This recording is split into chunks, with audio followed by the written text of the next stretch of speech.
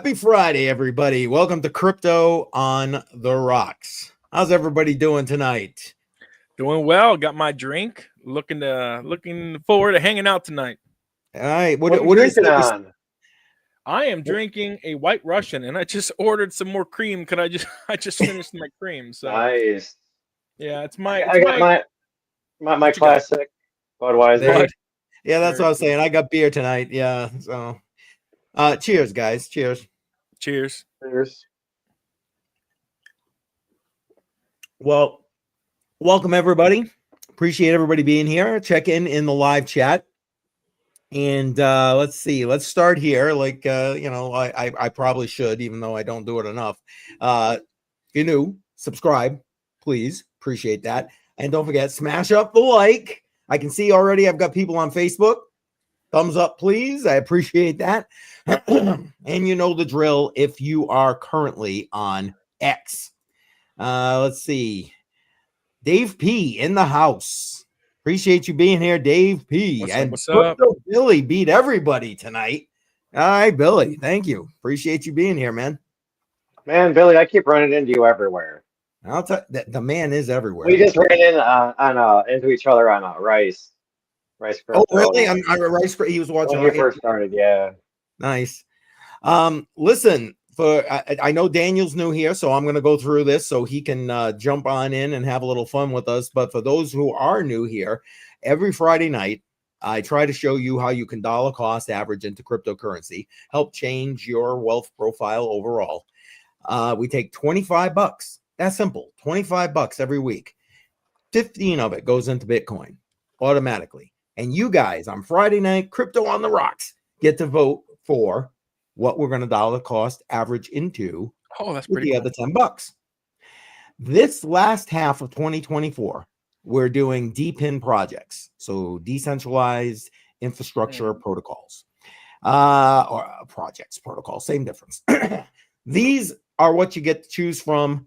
So make sure you put your vote into the live chat. If you're on Facebook, throw it in Facebook. It'll pop right in the live chat. If you're on Patreon or X, put it in the comments, man. Just put it in the comments. Deeper Network is your first choice, DPR. For those who don't know, Deeper Network, think decentralized VPN. Dynex, quantum computing. And if you missed the interview that we did on Matrix Money Podcast with Yeti about Dynex, man, you need to go back and watch that because there is so much going on with Dynex. Then there's Fry's Crypto, which is they're basically trying to break into like everything. If you ask me, I think they're biting off a little too much more than they can chew. But hey, they're getting a little piece of everything. Then there's Flux. Think again, kind of in that quantum computing realm, and Render AI protocol. So put your votes into the chat. I can see people coming in. Tell us what we're going to be dollar cost averaging into this week. Daniel, you're the guest. Would you like to start us off with a vote? Yeah, I like Render just because Render has had such a large gain. But I mean, honestly, I'm a little partial towards another AI DePIN company called Aether. They are. Have you heard of them? I have. Yeah. Full disclosure, I'm on a I'm in a managing member of a VC firm. We've invested into Aether, so I'm a little partial towards them. You got a little bias. I understand. I got a little bias. I'm not gonna lie. We're drinking and being honest. Forget about it. Exactly. Well, matter of fact, you know what? Maybe you could talk a little bit more about that as we go through the night, if you don't mind. I don't know if you can. It's a great platform. Before they launched, they gave us a demo access to their system. So what Aether does is it provides gaming solutions for people who don't have the capability of buying, let's say, 4080s or any high-end GPU. So you can literally have a crappy cell phone, first generation Android or something, or you can have like a Celeron processor. As long as you have internet connection, you can log on to their web browser and then play, and they have thousands of GPUs that are rendering. I think it's H100s is what they're using. I forget the exact model. It's been a while since we made the investment earlier this year. And you can pretty much play competitively with a horrible cell phone or horrible computer and be able to compete. So what this does is opens up the gaming industry, the gaming markets in developing worlds like Brazil, Africa, and Asia, where people typically don't have the money to buy high-end Right. they do in the first world. So, I mean, it's very exciting because, gaming people, how do Oh I say God, this? yeah. People who aren't really like involved in politics or involved in knowing, they're just focused on their life and want to get away from it all. They play games. And the third world is a huge market that this Aether is opening up the entire gaming industry to. That's That's awesome. awesome. I would actually like to know more about that because I've never heard of anything Yeah, like that. I'm gonna Like I'm post a the link. miner and I've heard of like, renting mining rigs, to mine whatever you want for however long you pay for it, but I've never heard of renting a computer to play video games. Yeah, He's got, Like over he's the got the internet. name right here. I just Here, posted the maybe link you in can our. bring it up. Oh, you Sorry. did? Oh, okay. I'll go grab it. And Famous Productions, welcome. Appreciate you being here. And Yosef, thank you. Appreciate the sub. Matter of fact, check out everybody else's links in there. Go ahead, show them some love, sub to them as well. And best of luck in the bull run. Yeah, right. Exactly. Lots Gotta of be things going careful on in this bull run, though. This bull run's different from other bull runs. It's as we've discussed in multiple interviews with me. This feels to me as a reverse market crash. There's excitement with Trump, and the fundamentals of this bull run are basically being fueled by fiat capital, and it isn't because the economy's That's true. healthy. It's more emotions. People are FOMOing in real hard right now into crypto and stocks just because of everything Trump has promised with Bitcoin reserves. I mean, what Bitcoin is doing is completely, it's like shattering all previous technical analysis. Like on the long-term models, the 1 month time frame, weekly time frame, and daily time frame, the fundamentals look like Bitcoin and most cryptocurrencies are extremely, greed is really high right now. Holy cow. Extremely overbought. Exactly. It's extremely overbought, but people are I agree. FOMOing in like crazy. I can't talk people out of it. They just want to put money in. I'm getting text messages from random people like, "Hey, I want to put money into Bitcoin." I'm like, if you're going to put money in Bitcoin, you better not take your eye off of it because Yep. unless you're an advanced trading platform that allows You trailing want to take this stops cord? and proper I protection. might go to that block, or maybe it Go went ahead. to there. I don't know. Sorry about that. I was trying to just mute the mic real quick. I wasn't sure if that was your kids coming down. Gotcha. Sorry about that. It needs to reverse crash in my bank account so I can Yeah. yeah. Well, look, if you haven't seen previous interviews on CryptoCoinMindSet, go watch my first couple of interviews, giving an analysis of the current state of the economy. The reverse market crash, you can take advantage of that. I think we're going to be in about a 1 to 2 month bull run. Once Trump, Elon, and Vivek get into power, they're gonna institute the tariffs. They're going to fire a quarter to a third or more of the bureaucracy. They're going to get rid. Basically, what Argentina did is essentially what Elon and Vivek are going to do. They're studying what Malay has done, and that's going to shock the world. It's going to shock the markets, and I think within the first 30 days of Trump taking office after January 20th, we're going to see the recession finally taking hold. Yes, lots of excitement about Trump coming in. Lots of appointments that I think are very bullish. I think we're going to have a fantastic 4 years of Trump and his administration, but the first 2 years are going to be rocky. And we might lose the House and the Senate. In background, I've been a political consultant for 24 years. So when I say we, I'm talking about I'm a conservative first and foremost. Well, Catholic first, conservative second, Republican last. So when I say we, I mean Republicans, conservatives, all that. We're going to have a good 2 years, but historically, the incoming president, even though he's a second-term president, loses a chamber after 2 years. So he has literally 2 years to get everything done, and then after that, he's pretty much a lame duck. Yep. The recession. Yeah, Whoop, wrong one. Yeah. We're getting into the big, heavy stuff already, and we haven't really even started drinking barely here. But I'll let you tackle this, Daniel. Well, it's good that we're doing it now, because if I keep drinking these, I'm gonna not be able to speak intelligently here. You know, look, what everything I'm saying is my own opinion. It doesn't represent my organization. It's not financial advice. These are my opinions, my analysis. Let's just get that out there. Not financial advice. This is just my opinion and what I have read and heard from other people and so forth. I consider myself an amateur economist. I plan on getting my PhD in Austrian economics at some point. There's only 5 Nice. schools, regardless. To predict how long, I don't know. But if Argentina is any indication, Milei started doing everything he said he was going to do. They went into a pretty quick, hard recession, but it's already recovering after however many months he's been president. But Argentina is not the central currency, reserve currency of the world. Every country deals with the United States. Every country is currently in a recession. Argentina is coming out of it. And for us, we are at 126, 130% debt to GDP ratio. So that means that, and look, there's even more indicators. So the inverse yield curve between the 2-year bond and the 10-year bond is still inverted, and it's the longest in our country's history that we've ever been in this inverse yield curve, which is the difference between the 10 and the 2-year.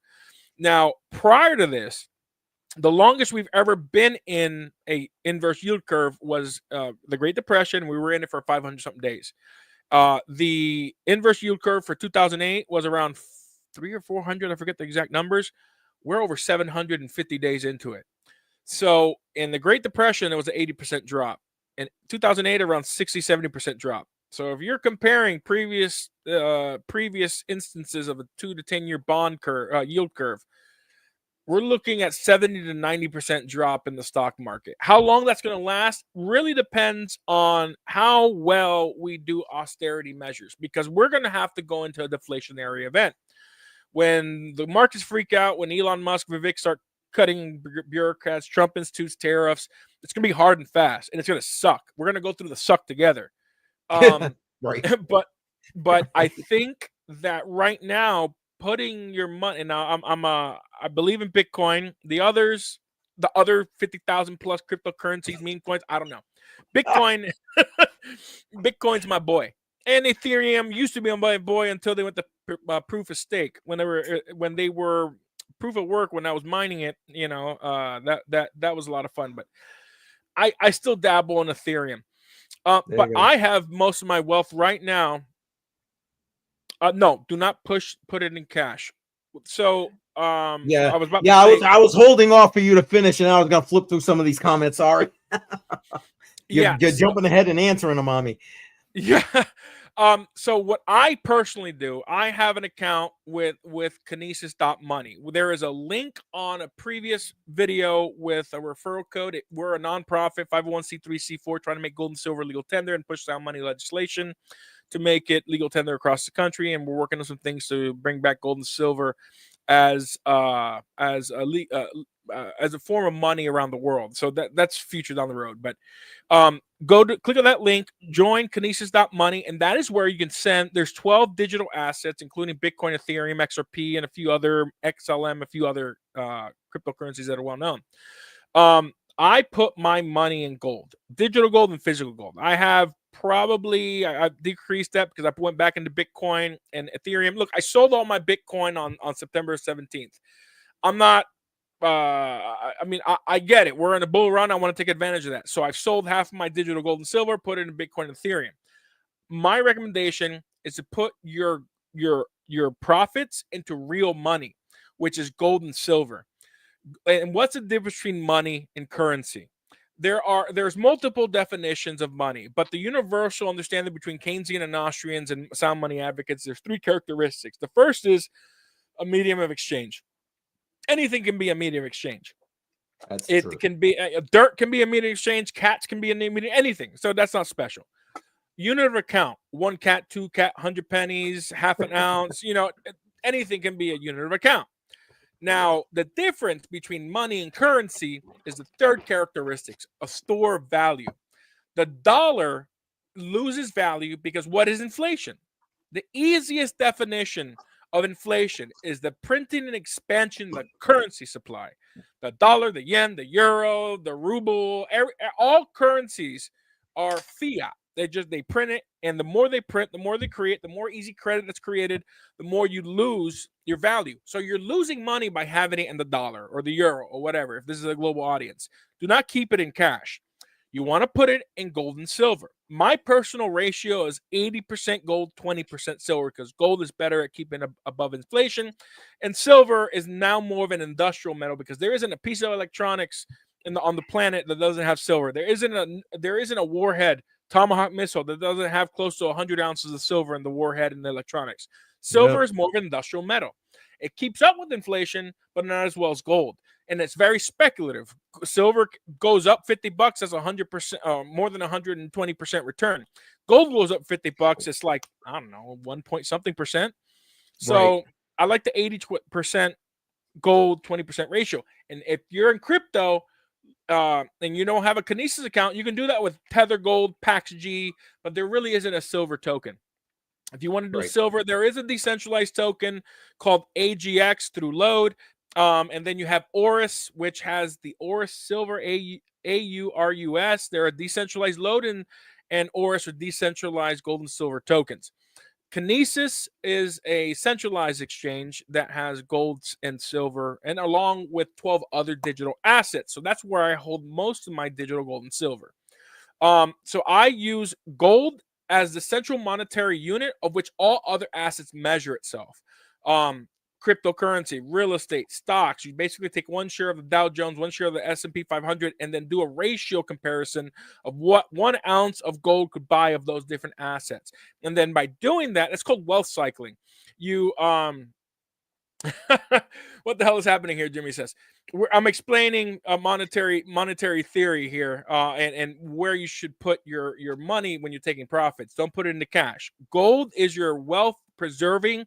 Silver is your wealth preserving asset. Cryptocurrency, Bitcoin, and so forth. Real estate is your wealth generation asset. So that is that's what we're going through right now. There was a question about Bitcoin and where you put your money, and I was just answering that question, and more about a recession, what's happening with the economy, the fact that we're currently in a bull run. But I started off with that comment. Somebody said, good luck in the bull run. Yes, this bull run is different from any other bull runs because the fundamentals of this bull run are extremely weak. The bones of the economy are rotted to the core, and what we're seeing is 90% greed, which we saw a little earlier, 92% greed, and it's just the emotions of Trump coming into office.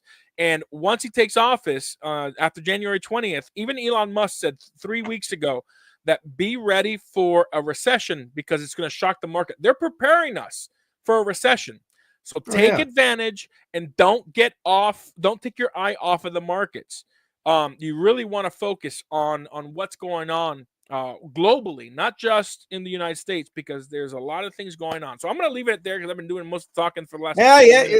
That's all right. Well, I want to play a little catch up in this, and Automatic Beats is in the house. Appreciate you, Automatic Beats, always. And listen, Daniel, I gave you the opportunity because you were the guest to be the first guy to vote, but guess what? He's beat you to it right here. So he's going. No, I said render. Oh, did you say render? Oh, I thought you were going to do something other than render. Okay.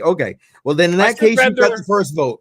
Yeah. I said render just because I know their platform. Oh, because of I gotcha. They're up like over 1,500 or 1,800%. I don't know. It's probably more now. I haven't checked in a few months.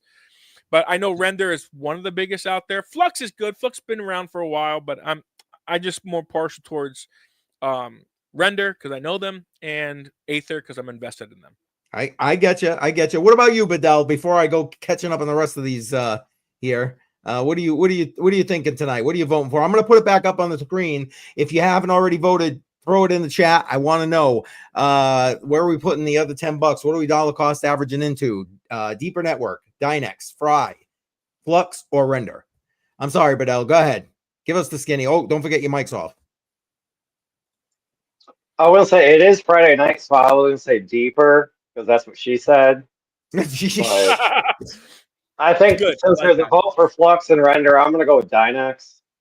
Okay, Dynex. Hey, listen, Dynex has got so much going on. They're trying to do quantum as a service. I mean, just wrap your head around that. Being able to access as a service a quantum computer. That's insane. That is So that's insane. what Dynex does? Yes. Yeah. Man, that's tough because you have to have near sub-zero temperatures to run a true quantum They computer. they do it differently, and I am not the guy who's going to explain it to you because yeah, that's not me. But I will say we did 2 interviews with him, and they've been putting out a lot of new. They've got patents for the whole thing. I mean, it's just crazy what they've got going. And again, I don't want to do it a disservice by trying to use my minimal size brain to explain it to everybody here. But yeah, quantum as a service is now the way they're running with this. Yeah. It's crazy. It's crazy. They you know what? I'm not even going to say that because anyway, put your votes in the chat. Appreciate that. And all right, so we got that. Hang on one second. Let me just move that out of the way. Let's see what else we got going on here. Yes, everybody. Where'd it go? I need a drink. Yes, we all need a drink. So here, cheers. We all need a drink. Dave, Yeah, I guess I should have gone with cheers. deeper because he voted for deeper. Who did? I'm working my way down here. Sorry, man. Sorry. Dave P said Deeper Network. Okay, I got you. Vote has been recorded. I do all the voting the old-fashioned way on a paper and pen.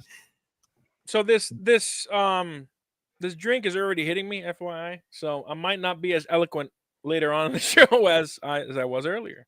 None of us are that eloquent after a few, so it's all good. See, it takes me a few to get talkative. That's That's when like on Wednesday, I was like, you know what? No, I've been up since 1 a.m. We started at 6. I was talking to Keith like an hour prior. I was like, I need to stay sober for most of this. And I didn't really say a whole lot.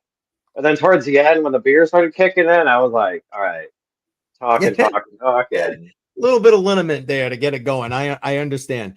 I always call it liquid courage, but that well, maybe. And I like Jimmy's answer here. Cash goes into cocaine and hookers. Okay, then. The economy needs a Flintstone vitamin and a handful. Yeah, no doubt about that. Oh yeah, Jimmy, you're right. A lot more than a vitamin. We can get into that later. How long do you guys do this? For 3 hours? I don't want to throw all my good stuff out right now. It might be funny when I'm a little more. It all depends on the chat, really, how long it goes. To be completely honest, normally I would say it's like an hour and a half, maybe 2 hours, and then we go into after hours where it gets a little bit better, more in depth, a little crazier. Well, but the last 2 weeks we haven't been doing after hours just because. Well, things have been pretty steady here, and honestly, I'd rather the after hours behind a paywall. So I'm if people are active here, I'm okay with being here. If you know what I'm saying, you know what I mean, because anybody can see it. It's hard to go when you have like say 15 or 20 viewers to like maybe 1. Right.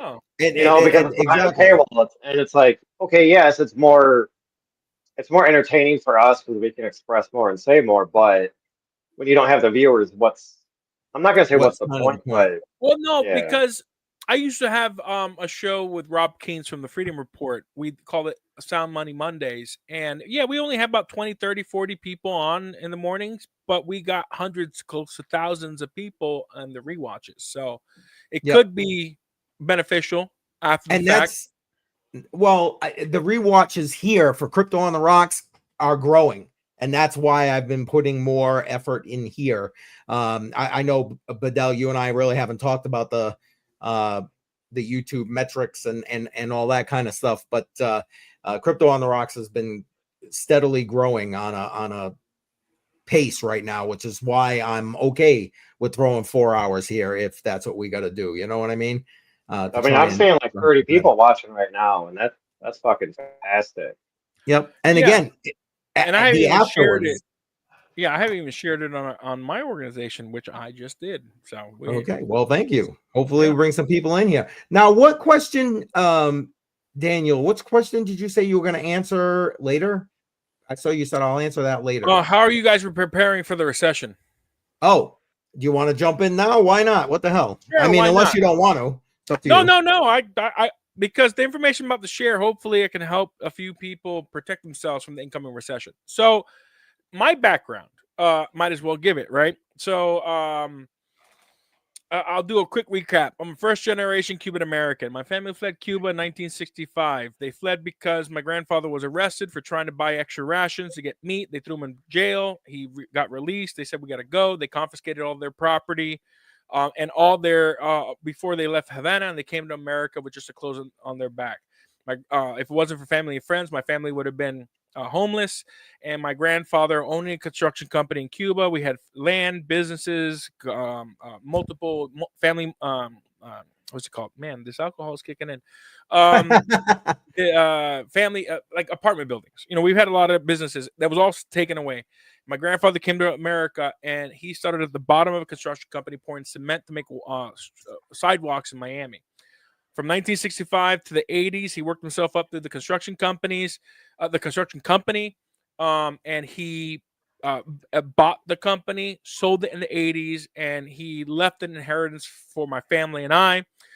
And I am extremely grateful for the opportunities America provided my family after experiencing the horrors of communism. So I promised myself at a young age of 16 that I would never allow what happened to my family's country to happen to my country. So I got involved in politics. I have 24 years under my belt as a political consultant, campaign manager, and political activist. I took a 3-year sabbatical, getting my master's in government with a concentration in public administration and political theory with a certificate in campaign management. And I was an insurance agent while I was in grad school. After I graduated grad school, I became a stockbroker because I wanted to help protect my clients' income even more. And I was only in Wall Street for 5 months because I hated the greed. They didn't care about their clients. So I left Wall Street and got back into politics. That tells you how bad Wall Street is.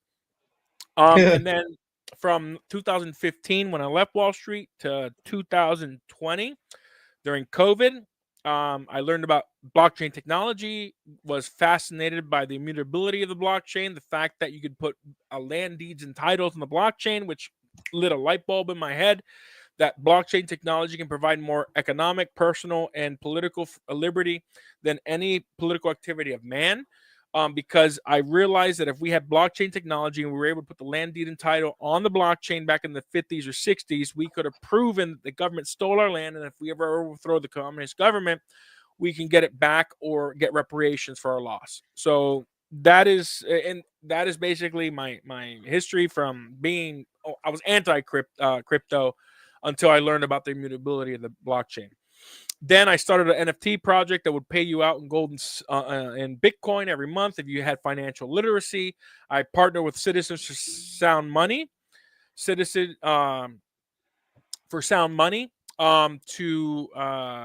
be my education partner so that people can learn financial literacy and sound money principles.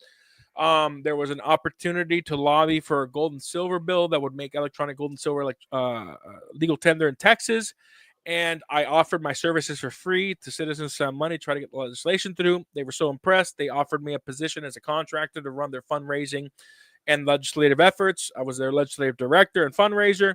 And then after 5 months, they asked me to take over and become, there you go, our website, the executive director. So October 1st of 2023, I became the executive director, and I currently run the Citizens for Sound Money, the Sound Money movement, which we should have up and live beginning of this coming week. And we have a super PAC called Economic Freedom PAC to support sound legislators who support sound money and defeat those who are against it. And we also are we're producing a TV show called the Sound Money Movement, a Foundation of Freedom, that's going to air on the Discovery Network, the Science Channel. I'm looking forward to that.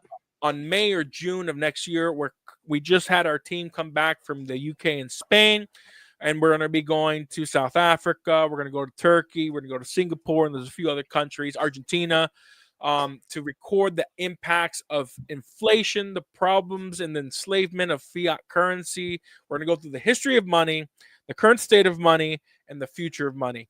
So that is a summary of my background, why I'm executive director of Citizens for Sound Money.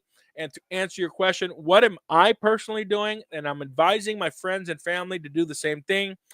Get into gold and silver, digital or physical, because and if you're savvy enough to trade and you have some experience trading, take advantage of the short-term bull run. Get into cryptocurrencies. You know, right now there might be a capital rotation between. Yes, no, this is not financial advice, just my opinion and experiences. There's a capital rotation from Bitcoin to the top 10 coins. Right now, we're still in that Bitcoin top 10 coin situation. After you rotate from Bitcoin to the top 10 altcoins, it goes to the top 100 altcoins and the top 1,000 altcoins. If you want to be ahead of the curve, start investing into the ones that haven't really pumped much. Throw, a little bit here and there. I don't know what your budget is, but I like doing either 5 or 10% of what you can invest into a bunch of different coins, because diversifying is smart, especially right now. Yes. But if you invest, do not take your eye off of anything. This is not a normal bull run. This is what I think is going. Yes, free Roger. Trump got elected day one. He is I'm hoping that's the case. I was going to put that up in a second. Yeah, exactly. Yeah, yes, exactly. We need a free Roger. I think it's ridiculous. This man has spent a quarter or more of his life in prison for creating a market where people can do whatever they want. I'm a libertarian on economic issues. I'm a conservative on social issues. I'm a fusionist like William F. Buckley Jr. You can Google that if you don't know what it is. And yes, I think it's kind of ridiculous that Russ and Roger are in prison. So what I am doing, I had a big wake up call after Hurricane Helene. I had a lot of my wealth in digital gold and silver and Bitcoin at that time. I think by that time I already sold Bitcoin, but I was still in digital gold and silver. And when the hurricane hit North Carolina and Asheville and all those surrounding counties were washed out, and we still don't know what the body count is. They lost internet, they lost power, and they lost cell phone reception. Everything was knocked out, and you could not spend your crypto. You couldn't pull out cash. Everything was down.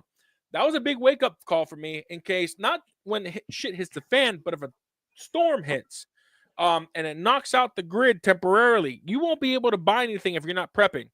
If you don't have food, water, ammo, the basic prepping, what you need for prepping already saved up in your garage or whatever, then you need to have either, I don't like cash, but a lot of cash, or silver. Yes, gold is good only if you have fractional gold, like grams. A gram of gold is about $100 right now. And there might be people take it, but I know in Asheville and our surrounding counties they were using cash only or silver, U.S. constitutional silver, and so forth. So if you are going to prep for the recession, look, gold and silver has been money for millennia. It's what we, the people, chose as a medium of exchange for saving our economic energy. So what is money? Money is just a representation of our energy that we exert for a wage. Or if you're a business owner, it's a representation of the profits that you've earned through the energy you've exerted, and also the investments you made to amplify your economic energy. What do I mean by economic energy?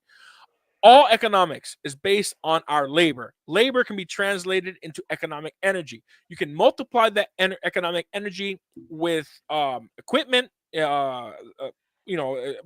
fishing rod, right? If you had a spear, a fishing rod was more effective than a boat. And then, if you read Bitcoin Standard, the examples that Saifedean used. Musa, Safaid explained. But that's all money is. It's a representation of our economic energy. And what is the best? No, I'm in Florida. And what is the best means historically of preserving your economic energy? Gold and silver. And a practical explanation of how that is An example of the store of energy. During the Roman era, a toga was expensive.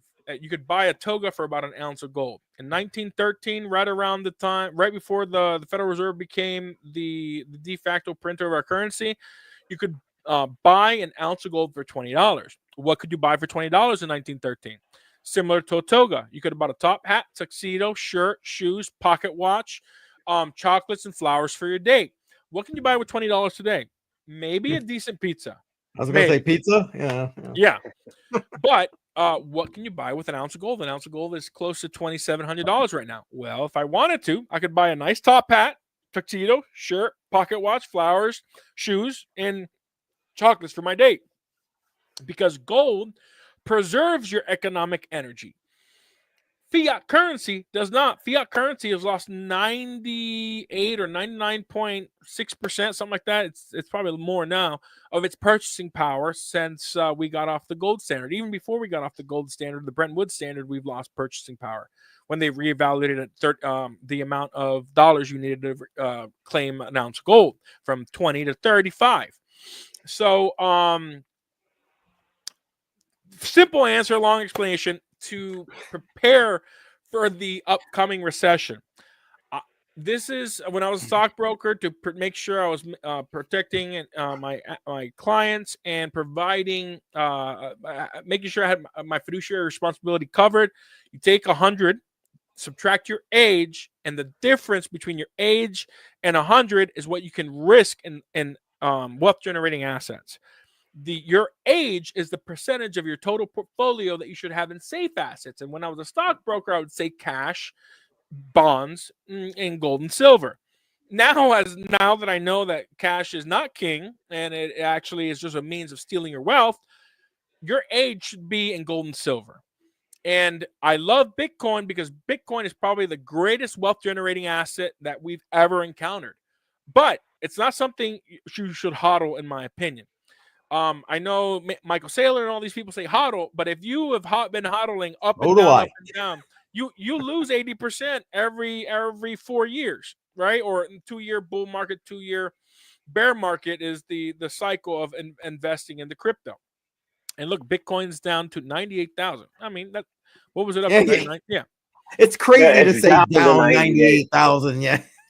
Yeah, I mean, if you bought at the top, right? Nobody can really time the markets. And I love DCAing. Whatever your income is, look, you got to pay yourself first.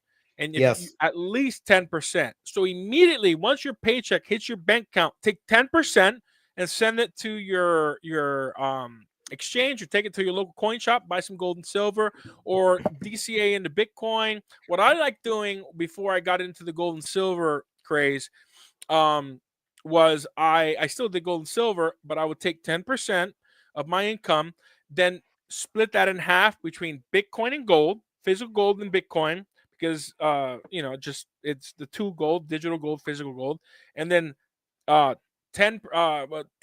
split in half between, let me rephrase, 80% of the gold and silver split in half. So 40-40, Bitcoin and gold, and then 20% split in half, 10% silver and Ethereum. Because Ethereum is essentially silver in the crypto markets and Bitcoin is essentially gold. That way, one, you can compare which one performs better. And then you can easily exchange Bitcoin into gold or gold into Bitcoin if you feel there's a bull market run. But that is my personal way of saving. Now I'm just putting it mostly in gold, and I'll just throw into Bitcoin when I need to, and I think there's an opportunity. But I don't have all my wealth into Bitcoin like I did prior. I think right now is a time to be cautious. Keep your eyeball on the markets. Put stop losses, trailing stop losses if your exchange allows it. And I think we have a few months of a bull market, but I don't know how long that's going to last. So I wish Joe was here. I'd love to hear his 2 cents about that. I messaged him. He hasn't gotten back to me. I don't know what's going on. So hopefully he'll be jumping in with us in a little bit. Shout out to Tex-Mex Biomex. Welcome, sir. Appreciate you being here. Hola. I'm gonna take Appreciate it. Got my what's this? I feel dirty. I'll be right back. I think my your delivery. Okay, yes. He needed more of ingredients to continue making his White Russians. So he had it Ubered to his house so he could stay live here with us, which I think is great. Printing money. Yeah, you're not wrong about that there, Famous Productions. Oh, man. Yes.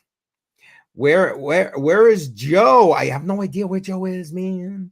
No idea. Hopefully Joe will be here a little later on. Listen, for those who are just joining in, I'm going to put the link in again. Please jump on. This is meant to be, anybody can jump in here and join us live. I just put the link in the live chat. If you're on X, it's on my profile. Go ahead and check that out. Same on Patreon. So go ahead and click that link. You'll show up in the back here and we'll bring you on live and you can chat with us about, well, I'd say crypto, but like we've been talking a lot of gold already because we got Daniel here, but that's okay.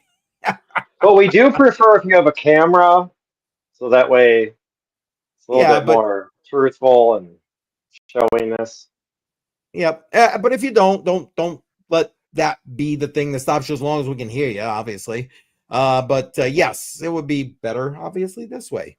But what about your original question that Daniel answered? I was going to say that I like to stake my crypto, and as of right now, I'm in the process of unstaking about 50% of my crypto that's staked. Okay. Because all this green in the market and dark green every day, I want to be ready to take profits even more.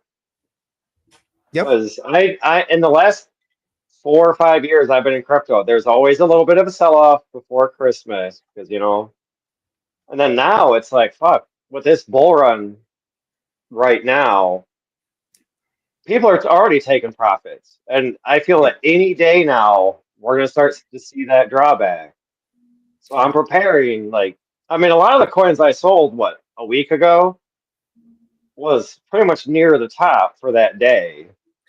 Yeah. And then 3 days later, they were like 20 cents more per coin. And I'm like, shit, I should have waited. But you know what? I still took profits. Like, you can't gauge the Cardano, top. I mean, yeah, you can't gauge the top. Cardano's over $1. My average price is 27 cents. Yeah. So if I sold a third of my Cardano right now, why not? Like, I'm still happy. Could it go up? Yes. Could it come back down? Yes, it could. Yes. But I made money. I sold it. I'm happy. Yeah, look, I mean, I sold all my Bitcoin on September 17th. I was still up like 200-300% from when I bought it, right? Like I'm happy. Right. And then I didn't put it in cash where I'm losing value. I put it in gold and it's up another 10 or 15%, right? And it's not up like another 30, 40, 50% with Bitcoin, but it's up because gold has been on a bull run until the election.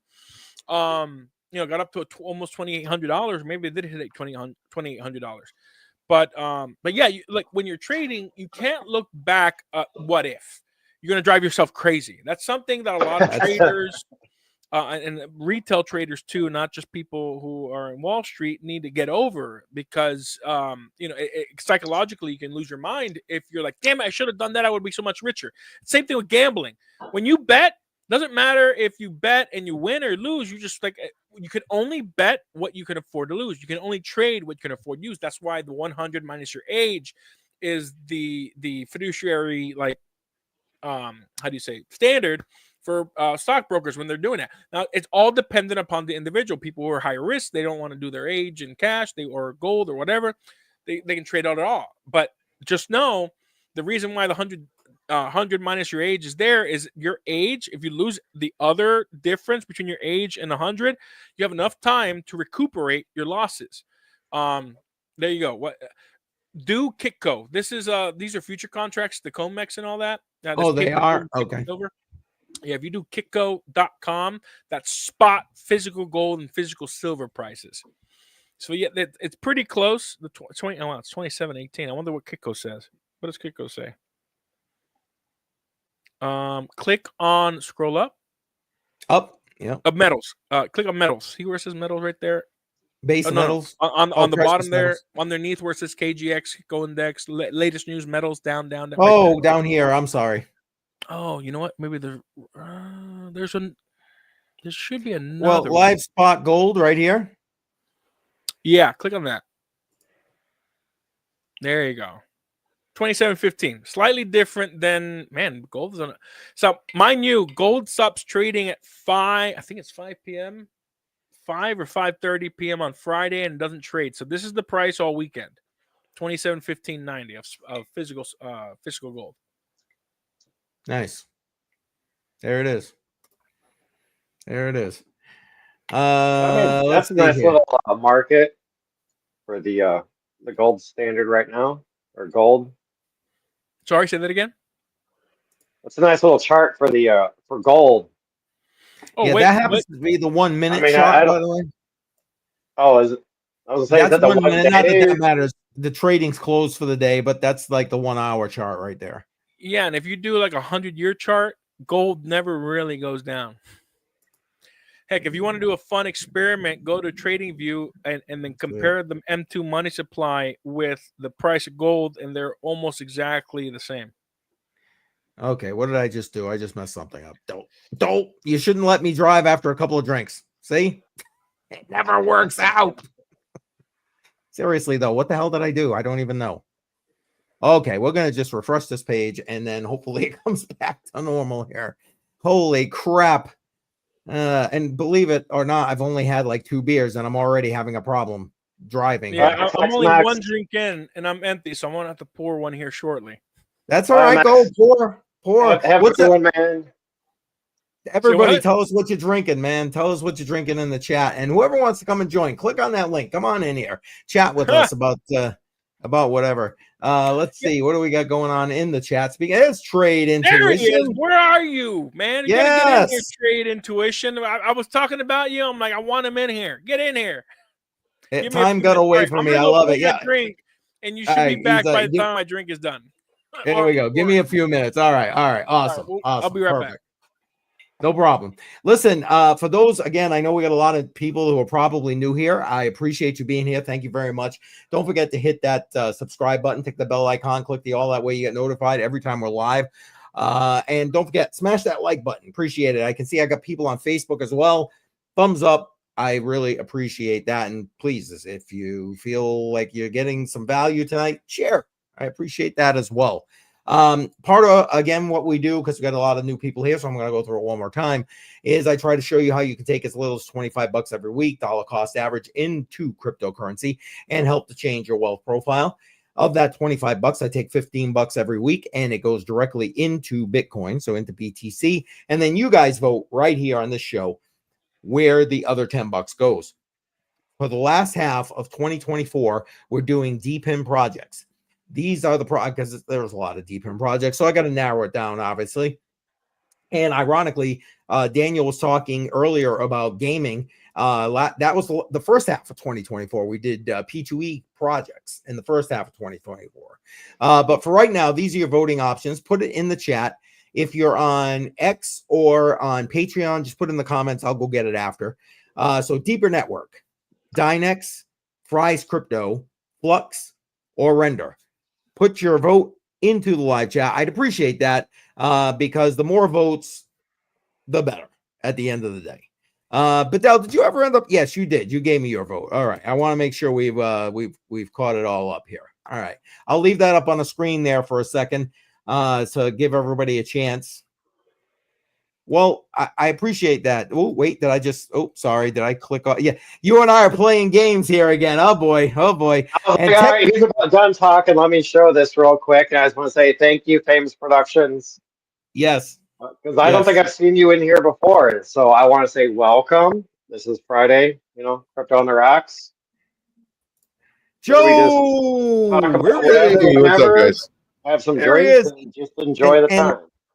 Exactly. And Techman saying he's doing Crown Royal tonight. You know what? I almost did bourbon tonight, but then I went for the beer. I should have did it.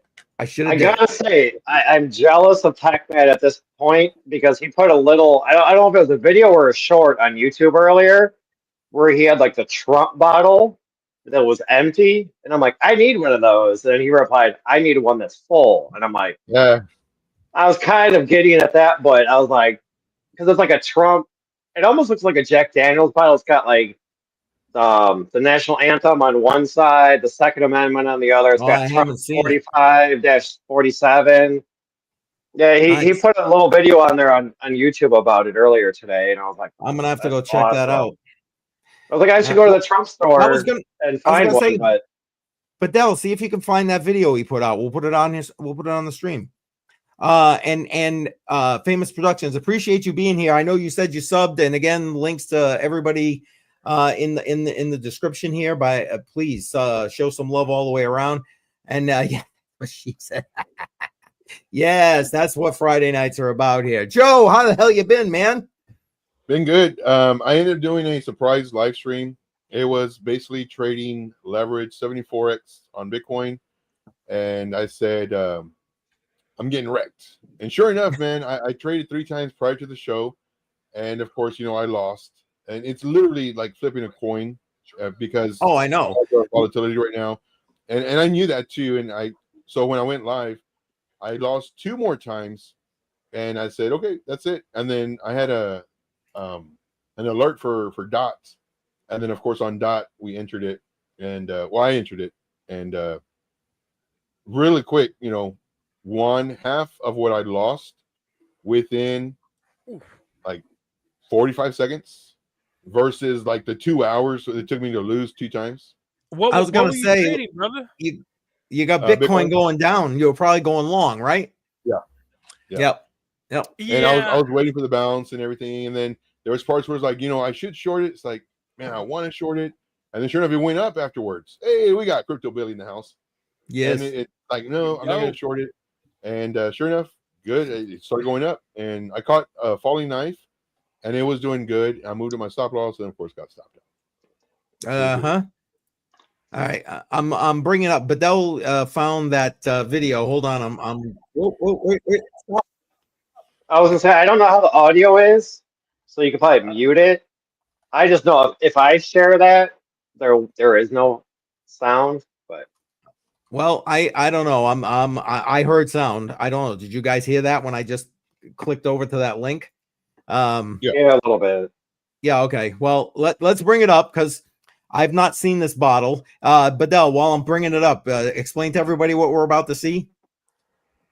It's the Trump 45-47 liquor bottle, apparently made by Jack Daniels. I didn't know anything about it. I saw Techman Ty post it on YouTube, and I'm like, dude, I need one. Okay. Well, let's see here. Well, first we're going to give it a like because, I'm not signed in. Damn it. Okay. Well, I'm 20. Oh, crap. Here we go.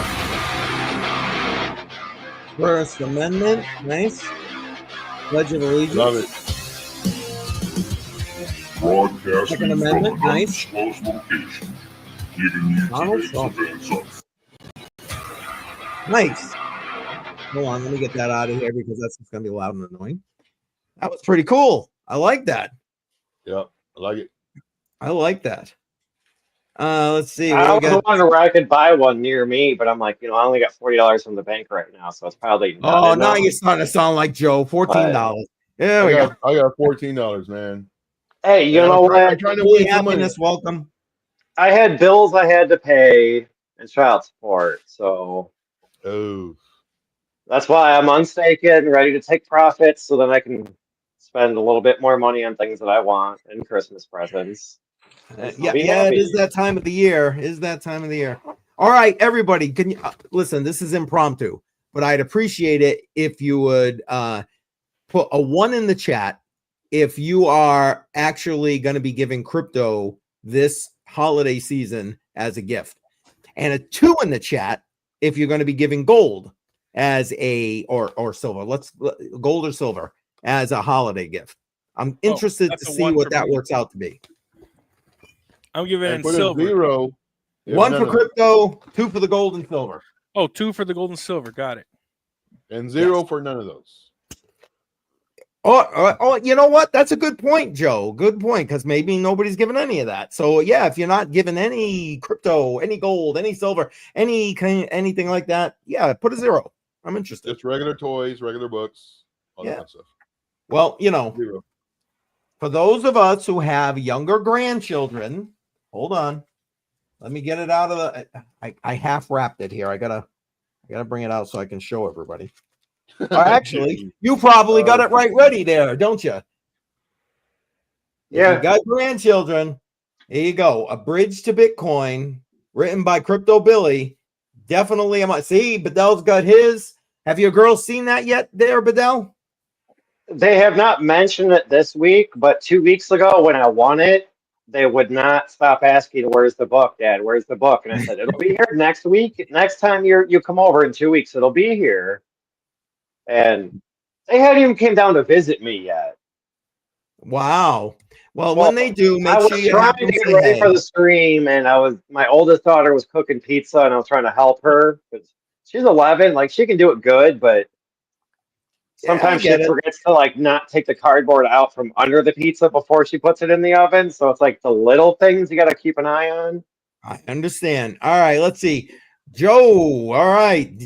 All right. There you go. There you go. Chuck Danger in the house, and he's voting for Render. Appreciate that. Thank you. That vote has been recorded, sir. Can I Appreciate you share being here.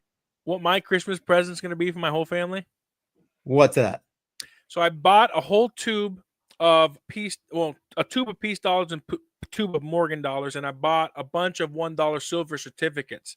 So I'm creating a letter with an explanation that this $1 silver certificate used to buy this Morgan dollar or this peace dollar. And then I'm going to explain why, what the silver and gold standard was. And then on another piece of paper, I'm going to have a $1 Federal Reserve note and then explain that you need X amount of Federal Reserve notes today, right, which is around $30 to $27 per Morgan per peace dollar to buy the exact same thing that $1 used to buy. That's a 3,000 to 2,700% decrease in purchasing power of the dollar. Educating them, one, they're getting a piece of silver that's worth around $30, real money. Plus some education. And a silver certificate that's technically legal tender, but used to be able to be redeemed for a a silver Morgan. I wish I could do a $20 certificate and have a bunch of gold ounces. That's, quite a bit of money to give my family for Christmas. And maybe in the future, I might be able to do that, a $20 certificate, which the certificates alone are about $150 each right now, the gold certificates. Woo. Yeah. Woo. So I got one coming in the mail, and I got a $10 piece of gold. I'm looking for a decently priced $20 piece, just so when I'm lobbying, for those of you that that's good visual aid. Yeah, good visual aid. $20 piece, $20 gold certificate. Today you need a stack of 100 and I think it's like 15 or 120 $20 bills to buy the exact same gold piece, when before it was just one $20 bill. That's crazy. I like that, and I'd like to like kind of copy that idea. Absolutely. Because both of my uncles are VPs at banks, and 5 years ago I talked to them about Bitcoin. And I was like, look, I was looking at this Bitcoin thing. My buddies told me about it a few years ago, where we could mine a few Bitcoin every week. And then he ran off with the money, long story short. But I was talking to my uncles about it because they're, they both work at banks. And they're like, no. Get out of that crypto stuff. Don't even get in it. It's garbage. It's fucking internet money. It's a scam. And now I saw them like a few weeks ago at a funeral, unfortunately. And obviously I'm not going to talk about crypto versus banks at a funeral, but I'm like, I haven't seen you guys in 5 years, and you guys are not looking so good, as I'm like looking better than I was 5 years ago. Listen, it's funny you say that. A buddy of mine that I've been helping, he used to be here on Crypto on the Rocks every week. I used to have people asking, where the hell is he? Philip. Matter of fact, Philip, I know we were talking today. If you're here, just kind of lurking in the background, at least chime in the chat so we know you're here. And he was telling me today, he's got 4 members of his family. They're TradFi people. So, it's all about the stocks. It's all about the bonds. It's all about all that kind of crap. He's like, I told him about crypto. They told me to get out of it. I was crazy, this, that, the other thing. He said he and I are touching base on a live, kind of a live chat next week to help him move some of his crypto off the exchange into his, self-custody wallet. And he's like, Keith, thank you for making me listen to you a few years ago. He's like, I'm in such a better place.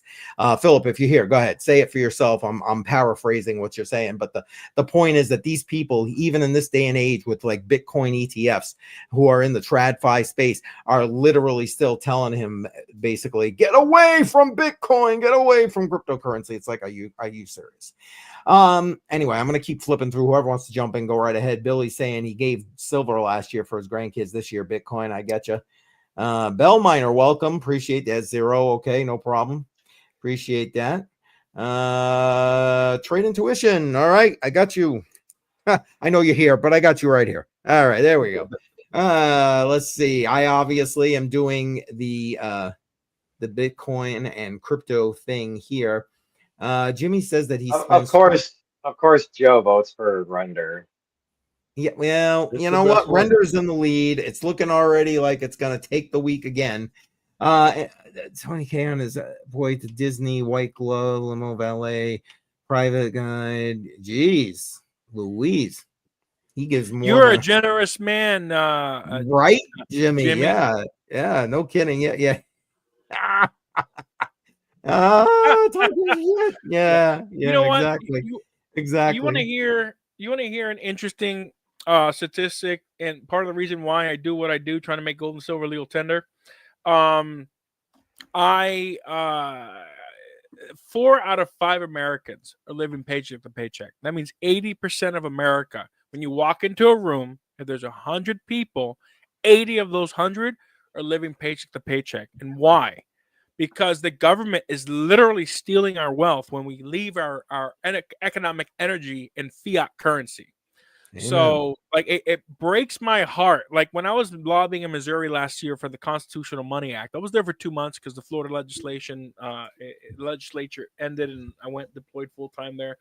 And the last week of session, I called the Uber after meeting with the chief of staff of one of the senators there, and the Uber driver passed me. I saw she was an old lady, but a brand new like Escalade. She came up, picked me up, and I looked at her closer, and she looked pretty old. And I asked her, "Do you mind if I ask how old you are?" 78 years old. I'm like, "What are you doing? Why are you driving Uber?" She said that she can't afford to survive anymore off her Social Security and her pension. Her husband died, and she's even getting survivor benefits plus her Social Security. Her survivor benefits are higher than the Social Security and her pension. She is Uber driving so that she can have enough money to eat, and that's the only reason she is Uber driving. And she's paying the car for that sole reason.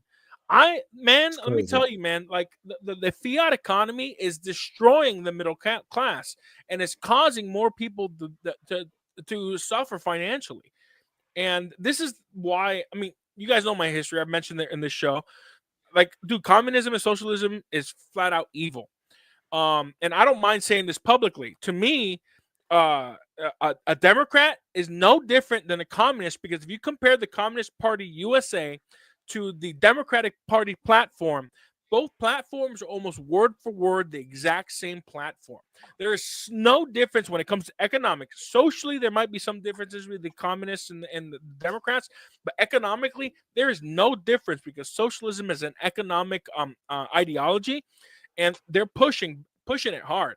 So this whole like printing fiat currency is straight from, if you wanted to do a quick history lesson, the central banks and printing fiat currency is straight from Karl Marx.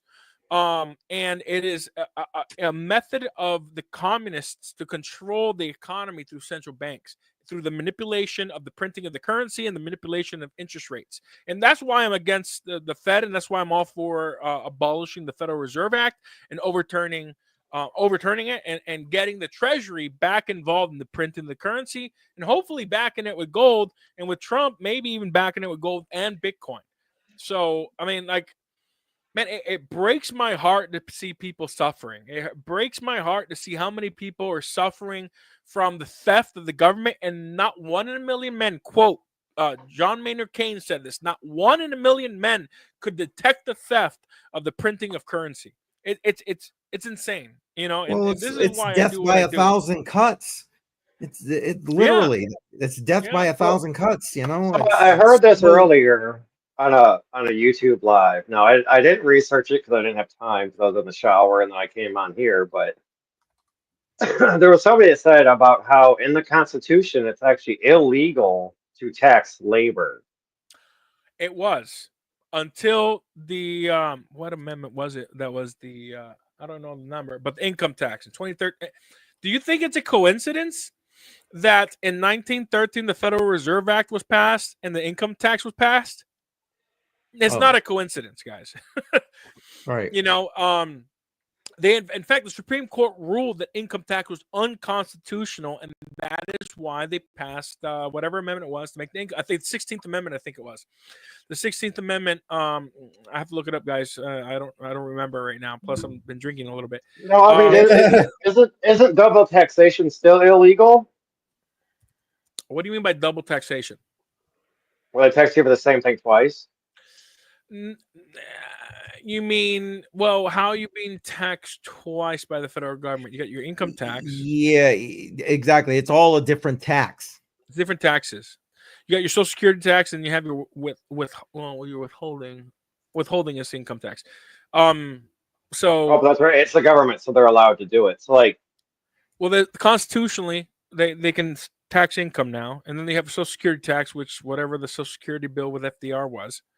And then you have your state income tax, which I think is ridiculous.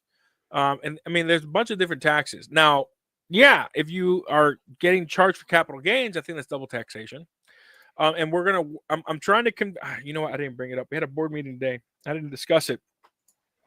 But I wanted to get rid I told, 16th Amendment income tax. See, I was right, even though I was drinking. Even though you're drinking. There you go. Even though I'm drinking. You know what's crazy though? Let's go back to 1913. Right here, February 3rd. The opponents of the Federal Reserve Act of 1913 drew a cartoon, and it was in the newspapers. Let me see if I can find it. You know what? I'd rather. Is this it right here? No, it's a different one. Federal Reserve Act, octopus. Yeah, that's all. Oh, you're talking about the one with I've seen it. Yeah, okay. Here it is. I'm gonna. It's coming. Hang on. Let me visit this website, and then I'm gonna share my screen and show everybody what. While you're doing that, Rain here. Welcome. Appreciate you. And Jimmy saying the car rental place saying about taking BTC. I'll take that in 2025. Appreciate that. Making sure I'm not missing XRP. I know XRP is on fire. Yes. And want to make sure I'm not missing any votes or anything like that. All right, looks like not, but Bedell, help me out. Make sure I'm not missing anything, okay? Because Lord knows I'm trying to keep an eye out. Hey, you didn't ask me permission. You didn't ask me nicely to monitor chat. I'm here on a typical Friday night, just I figured between the two of us, trying to monitor chat, replying. And see, to me, the problem is I can't reply on StreamYards because if I do it comes up as you. So then I have to click on a separate tab and then reply, and it's a little bit more work, but it's all good. Well, I appreciate it. And here's the cartoon he was talking about right here. I've seen this, but go ahead, Daniel. Go ahead, talk about it, man. So this was the cartoon. The opponents of it was first called the Aldrich Act, and it was failed in 1912 or 1911. That is when Jekyll Island happened. So do you guys know what happened in Jekyll Island in Georgia? I do, but feel free to educate whoever no may not. Idea. So Senator Aldrich and the top bankers in the United States met secretly in Jekyll Island, Georgia, and came up with the Federal Reserve Act. The Federal Reserve Act was a successor of the Aldrich Plan. The Aldrich Plan failed in 2011. And then the bankers in New York and all over financed Woodrow Wilson's presidential campaign and Woodrow Wilson was a big proponent of the Federal Reserve Act. He was bought by the bankers. And this was the cartoon for the Aldrich Act, and they changed the name from the Aldrich Act to the Federal Reserve Act because it was a private company they were setting up. The Federal Reserve is a private company owned by the largest banks in the country then and today. So we're talking about Bank of America, JP Morgan, Citi. This is all true. This is not a conspiracy. This is fact. So if you look at this cartoon closely, you have the National Reserve Association. I guess that's what they were going to call it originally. Now it's called the Federal Reserve. And this is the Federal Reserve vomiting fiat currency into the stock market, pump and dumping, right? So they print currency, they give loans, preferential loans to the rich and to corporations to buy their own stock, right? So they get low interest loans, they buy the stock off, and it's pumping the stock market. Number one. Then you see these tentacles, private syndicate. They own the bank, they own the farms, they own the factories, they own the treasury, they own the Capitol, they own the White House. Guys, this is 1911. 1911. And they were warning us of what has happened with the passage of the Aldrich Act / Federal Reserve Act. They literally control the treasury, the Capitol, U.S. Capitol, the White House, and all industry. The banks are literally just an extension of the Federal Reserve. And look, in 1911, 1913, they were worried about the stock market being pumped with currency. Thus, the Great Depression, when the Federal Reserve took over, they were printing more currency than there was gold. They just didn't reevaluate it until after the Depression. And then what happened in 2008? And when we had the Great Recession, they call it, not the Great Depression, the Great Recession. They nationalized Fannie Mae and Freddie Mac. What did that do? The Federal Reserve Act limited the Federal Reserve from buying only guaranteed securities from the United States government, which meant that the Federal Reserve could only buy bonds and notes from the Federal Reserve. When they nationalized Fannie Mae and Freddie Mac, now we can literally move this over to New York Stock Exchange and add the real estate market in here, Fannie Mae and Freddie Mac, and the Federal Reserve is pumping brand new currency into a new item on the menu, which is buying mortgage-backed securities. So now the Federal Reserve isn't just buying and pumping currency into the stock market; they're buying and pumping currency into the real estate market, and we have a three-legged. Our economy has three legs: the stock market, the real estate market, and the debt market. And the debt market is now, in the first time in 40 years, in a bear market because the Federal Reserve is a lender of last resort. And in November of last year, they have been the majority purchaser of United States Treasury notes and bonds. And they're just vomiting currency into the bonds. They're vomiting currency into the stock market, and they're vomiting currency because of 2008 into the real estate market. So, I mean, guys, the Federal Reserve is evil. Let me just put it out there.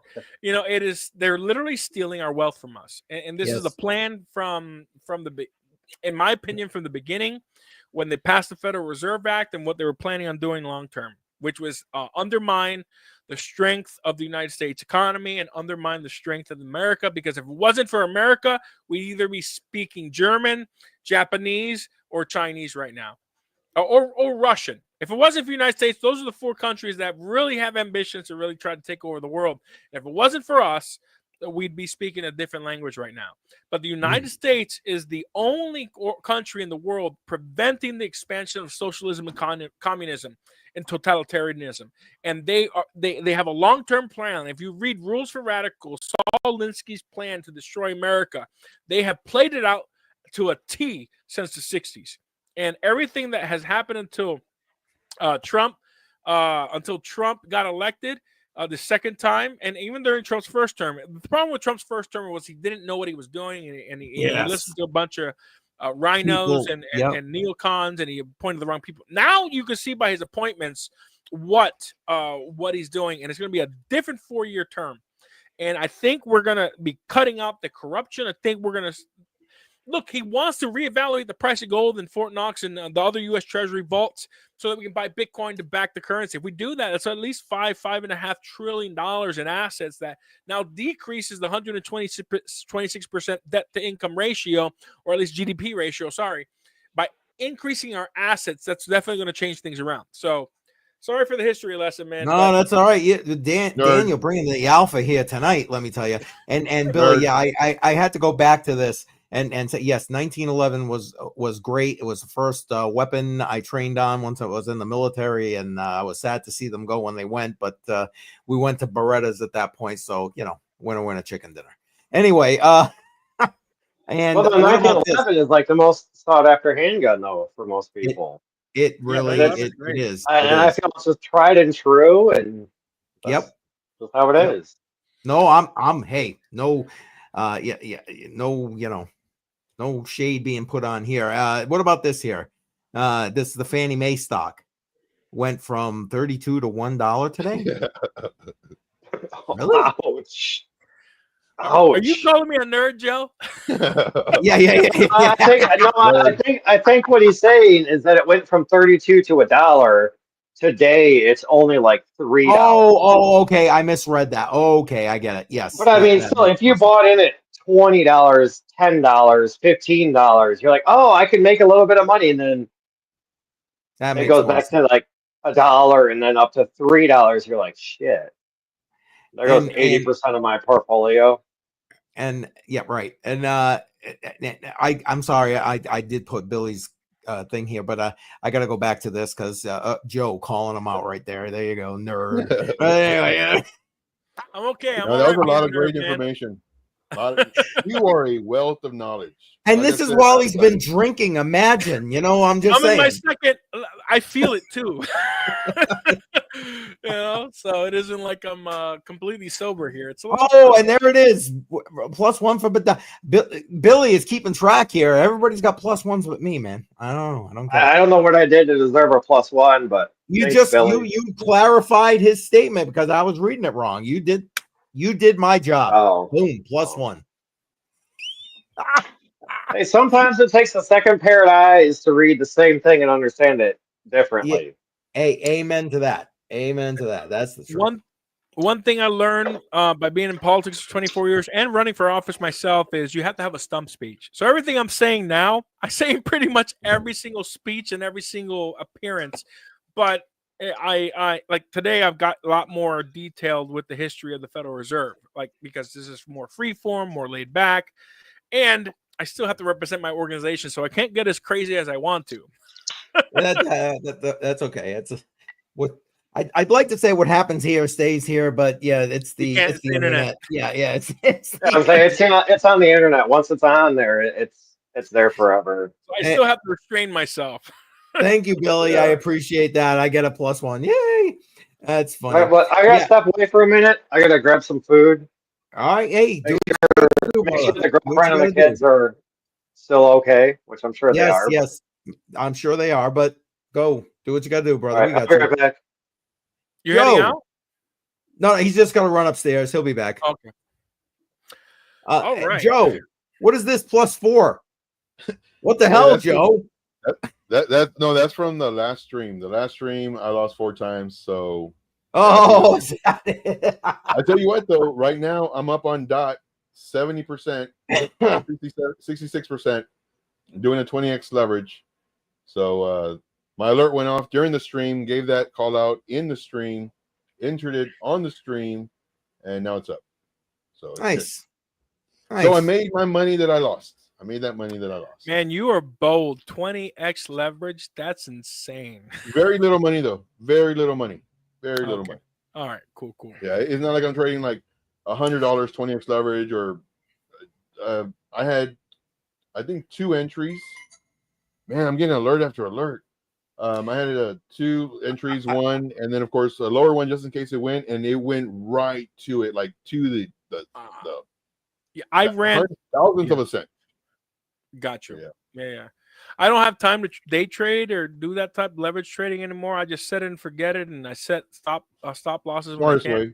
That's why I like DCA and HODL, man. Nice and easy. Yeah, those are the smartest ways. Like what y'all are doing, smartest ways of doing it. Yeah. And I ran think TechMan. Yeah. Sorry. I ran for it. City Commission of Pompano Beach, Florida. It's a nonpartisan race, but long story short, I was a delegate for Donald Trump in 2016. Went to the RNC convention. My opponent saw me dancing on Fox News. Jimmy Kimmel Live made fun of me the way I was dancing. The entire city commission found out I was a Trump delegate, told all the Democrats in the city, which is predominantly Democrat, and I lost quite a bit of support because I was an RNC delegate. But yeah, I mean, let me tell you, if I would have ran in a more Republican or more balanced city, I would have been a city commissioner. I was gonna say, yeah, you would have got in no problem. Cheeseburgers. Oh, you're making me hungry, dude. Yeah, eating cheeseburgers. Damn. And the answer, Rain, is no, not yet. I'll even bring it up on the screen for you because I got it in the background here. Is the current price according to Bitstamp? It's looking like it's doing a bit of a dump right now.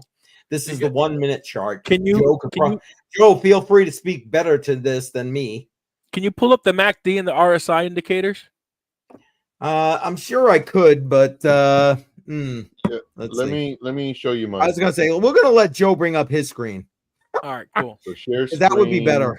Share window Bitcoin. Yeah, it's coming All right, down. can y'all see the screen? Can now. There we go. Okay.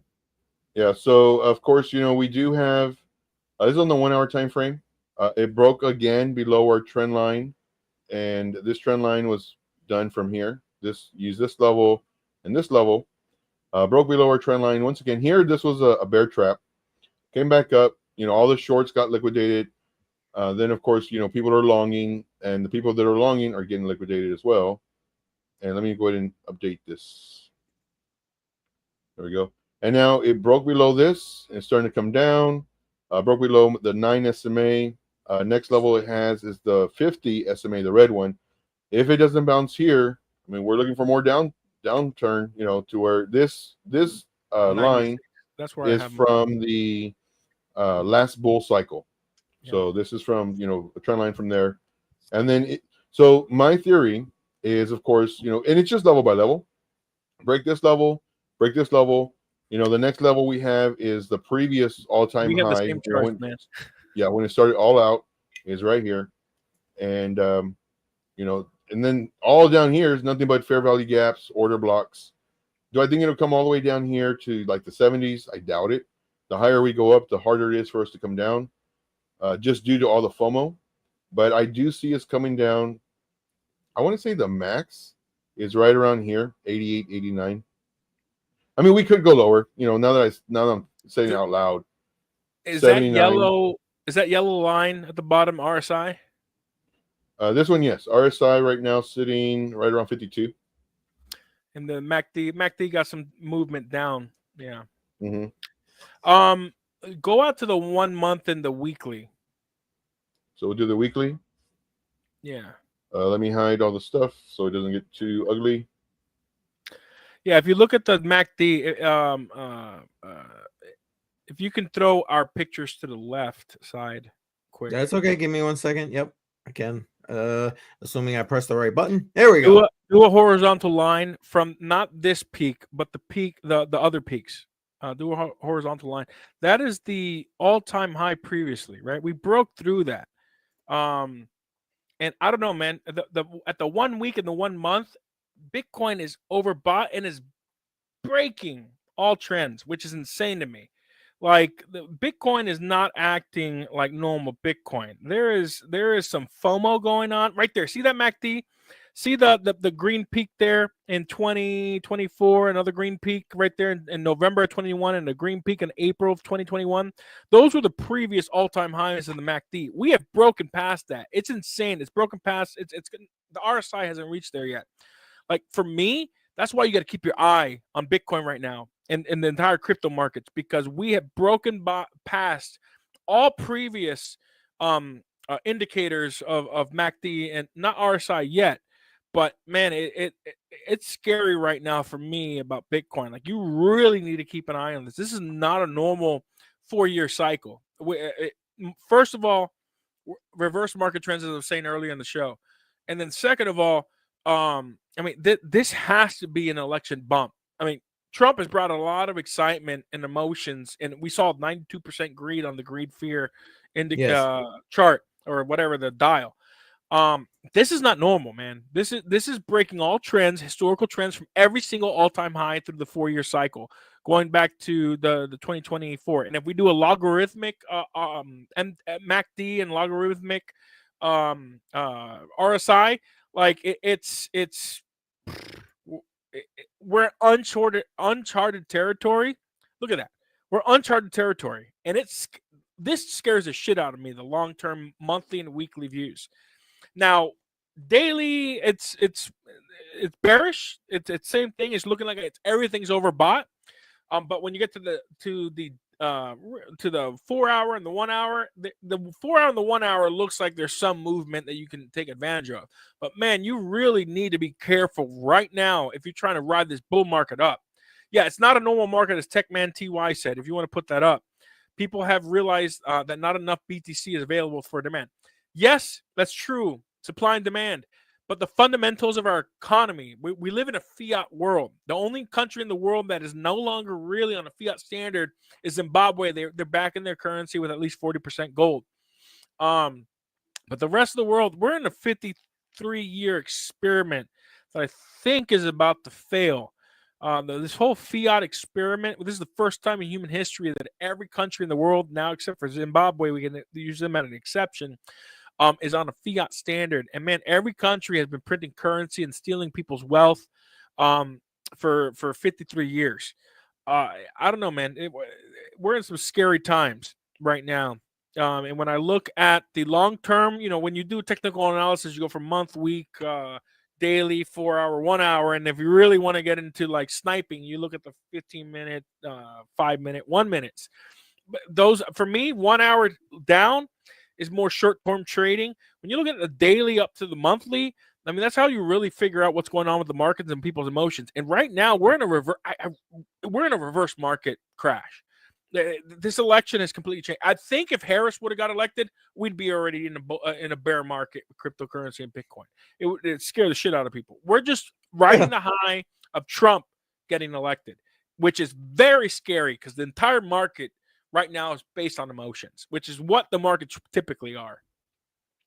Joe, what do you think? Once you started talking, I just zoned out. No, I'm playing. I kind of agree with you, with the exception of the overbought. When it's overbought, in my opinion, it doesn't mean that to sell or anything like that, or to kind of freak out. It just means that it's really healthy and really strong. Then when we do have pullbacks like this, it gives an opportunity for the MACD, RSI, whatever other indicator you use for, the momentum.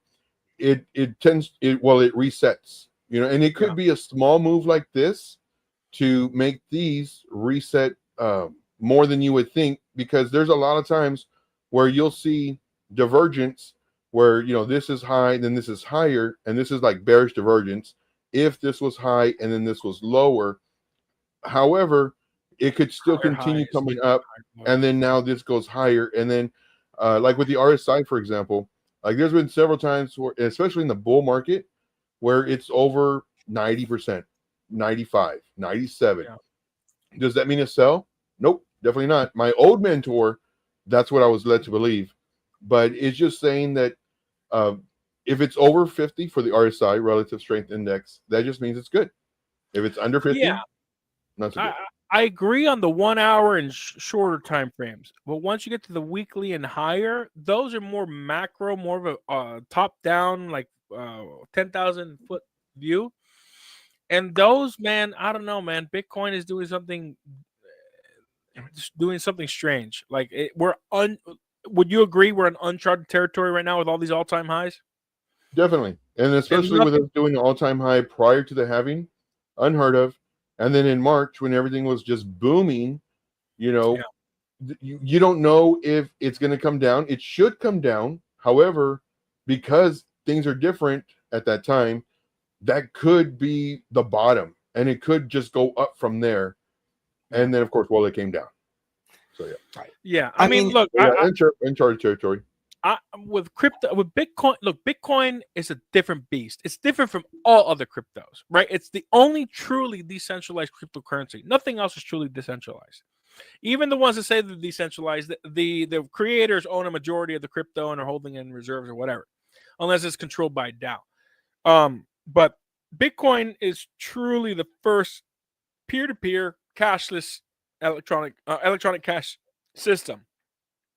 It's different. I mean, the fact that the United States is going to use it as reserve currency, and then it has to be emotion, man. It has to be emotion. It's hard to believe that it's not.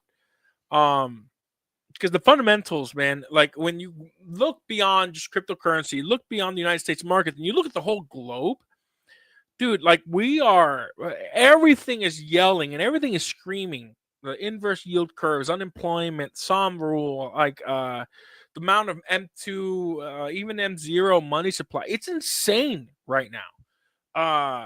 When we're looking more at fundamentals of economies, what the central banks are doing, dude, like we got a major recession coming down the pipe. And the fact that Elon Musk warned us 3 weeks ago that when they take power, expect it. It doesn't matter. Mike Maloney, for those of you who don't know Mike Maloney is, he's kind of one of the godfathers of the sound money movement. He's a huge sound money, gold, silver advocate. He wrote a book, How to Buy Gold and Silver. He toured the world with Robert Kiyosaki. Silvergold.com is their website. He puts out videos. He's one of my favorite analysts that study the history of money and the M2 money supply, real estate, all that. I mean, he has some great content, and not just him, but everybody I listen to, even people who aren't sound money advocates, Keynesians. I love Peter Schiff. Peter Schiff is great. Oh, good. Yeah. Peter Schiff is great. I think he has a hatred for Bitcoin, which might be a little irrational. Yes. And his son seems to, from I guess on the last show we were talking to, Peter Schiff's son has kind of changed his tune a little bit.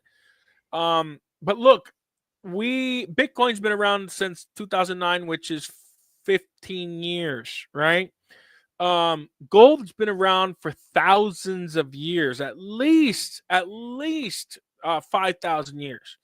We have used gold and silver for 5,000 years as a store of value, as a medium exchange, as a unit account. And the government's kind of hijacked gold and silver by creating this gold standard, using paper money backed by gold. But then we can't trust the governments because they print too much paper currency and they have to reevaluate and eventually depeg from gold. Look, the reason why we had to do that was because the governments went to war and they didn't have the gold. Look, prior to World War I, if a king or a country wanted to go to war, they needed permission from the people. By buying gold and silver bonds or giving taxation to the government to fund the war. We don't need that anymore. The central banks print currency into oblivion. Governments no longer are beholden to the people to pay their money, real money, gold and silver, in taxation. So they can go to war anytime they want now. Being in a sound money standard, gold and silver, restricts government, and that's why the government hates it. That's why banks hate it. They don't make enough money, because they need the consent of the people to go to war. If we don't want to go to war, we will not buy our war bonds in gold and silver to go to war. Now they can just print currency into oblivion. That we think a majority of the people on the planet, other America, thinks that this paper money is worth something. No, dude, it's buy a Monopoly game board, pull it out, and then hold a couple $100 bills. It's worth the exact same. Maybe a little bit more because of the ink. It's worthless. It's worthless. The only thing that's real is gold and silver. And it takes the two neutron stars colliding and creating a supernova to create the energy necessary to make gold, right? So, I mean, the amount of energy, proof of work, digging it out of the earth, creating, refining it, creating pure gold and silver takes a lot of work and effort. And that's why we have used it for millennia as a medium exchange. In contrast, Bitcoin needs proof of work. I support my friends. Forget anything else. We need to be here. Yeah, exactly. We need to be here. I'm trying to keep up here. Amen, Tech Man. That's all I'm going to say about that. Amen. Go ahead. Sorry, you were talking about this, right? Yeah, 100%. What is the +1 Daniel? Why does he keep doing +1 Daniel? What does that mean? A lot of some of these you get +1 if you make a good point. Cool. And then that kind of thing. That's what that's about. You're muted, Bedell. You're muted. No, I was gonna say, yeah, I noticed I was after I started, but it's like a lot of on some of these other YouTubers, they do +1 and they write it down, and then at the end, whoever has the most +1s wins. Cool. But I will tell you in advance, I'm not writing it down. So No, I think the +1 Daniel is just like he agrees with Oh, you. Daniel's kicking ass and taking names here. Yeah. Well, though Joe did get 4 at once. So in There you go. fairness. There you go. So yeah, I just, where was I? What was I saying before I got distracted? Drinking and keeping my point isn't the great. Yes, gold and silver are legendary metals. God's money. Yes, for those who believe in a creator, gold and silver is God's money. Whether you believe in a young Earth or an old Earth doesn't matter. God, whether it's billions of years old, allowed a supernova to hit molten level while the Earth was still forming, and boom, we have gold and silver on the planet, or he created it in 10,000 years, and he just put gold and silver in the Earth for us to use as money. It's mentioned in the scriptures in every religion. Every religion mentions gold and silver. Every religion has made temples with gold and silver. So if you believe in a creator, gold and silver is God's money. If you don't believe in creator, what does that say? I got you. The Bible and Bitcoin book. I don't know. Mine ain't showing up. I did an interview with Alan Armstrong, the pastor who wrote this book. You got to read it. It's not a long read, but it's great read. And he brings up what you just said in like the very first help me section of the book. He quotes all the Bible verses where they talk about gold in the beginning. So, and it isn't just Christianity and Judaism. It's every religion. Islam. I mean, if you go to the East, they have gold on their temples and everything. Like it is definitely God's money. You know, and look, I'm not saying that Bitcoin isn't a valid asset. What it is gold and silver is your wealth preserving asset. There is a method of investing called wealth cycling. By using gold and silver as your central monetary units, that is where you flee to during recessionary or Great Depression situations or uncertain times. You put your economic energy into gold and silver to preserve it. Then when everything crashes, yes, gold and silver crashes with everything else, but it stops before everything else, and it starts going up before everything else during the recession and depression. And people who have their wealth, their economic energy in gold and silver, preserve it. And when all other assets drop beyond the drop of gold and silver, they wealth cycle into those assets, and then they grow their wealth. And then once it gets to that peak, and how do you know the peak? You do an ounce of gold, an ounce of silver, and do the ounce of gold silver ratio to that asset, whether it's Bitcoin, S&P 500, real estate, and then you'll see over a long-term period what the highs of gold and silver are with those ratios. Once it gets to those highs, you know that asset is overbought. So you sell that asset into gold and silver. You wait for it to go to the lower end of that ratio, where it doesn't matter the asset. Then you sell your gold and silver, buy into that asset, and ride it up. These are generational wealth cycles. It isn't like 1 year you do it. These are like 20, 30-year cycles, which gold and gold and silver do. So, yeah, man. Patel, you got -1. Bro. I know. I was just gonna go down that. Andrea, welcome. Appreciate you. To upset Dave Digital, brother. Look at this. Well, that's it. Winner, chicken dinner. I just won right there. Yes, it is. I would say chat. I was trying to click on my comment, but the chat kept rolling. Oh, okay. Put something up, but that's what I said, and apparently I got a -1 for that. Yeah, but I got this. See, right there. Boom.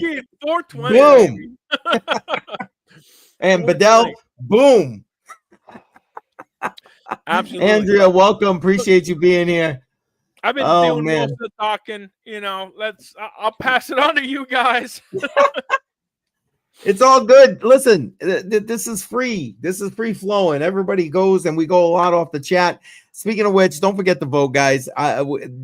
You know, for those who have been here for a while, you know, $25 every week. I try and show you how you can DCA into crypto. 15 goes into Bitcoin every week. But you guys get to vote for where we're going with the other $10. This last half 2024 is Deep projects, Deeper Network, Dynex, Fry's Crypto, Flux, or Render.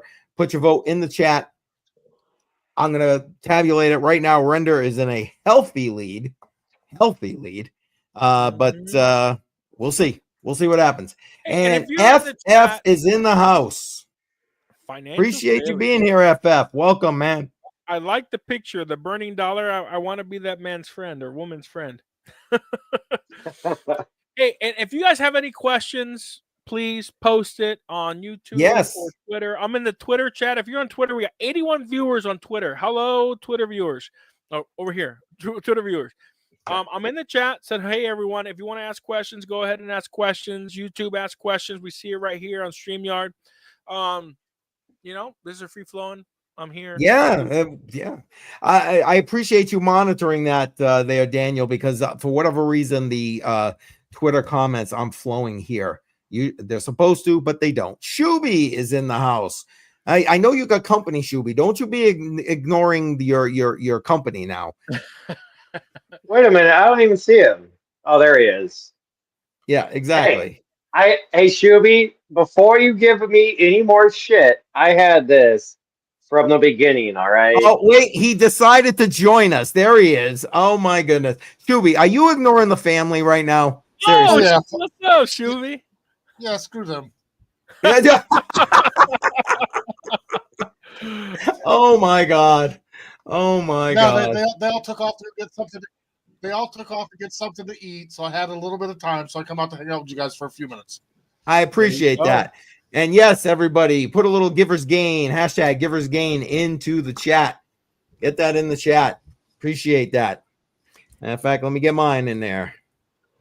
All what right. is Givers Gain? What is that? Hashtag Givers Gain. That It's is Crypto Billy's. Yep, from Billy Goat Billy Tales. Goat Tales. I know we're stepping on each other here. I don't want to step on each other. I'm sorry. Go ahead. Who is Bedell. Billy Goat? Oh, that Crypto Billy who was on. Crypto Billy, got you. Yes, exactly. Cool. Hey man, I look. I am on social media because of our TV show coming up, and I'm trying to build our socials and everything. So I typically don't do this. I'm a lobbyist, so I got to be careful with what I say when I'm online. So, but hey, I love you guys, man. I think I've done other than what is his name? I can't. Ron's Basement. The only other YouTube channel I've been on as much as Ron's Basement as you guys. So I like joining. I like hanging out with you guys. Well, I appreciate. I've never heard of Ron's Basement, but that sounds like it would be a good show. He is an up and coming. He's kind of huge right now in the precious metal space. He's more of a silver gold guy. We talk about cryptocurrency from time to time, but his entire audience is they have decent income. He has a very high net worth viewership, and it's mostly gold and silver. And we go on there from time to time, updating people about our legislative efforts and so forth. Nice. Well, the couple of interviews I've caught on his channel because of you, I subbed to his channel. They've been great. They've been great, and yes, they're pretty much gold centric. But hey, no hate here. No hate. Look, it never hurts to understand and listen to the other side. I mean, I'm not saying like crypto and gold and silver don't collab or anything like that, but you're talking about a physical asset versus a digital asset. That's what you need to be diversified. Oh, where do we just lose Shuby? Crap. Sorry, Shuby, we lost you, man. Come back if you got to come back. I'm sorry, man. Oh, he's got to reboot, is what he said. Oh, did that? I missed it. I'm sorry. Oh, I see it now. Okay. But like Daniel was saying earlier, it's like, what happened like in the North Carolina thing. You know what? You got something physical. Well, there you go. Now you can do that. And I really do believe that you got to have that kind of diversification. Yes, I love crypto. My grandkids, the DCA portfolios like we're doing right here, right now. So make sure you vote. This, for those who don't know, once this is done, so I change it up every 6 months. At the end of that 6 month period, whatever I've dollar cost average into gets taken off the exchange, put into a Tangent wallet. I think that's the best hardware wallet around. Link in the description if you're interested in that. And it goes to one of my grandchildren. That's it. It goes to one of my grandchildren. It gets put aside. It's just what it is. Because I think what's going on in this country is screwing my grandchildren when we're getting to $36 trillion in debt. That's just, dude, it was just 35 point something a month or two ago. Like, it's insane. We're adding $1 trillion Exactly. every 100 days. That's $1 trillion Yes. being stolen Yes. from 300 million Americans every single 100 days. It's insane. Yes. And if you're not in gold and silver, or currently, not always, currently in Bitcoin going up with the temporary bull market, in my opinion, you're being robbed and you don't even know it. You don't feel it because look, $20 10 years ago is not worth $20 today. And yes, Ron's basement is fantastic. That's the one. That's the one. Rain here. Good job, Rain. Basement. If you want to learn about gold and silver and gold and silver stocks and so forth, miners, they're called miners. Go ahead and check out Ron's basement. I'm gonna post a link. I'll post the Ron's basement channel here in a second.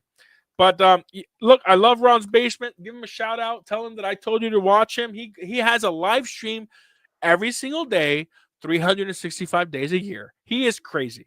He has a live stream every single day. So no, is his channel named Ron's Basement? Sorry? Is his channel actually named Ron's Basement? His handle is at Ron's Basement on YouTube. Yeah, 100%. So I can't post the link. They blocked me on that. Here well, I just don't want to like search Ron's Basement and then find other. Yeah, Ron's in the private chat. Is there a link in the private chat? I just sent you a link in the private chat. That should be Ron's Basement's link right there. Hold on, I'm pulling it up now. Yep, I've probably been in Ron's basement maybe 10 times, give or take. In fact, I was in Ron's basement once. He lost internet and I took over his show for about 10-15 minutes because he lost internet when he was interviewing me. But yeah, Ron lives in Missouri. There you go. He is one of the top influencers in gold and silver. He's up and coming. He's phenomenal. Great guy. Love him. He loves what we're doing at Citizens for Sound Money. And if you like what we're doing, trying to make gold and silver legal tender, look, the Constitution of the United States says that states can only make gold and silver coin tender for the payment of debts. That's why we're focusing on gold and silver. To make Bitcoin legal tender constitutionally, only the federal government do that. So that's not something we focus on. My organization, even though I'm here by myself and I'm not representing the organization because I'm drinking and a bunch of other crazy stuff. These are my opinions, not the opinions of Citizens for Sound Money or the Sound Money Movement, which is our 501c3. If you want to support us, check out Citizens for Sound Money. We have a $25 a year membership that gives you an aggregator that shows you the cheapest gold and silver bullion you can buy online. And you also supporting a great cause. We're trying to make gold and silver legal tender across the country. So that was my plug for my organization. Thank you for having me on. I posted this on our Signal group, so there might be some people here. So hello, my board of advisors from Citizens for Sound Money, and hello, my grumpies guys, if you're watching. And I got a couple of people. I have a bullion business. I'm not going to name the name of the business, but if you're here because of the bullion business, you message me because you want to buy gold and silver, hello. I am real. I'm not going to scam you. So there you go. And I just brought up the membership page, although part of it is having a problem loading right now. Yeah, just so you know. Yeah, I don't know what it will work. It'll load. Maybe refresh it. But Yeah, $25,000. That right there. If you scroll down a little further, Metal Markup was a company. We bought it in October of last year. We made it available as an exclusive membership of Citizens for Sound Money. So the minute you become a member, you get access to Metal Markup. It shows you the cheapest bullion rates for Canada and the United States for gold and silver. It's cheaper than fine bullion prices in many cases. We have scrapers that search the internet and provide you some of the best prices. So if you want to buy gold and silver online, go ahead and become a member of Citizens for Sound Money, and you'll get some slightly better rates than you can from finebullionprices.com. Excellent. That was my pitch. Now I want to go pour myself another drink. I'll be right back. Go ahead. Go pour yourself another drink. That's all right. Cheers. Cheers. Yeah, you know what? For those who are here, cheers. Yes, exactly. Cheers. Oh, that means Shuby's back in the house. Well, you can tell. Yes. Just saying yes, exactly. I got to show if I can. I got to show Billy. I updated his hat a little bit because that was a quick live stream, so I've done a little bit of work to it. Oh, to the design, so I added a little more around where the horns were missing. If you just want to show it real quick, but that's I'm sorry, I had Oh. to find it. I was having difficulties. There we go. so there's a little bit missing, like the horns didn't come through, so I moved the horns down a little more. It's a little better than it was, in my opinion. And by the Cool, way, very cool. you weren't here originally, so there we go. Now we're good. There we go. Nice. Because of There it I got is. like a times. There you go. I can see it now. Yes. Thank you, Shuby, right there. There you go. No problem. I got that right there. Oh, and wait, I don't know if we're gonna be able to see it. It always blanks itself out of here. Can you see that? There we go. Key ring right there from the man. Awesome. Yeah, I can see it. Nice. Nice. Yes. Yes. That's I'd normally say I the like way it that goes. Abadel, but that's like from the 80s. Hey, you know what? This is an original Oh, the Budweiser. Budweiser hat. I mean, it's so Bud. old. It still has the yellow foam on the inside. This hat was never worn. I think this is like 6th time I've worn it. It's never been worn except for by me. Never been washed, but I only wear it like very little. Well, the inside used to be white. That's how old it is. Yeah.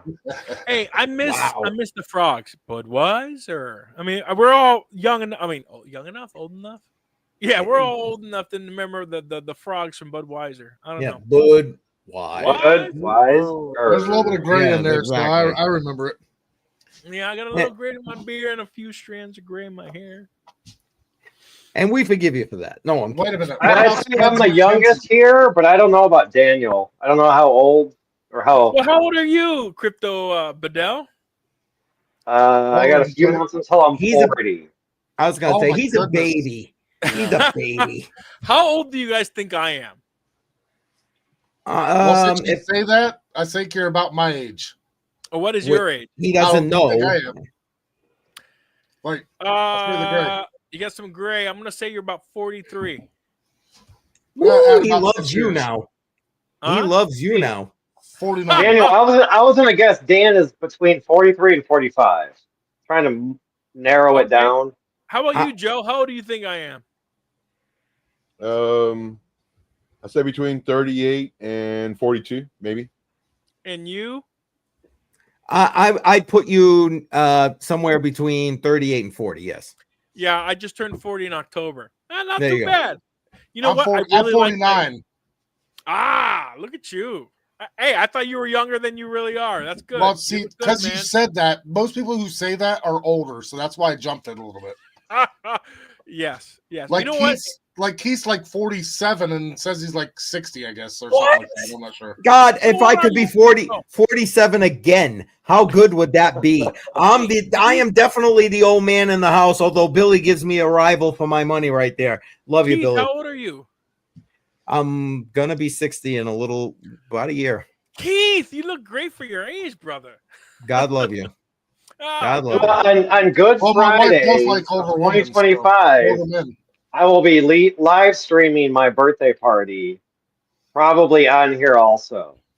Nice. Now, Awesome. it may not be much of a party, but I'm hoping there'll be some people that show up. But I'm hoping the weather is nice and I can be outside, and I'm just gonna like put the laptop in the corner and show everything, and I'm just like in and out, getting sweet. Oh, that's just wrong right there at Billy's 87 and a half. That's just wrong. That is right.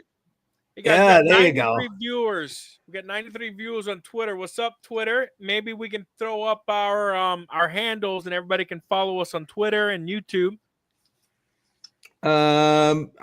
Where's the best to throw it up on Twitter, or you want to throw them up here? I mean, So I throw it up don't. on here. I'll give you my handle quick, and then my organization's handle, and then we can get some Twitter followers. Cool.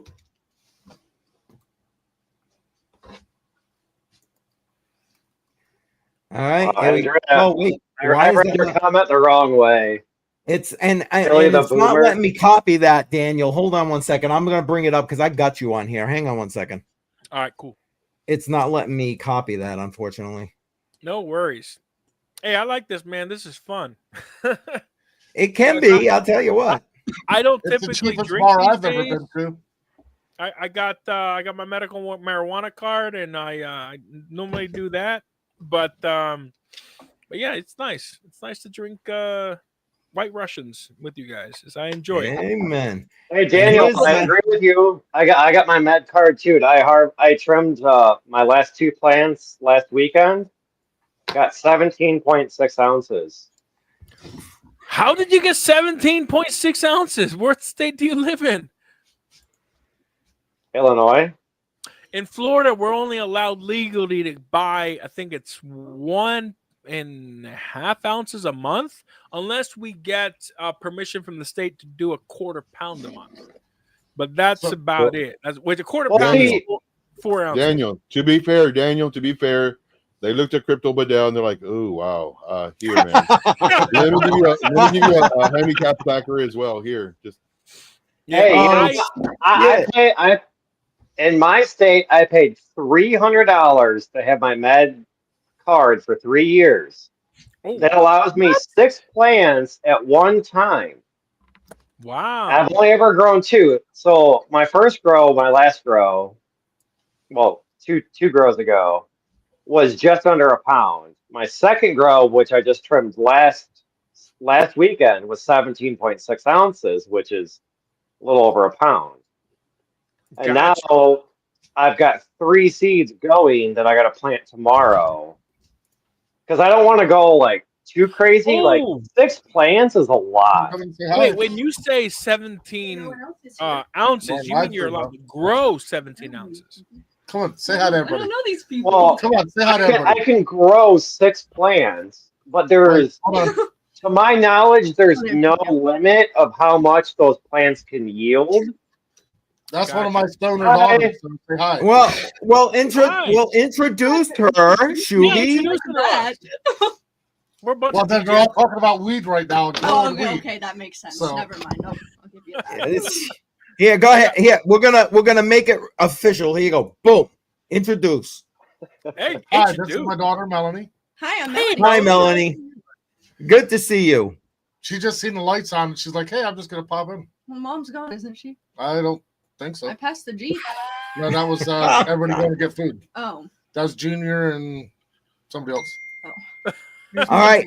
Listen, I'm putting up the screenshots of everybody's X accounts, but I'm also putting them in the chat. So go show some love on X for all of that, please. Appreciate that very much. Thank you. I was going to say something about marijuana. It's fine. I'm trying to remember. it must be that medical card. No. I haven't smoked yet. I just the liquid courage. There you go. I forget what I was going to say. Oh, in Florida, we can't grow. You can't even, like, I know in Michigan you can have it's like somebody can grow weed for you. In Florida, we can't. We can't grow our own weed. We can only buy from dispensaries. The biggest company is Trulieve. They spent almost $100 million trying to get the Amendment number 3 through. Amendment number 3 would have made it legal tender, but the problem with Amendment 3 was that it would only really benefit one company. And that's why the governor and the attorney general, who is now going to be the attorney general of the United States, Pam Bondi, were campaigning against Amendment 3. I voted against Amendment 3 because I didn't want one company. If we're going to make marijuana recreational, I want to be able to have people grow for me, and then I just make them I forget what the title is, my grower or whatever it is, so that I can get so much cheaper weed than I can get from the dispensary. But look, the reason for the audience who's watching and for any future political attacks against me, I smoke weed because I hurt my back in football. I did jiu-jitsu. I was walking with a walker for about almost 3 years, and medical marijuana was the only way to suppress my pain from my herniated disc on the S1L5, L5, L4. And then I bought a therapeutic chiropractic bed about called Saragem 3. I used it once, and it got me out of my walker and my cane. So I still use medical marijuana for my pain because I refuse to use opioids. So that is There you my go. explanation of why I'm for medical marijuana. But I I also thought it was believe in the along here. responsible use of marijuana. Don't be high in driving. Don't be. I mean, Exactly. it does affect Exactly. your ability to drive and function with the heavy equipment. But I do believe in the medicinal effects of marijuana, and that's why I've been smoking every day. Here's a perfect example. I've been smoking every day since I got my license since 2020, and because of that, because marijuana has been used for glaucoma, I've noticed when I first started smoking marijuana, when I was high, I didn't need my glasses. I used to wear contacts and glasses. Over a long-term period of time, I didn't need my glasses. I haven't used glasses in almost 2 years. And I went to the DMV earlier this year, and I was able to take off my requirement for corrected lenses. I have 20/20 vision now. And that I completely 100% attribute that to me using marijuana because it decreased the pressure in my eyes. And I guess since I've Yep. used it long-term every day, I no longer need corrective lenses. So that's just That's awesome. one example of the benefits of medical marijuana, whether it's oral, whether it's through smoking or whatever. So I know people are going to probably use this if I ever run for office in the future. I don't even know if I am, but there's my explanation for using marijuana. The problem is, if anybody was ever to use that, they would cut out that whole last part, Yeah, but then I would and come back and they actually. would chop it up to where it would benefit them and be against you, unfortunately, because that's how Can you freaking the put up world is Jimmy's now. last comment? Oh, that's Can I the put up best. what? Jimmy's last comment. Just put that up for a second. I think it's hilarious. Yeah, I saw it. Hang on. Yeah, there you. Yeah. Oh, that's the best driving and being high. I mean, I'm not going to condone anything. I might have accidentally been high in driving, and what it does, it makes you drive the speed limit. So, No, I they're mean, like, sir, you were going 20 miles an hour. There is no school zone. right. No school zone. No school zone. Well, I like this story Jimmy guy. time. Does he come on all your shows? Jimmy's a funny guy. Story time. No, not always, but I appreciate him being here. He actually live with us on this stream. What, 2 weeks ago, Bedell? Oh, cool. Am I right? No, I think it was 3. And Joe, did Billy leave? I see you. So Yeah, thank he you. had to Billy. go. Oh, he had to go. I missed that. Sorry, Billy. Thank you, man. Appreciate you being here. No, Sorry about that. Bye, Billy. Sorry, God. didn't see it either. Yeah, I missed it. Damn it, Bedell, you're supposed to be covering my back. No, I'm kidding. Hey, you didn't specifically ask me to help you tonight. So tonight's just a typical Friday. I try to monitor the chat. No, you're doing good. I'm just do everything else that I need to do. I'm just busting your ass. So I got a story about talking about smoking I'm weed. sorry. Yes, you did say story time. I'm sorry. Go ahead. That's all right. I'd let you guys finish. So the daughter that you guys just seen, years ago, I actually got stoned with the wife, and that's what produced my daughter. And there we go. There you go. Awesome, there you go. And that was the last time I smoked because I did have another daughter, but that was drinking. Marijuana. Certain strains of marijuana is known to be an aphrodisiac, so you got to be careful. Amen to that. That's you produce the truth. a lot more children with whatever strains those are. All right, let's see. Daniel, I saw you pop this in there. Yeah, so one of my supporters and one of our members of Citizens for Sound Money put this up. He asked me, I'm watching live, did you see this? No, I did not see this, but I know the organization that's pushing this. So Representative DeRazio, I think it is, he's the one that pushed the bill that I supported to try to that got me hired through Citizens for Sound Money. So we're working with Economic War Room. Economic War Room is the one really pushing and leading this effort to make gold and silver digital currencies legal tender in Texas. So we're working with them. We're working with three other organizations. Economic War Room, which is the for-profit company, they're out of Texas. They're trying to make digital gold and silver legal tender. Then there is Missouri Freedom Initiative, which is the organization that I was deployed to for about 2 months last year, trying to get the Constitutional Money Act passed. Then there's the Sound Money Defense League, which mainly has historically focused on taxation, capital gains and getting rid of sales tax on gold and silver. But this year, it looks like they're submitting some legal tender bills. So this is definitely a piece of legislation that we are watching closely. We're working with our partners in Texas. Sorry, the alcohol's kicking in. Yeah, amen. And I'm super stoked for Florida and Texas. It seems that the political environment from last year has changed. And it looks like the leadership in Texas and Florida, at least, I mean, we're working with at least 10 states right now, and that's going to expand as legislative session starts. People are going to reach out to us and trying to make gold and silver legal tender. But that is what our organization, Citizens for Sound Money, focuses on. Our mission is to promote the use of sound money and protect people's rights to do so. And protecting people's rights to use sound money is passing legislation, because we truly believe that sound markets require sound money. And my opinions don't necessarily reflect the opinions of the organization that I lead, but I believe gold and silver is sound money, and I believe that Bitcoin, whenever it stabilizes, I know at Bitcoin 2024, I said, hey, the problem with Bitcoin is it's not stable enough to be money, because you can't ask somebody who lives paycheck to paycheck to put their paycheck in Bitcoin. And if it loses 10, 15%, then they don't have rent money. At some point, when there's enough people who have Bitcoin, it might stabilize and be less volatile. Right now, Bitcoin is not sound money because it's way too volatile.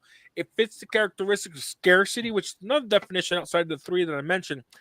Scarcity, durability, fungibility, yes, that's all there in Bitcoin. The problem with is it fits all the characteristics of sound money, but I want to add an additional definition to sound money. It needs to be stable. You can't convince people who live paycheck to paycheck to put their money in Bitcoin if there is a potential of a 70 to 80% loss. Gold and silver has been stable. I mean, it fluctuates, but it doesn't fluctuate like Bitcoin. And it has been money for 10,000 years, is the longest threshold since written civilization. But yeah, I digress. This is really that's okay. That's okay. Yeah. I get it. Hey, Joe, I had sent you a private message. Did you see it? We had Dave Digital mention about DOT moving, and I know you replied that DOT and Band was also moving, but I'm DOT. What am I saying? Atom. Any chance you want to take a quick look at Atom for him? Yeah. Do you have? Let's see here. Sorry, I was trying to give you a heads up ahead of time there, but sorry. I actually pulled it up when he had mentioned it. It's moving. It's moving too much though. Let's see here. I'm trying to find you. Do you have a thing up? Oh, there you are. There you are. Hang on. Yeah, right now the alerts are going off like crazy. So for everybody who's interested, check out INJTIAARLDO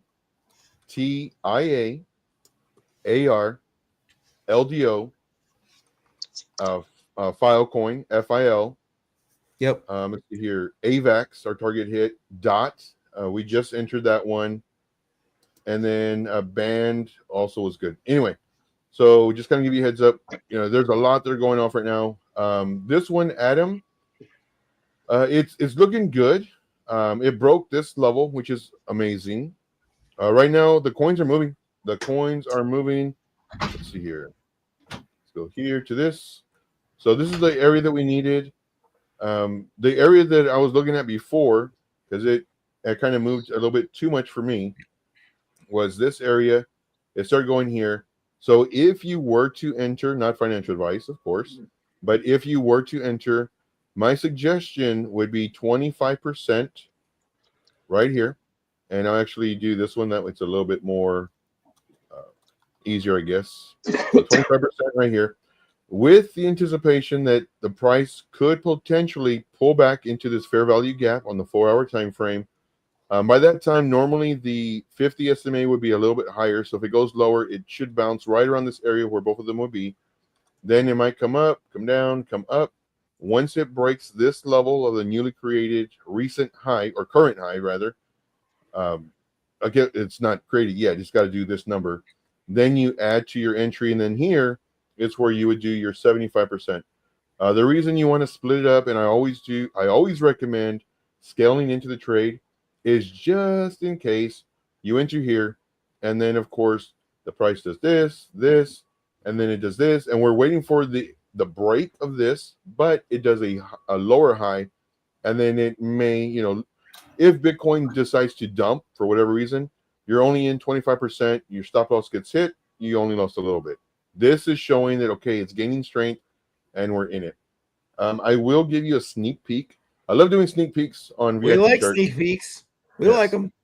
Yeah, the last time we did on this channel, man, that one made us some money. So I'm going to give you a sneak peek. Let me see which one I want to show you. The one that's doing really, or that's doing better, in my opinion. Okay. So DOT is doing really good. So this one, we just entered it in the VIP. Actually, I think we did this one on the live stream that I was on, where I saw this one. The alert went off. I gave that setup, a VIP setup, in the live stream, and right now it's taking off. And this is the one that I went 20x leverage, and I want to say I entered here. So 20x leverage with that, do the math. Now, granted, I didn't get all of this. I got, a little bit right here, moved in my stop loss, got stopped out. I'm in the trade again, and then I'm actually, oh man, it missed my entry. I was gonna say I was in the trade again.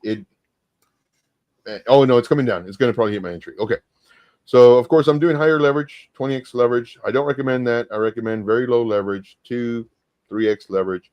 But since I'm using very little money, I'm still only risking 1, maybe 2% of my trading bag. But this one, it looks great. It came up. This was our level that it needs to either break up, and of course you can add to your entry or enter here. If it breaks down, look for a bounce here, and then you could enter. One thing that I always do, I always say what I would have done at the moment of the trade versus what I see. So again, here's plan A and plan B. Plan A played out, and we're in the trade, making some money. But yeah, in reference to Atom, though, since this already did a really nice move, this is what I would do. 25%. If it goes up, great. Wait for it to pull back, and it's the same thing. If it goes up and it does this number, great. Once you see that retracement and it breaking its previous, or rather its newly created high, it's called break of structure. Then you enter your other 75%. Well, for here, I would do 50%, because now you have a very high possibility it's going to come down to this area. It comes down, it does the same thing. Now you enter your last 25%. But that's my thoughts on Atom. But like I mentioned, the other ones, they're good as well. Well, Joe, only because you just mentioned it a little bit. We talked about it on the live stream you and I did the other day, where you were talking about because you said out of my crypto bag. But could you tell everybody about, okay, if you're using trading to be that, again, you're helping yourself to DCA, to accumulate crypto assets, you're taking it out of the trading bag and you're moving it into your HODL bag. Could you just kind of touch on that real quick for those who maybe didn't hear you say that? So in my opinion, the safest way to do the trading is pretty much how y'all do it. That it's very, very safe. All you do, you buy. Whether it's a Monday, market's down, market's up, doesn't matter. You buy. Paycheck, you buy it. And what you're doing is your dollar cost averaging. It really doesn't matter what the price is. You know that right now we have several months for the market to do its thing. And no matter where you enter, there's a like 99.997% chance. Again, I'm just throwing some of the brain on my head. But there's a very high possibility that money that you put in there for an investment is going to go up. Now, what you could do, let's say, for example, you really like Atom and you put 500 or 1,000 or 100, whatever you have. You put $500 into Atom and you don't touch it. Now, you can also trade Atom, and I recommend having a separate account for that. That way you don't get it mixed up, but having a different account for that, and you trade Atom. So when it goes up 30, 40%, 20%, whatever it is, or maybe you hold it for 80%, and then it starts coming down, you sell half of it, then it does some more, and then you sell some more.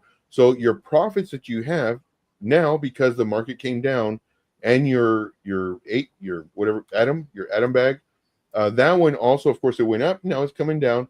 Well, now you get your profits, and then you throw it. So you're actually DCAing into your long-term hold, You put it Exactly. in here, and now you keep on trading this one. And as you're making money, well, then you get the profits. You put in this one, and it just like you're gonna like that is the absolute best. Because how many times I know this has happened to me a bunch, where you get into a trade, you love it long term. You know, I'm gonna hold this one till the end of the bull market. Let's say DOT, for example, and you're trading 500 or 1,000 or whatever it is, and you're making gains, and it's great. But then when you look back at the end of the cycle, you're like, man, I bought it way down here. It did a 5x or whatever it did, but I only made 700%. Or no, that's a bad example. 300%. But in reality, it did a 5x. Right. So you were doing all this work, but if you would have just left it in there, you would have made more money.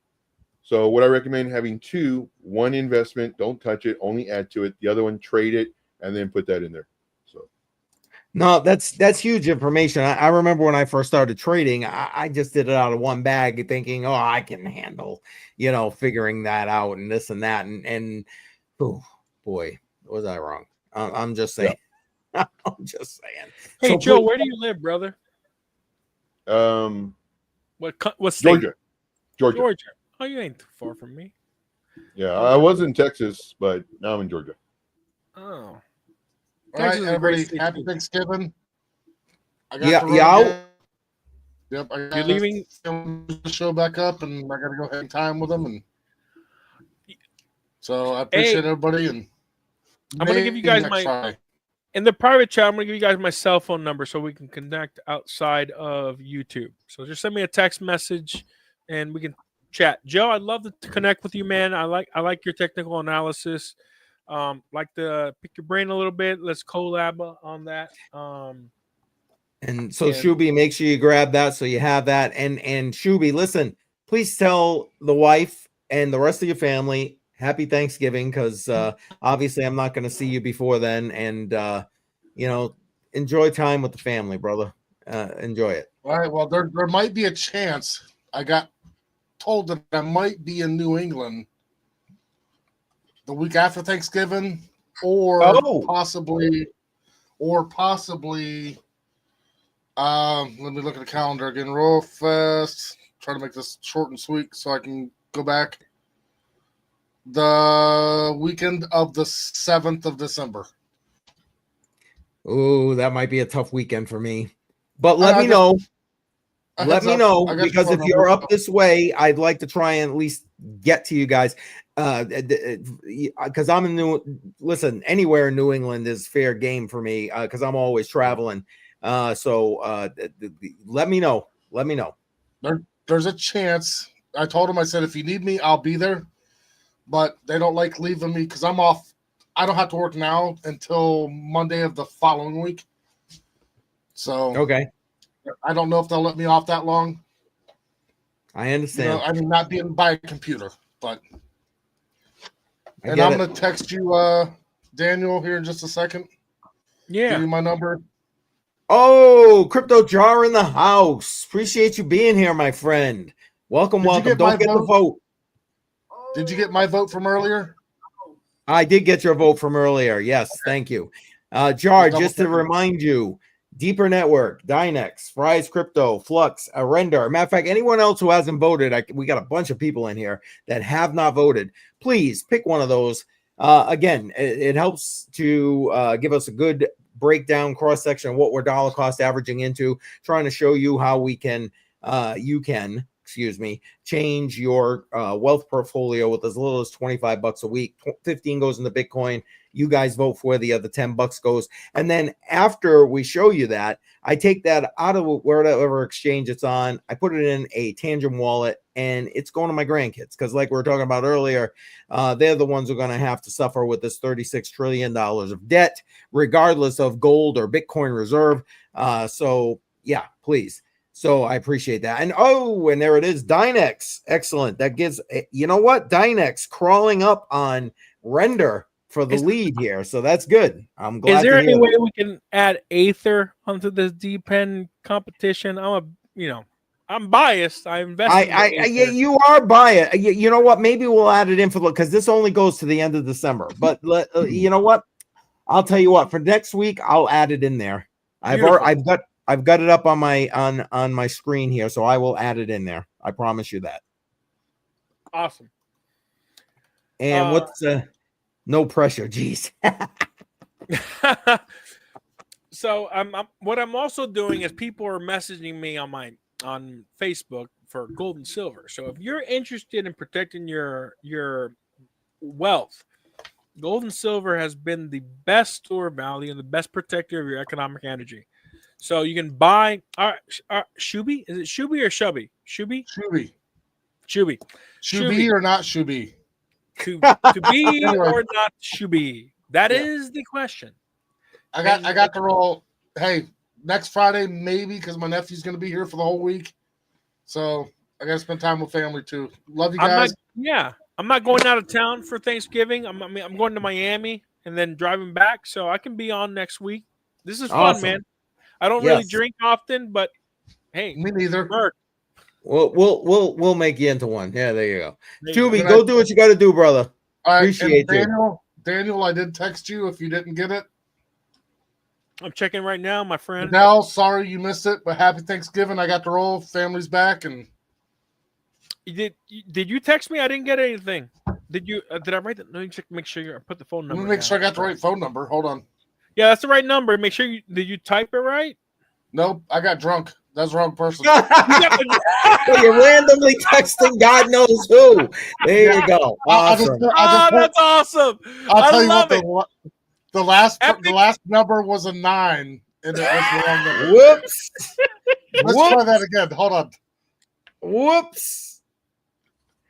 And oh if you my want God. drunk advice, I will text you anytime you want because that's all I got. Actually, you know what, Daniel? I got you in mine already. So there we go. Okay, I didn't even realize you were in my contacts. You guys save my number. Let's connect off the show.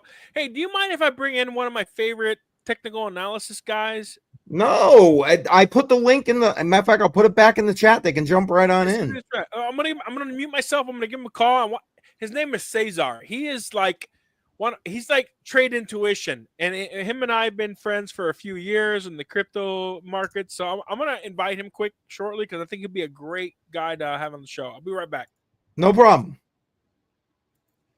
I'm just putting the joint. Whoops! What the holy hell did I just do? I broke it. Can you guys still hear me? Yeah, we can hear you. Okay. Yeah, I hear you. I was saying as long as Joe's okay with it, because I don't know, sometimes TA guys can get a little bit heated against each other. Oh no, I encourage it. I love it. You know, whether it's in agreement or they see something different, and that's why I personally go and I look at all these other people who are doing live streams so that I can see what they're doing, how they're doing it, because sometimes they see something that I don't see. You know, whether it's trend lines or just like I don't zoom out far enough, and I was like, oh wow, I didn't even look at that. So no, I love it. No, sorry guys, I had to step away. The kids were being a little too quiet, and I had to go check on them. Even though the girlfriend was up there, somebody had an accident on the floor, and somebody didn't wipe themselves after they took a number 2, and I'm like, all right, who did what? Come on. All right, yummy time. Let's go to bed. It's bedtime. I understand. Kids, hey, you gotta do the family thing, man. We understand.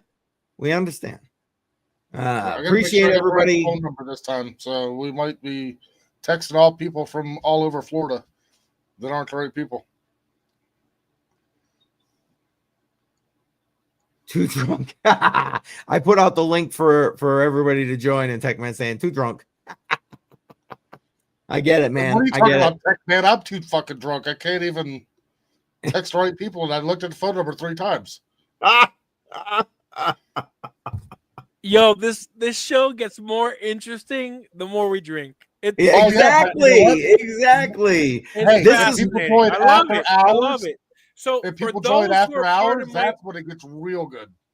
After hours, fantastic. It's paid. Are we talking about Rumble? Is that what we're talking about? Actually, it's on Patreon and Odyssey. Odyssey. Oh, I love Odyssey. I know the original creator of Odyssey before they're bought out, Jeremy Kaufman. Yes. Yeah, you know Jerry. Oh yeah, you know Jerry. We met in New Hampshire, for Christ's sake. Yes, so you know yes. Okay, before I leave, did I get the right phone number this time? I don't am know. checking. Did you? Let me check. You start with a 210. No, that's me. That's 239. Show 239. Shubby, yeah. Sending you a text message right now. Damn it. Shoot, sorry, Shuby. Shuby. Oh, I'm sorry, Shubby, Shuby. Shubby. Don't make me start calling Just you call him Danielle. Stubby. It's okay.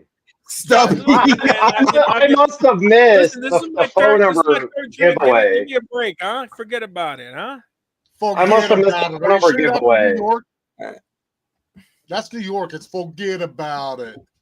Forget about it. about The it. New Yorkers moved to Florida, so we got half the mob in Florida. FYI. Forget Cheers, about everybody. it. Happy Thanksgiving. Yes. Happy Thanksgiving, hey, If Shuby. you make it to after hours, there might be a chance because he drove like 14 hours to get here today. There might be a chance I might make it back. Yeah, well, take care of family first, brother. Family first. I am. They're in there eating now, and I'm eating pork chop in a can, so I'm doing good. Well, you need to go eat some real food there, brother. Here, but before, you guys want to hear something crazy? I haven't eaten at all day. I'm not hungry. I've lost almost 60 pounds in 4 months. And, wow. This is a great night, man. This is a great night. Nice. Hey, see you guys later. Before you go, cheers. Cheers. Cheers. Hey, so my rule of thumb is 3 hard drinks, 3 cups of wine, and 3 beers, and I'm okay. I don't have any wine, so I'm gonna switch in the beer. I'll be right back. I had to show you my Dolphins because he's in Florida. I had to show him my Dolphins koozie, and he left. There you go. Oh, Tech Man. Yes, the Dolphins are the only real NFL team. We're the only team that's ever been undefeated all the way to the Super Bowl. Forget the Patriots. The Patriots lost their undefeated season at the Super Bowl. They are not that good. Only the they suck this year. The Miami Patriots Dolphins are perfect. FYI. The Patriots do suck this year. I mean, yeah, the dynasty is. And sometimes they swallow. But anyways, on that note, ouch, ouch. Holy shit, that hurt right there. Oh my god. Holy crap. Half the stream just walked away at a moment's notice. I know, man. Wow. Okay, I'm taking the hat off on that one. That hurt. Ouch. Holy crap. Okay, listen, if you haven't voted already, I'm asking you to vote. We got a close race right now. So that's I like that. I like when it's close. So these are your options. Where we're going to put the $10 this week, what would dollar cost averaging into? Deep-in projects, last half, 2024. So this is the end of December. Deeper Network, Dynex, Fry's Crypto, Flux, or Render. Dave, I got your vote. Thank you very much, sir. Appreciate you very much. Thank you. That vote has been recorded. That puts us second place is now a 2-way tie. Thanks to that vote. Deeper is now tied with. I think Dave. Yeah, Dave put a bunch of votes, but yeah, he did. Yeah, Dave, no, that's it, Dave. No, how he goes with Fry. Yeah, no. We're going with that one. That's it. There it is. Done. Boom. Done. No, not that one. That one. There you go. Boom. Boom. Boom. Look at that. No. Yes, I know you voted 18 times. I saw that. But we're gonna take that one because you just did it. The deeper. Okay, that's it. Boom. That puts deeper in a two-way tie for second place with Dynex. I swear you we're doing cheers. Beginning, but we got another drink. All right, there we go. Cheers. Well, this is 3 beers in a monster glass that's been frozen. So I got 3 Guinnesses in here. That's my 3 hard liquor and 3 beers. Since I don't have wine, I'll do another one of these. All right. Later on, if we're staying on. Oh, jeez. Daniel, we don't judge here. It's good. I know you don't judge, but I used to be 360 pounds. Now I'm about 302. So I can still hold my liquor, just not as well as I used to when I was 60 pounds heavier. Oh, you're preaching to the choir, brother. Oh, there was a time. Huh? My goodness. So to go back to a little bit about what we were talking about before the med card. Yeah. I get my med card because I don't have an appetite. I eat because I know I have to, and when my body tells me I have to eat, but I don't have an appetite. So that's why I got my med card, because now, Munchies. unfortunately, I have to do that in order to eat. And it's stupid. But now my body's starting to get back on a regular schedule of eating at least once a day. And everybody's like, how can you only eat once a day? I'm like, It's I very used to easy. go 3-4 days without eating. And Yeah. this has started to help me get back to eating at least once a day. Yeah. I eat once a day too. So look, my weight loss journey. So there was a short by what's his name? Something Shapiro. What's Shapiro's first name? The Jewish guy that has the conservative guy. Is it Dave Shapiro? Yes, That's Dave what I was thinking, Shapiro. Dave. Yes. But I was thinking it was Dave Yeah, Dave Shapiro like had a short, Canadian.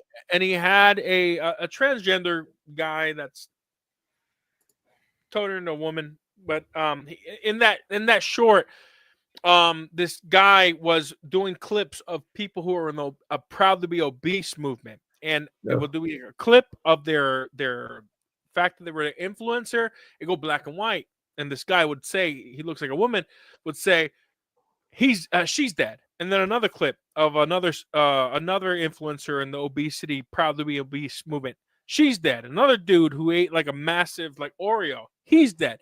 And the first time I saw that short, I watched it 10 times. And I was like, damn it. And it made me think about the elderly. I have not met, and you tell me you guys have met anybody that are in their 60s, 70s, or 80s that are obese and alive. I have not met one yet that's obese and alive. And I watched it 10 times because I'm still obese, but I'm losing weight. And I'm like, damn it. I just got this job with Citizen Sound Money. I'm an executive director. I plan on being here probably for the rest of my career. I love what I'm doing. I love helping people. I want to get people in sound money and save them from theft of the government. And I'm single. I don't have a wife yet. I don't have a family. And I'm like, well, damn, I'm 40, getting pretty old. I need to settle down, find a wife, get a family. And I want to live beyond the age of 45. I want to live beyond the age of 50. So I made a decision earlier this year in June that I don't care what people judge me for. I don't care what people think. I am going to survive. So I'm doing this obesity shot, not Ozempic, Mounjaro. Mounjaro has a much lower side effect rate. It's coming out that Ozempic has a lot of side effects. About 28-30% of people who take Ozempic have side effects, whatever those side effects are. I'm taking Mounjaro. Only about 8% of people on Mounjaro have side effects. I have 0 side effects, and I've lost about almost 60 pounds in a little over 4 months. My goal is to get down to at least 250. I have not been below 272 pounds since 2005. The minute I get below 272 pounds, it'll be the lowest weight I have been since high school. And the lowest weight I remember in my adulthood and even teenage years was 199 pounds in 9th grade. So I don't think I'm going to get down to 199 pounds. I'm pretty big dude. But once I get to 250 pounds, 70s and obese is nobody. No, 70s obese is nobody. I don't know any. Does anybody know of any 70-year-old that's obese is alive? I don't know anybody. No, Really. obesity is death, man. Look, and I just was watching the BBC and I think it might have been Fox News. Most Americans are obese. Yes. We have. I'm glad that RFK is going to be ahead of the whatever the department is for health and services. Health and Human Services. Yep. Health and Human Services, bro. The next 4 years are going to be phenomenal for health because Ozempic. Yes, Ozempic is dangerous, but Mounjaro is not. Mounjaro has very few. I'm responding to people in the live chat. That's why I'm. Yeah. I'm putting it up on the screen. Yeah, Ozempic is dangerous. Ozempic, I don't know why, but almost 30% of people have major side effects. In fact, some of the most serious side effects of Ozempic is your entire digestive system shuts down. Mounjaro, no. Mounjaro, for some reason, Mounjaro is more expensive, but it's a lot better obesity. It's originally a diabetic drug, but they're calling the Mounjaro the $1 trillion shot. They're finding evidence that it cures not just diabetes, not cure, but treats diabetes, treats obesity, treats sleep apnea. They're finding that there's effects for the brain, so that Mounjaro is actually helping with Alzheimer's and dementia. There's a lot of benefits to Manjaro. So not to say I'm not pushing it. I don't profit from it, but I have lost almost 60 pounds in 4 months. I eat once a day. I'm on a quasi carnivore diet because the only meal I really eat is meat. And from time to time, when I want to cheat, I have sushi with rice. But let me tell you, man, it feels great being able to fit in clothes that I haven't fit in at least 5 years. Nice. And look, man, I'm helping people financially, and if what I'm saying right now can help people who are obese and overweight get healthy again, so be it. Look, man, like I don't care what people say. I don't care if they judge you. What matters most is you're there for your family, you're there for your company or your organization that you're a leader of. And if you, look, we have one life. That's it. That's all we got. And the longer we live, the more impact we have in this world, and the more impact we have on our family. Don't worry about being judged for taking a shot for losing weight. We want you to be around. If you're watching this channel, you're one of the people we want around, right? Because not everyone is watching this channel. We need more freedom-loving people who want to be sovereign with their economy and their wealth. And listen, if this is helping you make the decision on moving forward with Manjaro, don't do Ozempic. Ozempic is coming out with so many different side effects that are dangerous. But Manjaro, so far, very few side effects. And the main side effect is constipation and maybe like what is it? Hypoglycemia, where it lowers your sugar too much. I mean, there's some other side effects, like if you have a history of thyroid cancer, don't take any of these drugs. It could increase your thyroid cancer. I don't have that. So, hey, we're helping you financially. And me personally, if you are obese, I'm asking you, look out for your family, look out for your company or organization. If you're a CEO or an executive, and lose that weight, take that shot, take Manjaro. There's compounds pharmacies. I know if you don't have a compound pharmacy, it's about $1,500 a month. Compound pharmacies charge you between $300 to $450 a month for 1 to 3 months worth of a shot. Do it. People want you around. Your loved ones want you around. Lose weight, be around, impact the world, and so forth. Yes. That's a crazy story, man. Cheers for sure. Right at that. Yeah, cheers. Absolutely. Boom. Amen. Because to me, like, I'm the complete opposite. Like, my body was getting bigger because I wasn't eating. Like, I'm sure everybody's seen those little African kids that they put on like those infomercials trying to get money, and their bellies are so big, and that's what happens when you don't eat. And that's where I was at. And I'm almost 40 years old, and I still have jeans from high school that I can fit back into right now. Since I started eating every day, my body has started to slender down. Granted, my weight has gone up, but my body itself has slendered. Yeah, because you're an ectomorph, I think is what you're called. People who just can't gain weight, they're ectomorphs. The big dudes like me and Joe, we're called fat. No, yeah, fat. But we have a body type. There's 3 types of body Round. types: endomorph, ectomorph, and I can't think of the other morph. I'm gonna Google it right now. I'm just like that skinny guy that has always been skinny. I mean, last I weighed myself was like I was 111 or 210, 211. Endomorph. I'm an endomorph. Endomorph. Me and Joe, we're endomorphs. Carbs are evil. Carbs kill us. Carbs. Hey, don't include me with you. I identify as skinny. No, oye. I identify You're as skinny. Hispanic, right? You're Hispanic? A little bit. A Sometimes. little bit. You're Hispanic, A little bit. Only a little bit. Just a little bit. You look so Hispanic, bro. I'm not gonna lie. You look it's the camera. straight out of Mexico, man. I'm Cuban. Orale, say no. Orale, ese. Orale. We love our carbs, but carbs are death. Rice is death, bro. Fajitas are death, or tortillas are death. We need to eat our meat, bro. It's bad for us, man. The problem that we have, or the problem that most people have, it's expensive. Man, it's so much easier to buy 10 honey buns for $1 if they even have that, versus a steak. Yep. And like we need, like I know I need to eat meat. So what I do is I buy eggs. So I eat a lot of eggs, but those are expensive. Great. But a Yeah, thing of those are eggs that costs expensive like now. $6 or $7. I can make, good 6-7 meals easy versus, buying a steak for 15 and that's one meal. So Yeah. Hey, the Joe, biggest thing is money. No. So yeah, I'm happy. You and me are heavy, and look, one fat Why guy you keep to another including fat me? guy. Huh? Say Why what? you keep on including me? No, Blade. Because Joe, listen, let's not lie. You Move and me on are to fat the guys. camera, man. I Is got the a friend camera? that lives like 15 minutes away from me. Hold on. He's got so You know many how the chickens camera? and so Hold many eggs. on. He's like, dude, just bring your carton and take like 3 dozen eggs every day. I won't even charge you. Just let us know you're coming, and that's all. And it's like I could have all the free eggs I want, but I just don't because So the camera, we all know, adds 15 pounds. I have a high definition, Sure. so it adds 115. There you go. Boom. I ain't never been skinny. There it is. Joe, you don't have Is to tell that us my away. problem? Look, I'm a fat dude, bro. I've been over 300 pounds for most of my life since high school. I get it, man. It's tough.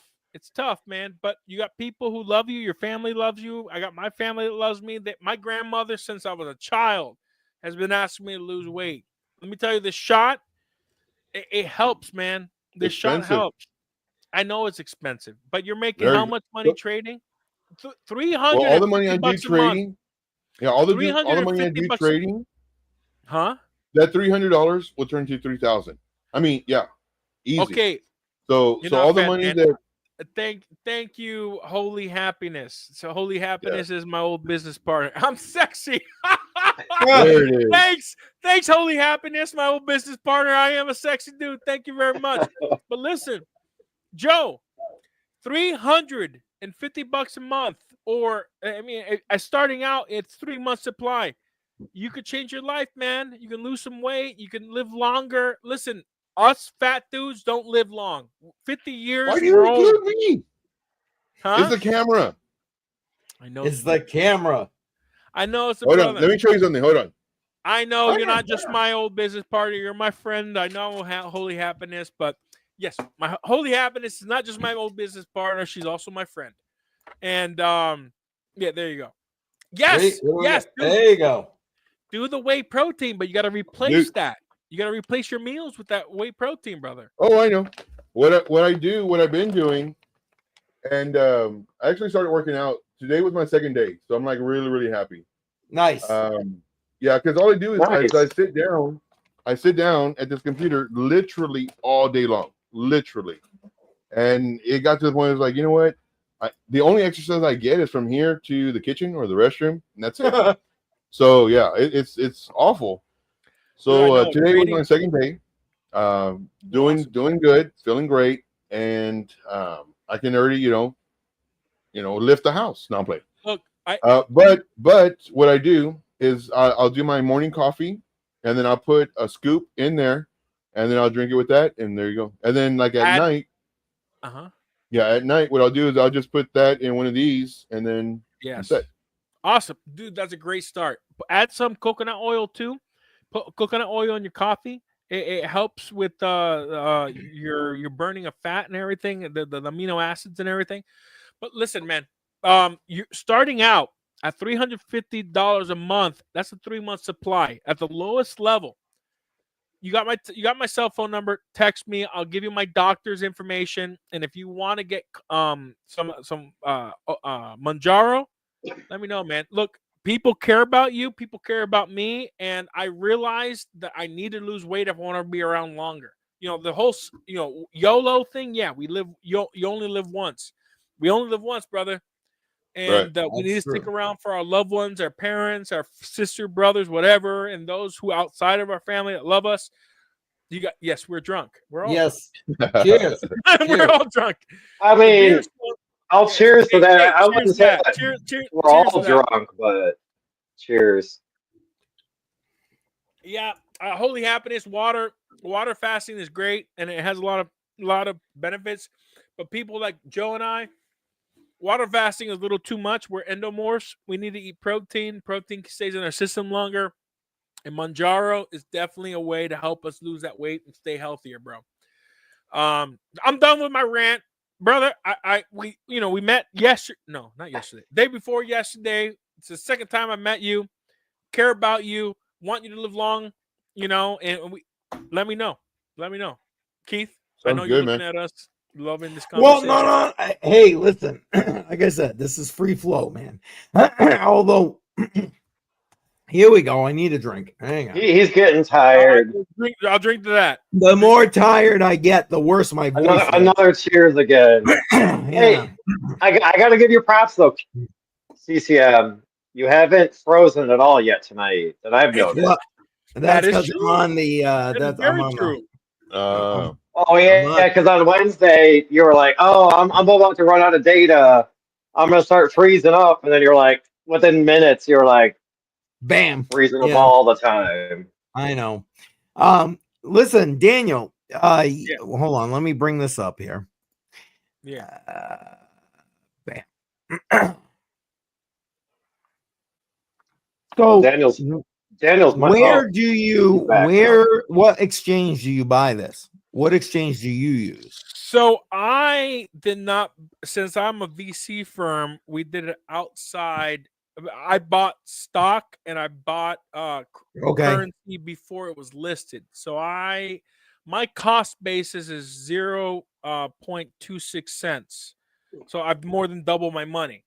We are locked in. All investors are locked in for a year from that investment, which I think was May or April. So we can't sell any of our crypto or any of our stocks until May of next year. Yeah, it's showing as public listing in June 11th. We did the deal in May. So June 11th. So we can't sell until June 11th. And but regardless, look, this is a great platform, man. I mean, look, there's a recession coming. I know that. I'm worried about having it locked in for a year. But regardless, I think after the recession, after the economy recovers, I think Aether is going to be a phenomenal company that is providing a service for the rest of the world that doesn't have the money to buy high-end GPUs or computers or cell phones to do extreme gaming and be competitive in the gaming market. Look, gamers can make millions of dollars by being competitive in the gaming market, whether it's Call of Duty or whatever games they have these competitions for. And Aether is phenomenal. There's a bunch of exchanges, as you can see, that you can buy Aether in. And yes, let's. Are you kidding? Water fasting is phenomenal. You can drop so much. Yes, we'll get in that in a second. But yeah, Aether is. Hold on, Dan. Let me say this real quick. You said there's a bunch of exchanges you can buy Ether on, or Aether, right? Aether. But from what I saw, the top 10 aren't even allowed in the U.S. Well, and that's why I was asking where he got his. Okay, I see Gate.io, and I'm like, oh yeah, I used to use Gate.io. And then I was like, oh wait, no, I can't use Gate.io anymore because I'm U.S. Yeah, I don't recommend you using a VPN. Let's be official. I don't recommend you doing that. Right here. Well, there's a lot of crypto people that do say, hey, use this VPN because then you can use this exchange. And I'm like, why use the VPN? Like, if I can't buy the coin, I can't. There is one U.S. exchange it shows is Kraken. That's it. You can buy it on Kraken, which is U.S. So buy Kraken with USD, not USDT. I thought Kraken went out of U.S. I don't know.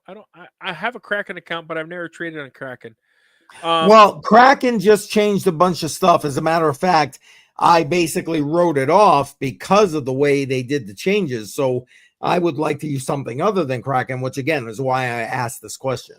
So, yeah, no, look, Aether is a great company. They have a service and a product that that is. Yeah. How do you say it? Will benefit a majority of the world that can't afford the technology we can buy or hardware we can buy in Europe and America, right? Let's just be honest. Have you guys traveled the world? I mean, dude, like the second and let's just call it the developing world doesn't have the income to buy a $1,500 GPU for gaming and being competitive, right? They can't buy an Xbox, the newest Xbox One or whatever it's called. Or PlayStation. So this is a way to be able to use your current crappy computer, your current crappy cell phone to do extreme gaming, and you're using the hardware of Aether to be able to play these games. Yeah, they have to pay a monthly fee or whatever the price is to be able to use their GPUs to do extreme gaming. But once the recession is over, we're in a short-term bull market. For those who are interested, you can get into it now and play some gaming right now. Sign up for Aether and play some gaming. But after the dust settles, you know, yeah, I think it's fair game. You know, I think that. Oh no, I agree. I think gaming is going to be one of the ways that we bring a lot of people into crypto.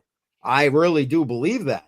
And I like the idea that you don't necessarily need to invest in the hardware in order to make that happen on top of everything else, because that I mean, I've done numerous interviews with guys who do P2E. You know, it's like that's it. P2E gaming is like where they're at. So I appreciate this, and I like what you're saying about the business model, which is why I was looking for something that I could purchase out of the US, because I promised you I'm going to add it in next week. So we're going to definitely do that for at least the last few weeks. Yeah, absolutely. Yeah, I sent you a link of Aether's website just so you can just show people what the website looks like and what they're doing. So hold on. I think I clicked on the wrong link. Hang on one second. Well, I did just sign in the viewers on Twitter. HelloX.com Twitter. Go ahead and follow us on our socials. I am at mininglife. Sorry, not mininglife. Mininglife CEO and 4 Sound Money. The number 4 Sound Money is my organization that I'm executive director for. Mining Life CEO is mine. Go ahead and train intuition, crypto Bedell, and CryptoMindSet. Go ahead and tell your socials. Yeah, we actually, they're already in the live chat. I'll put them back in again. And they're in the description as well. So by all means, go ahead and check those. And this is the link you sent me right here. Yeah. So that's Aether. Scroll down. Powerful GPU compute solutions on demand. 99.99% uptime. You can play a bunch of different games. Yeah, they have over 43,000 GPUs. I think they're H100s, which is NVIDIA. They're in basically commercial GPUs. Over 23 countries. It's very rare that it goes down 99.99% uptime. You can play games. You can be competitive. You don't need special hardware. You don't need special phones to play these games. They have mobile phone games, and they have computer / console games you can play competitively. And it's like you're playing with a 4080 GPU. So go ahead and check it out. This is financial advice. This is my opinion, and full transparency. I have a VC firm that I'm a managing member of, and we have invested into this. And I already mentioned I am into these tokens at 2.6 cents per token. So yes, I've doubled my money so far, and yes, it would benefit me if you bought tokens. But we're here. We're being transparent. We're being honest. Yes. It's a great platform. It's a great business model. I think that you would benefit if you're a gamer and don't have the money to buy a 4080 or an Xbox or the latest PlayStation, and being a part of this platform. Excellent. No, I appreciate that. You like I said, with all of to support that though.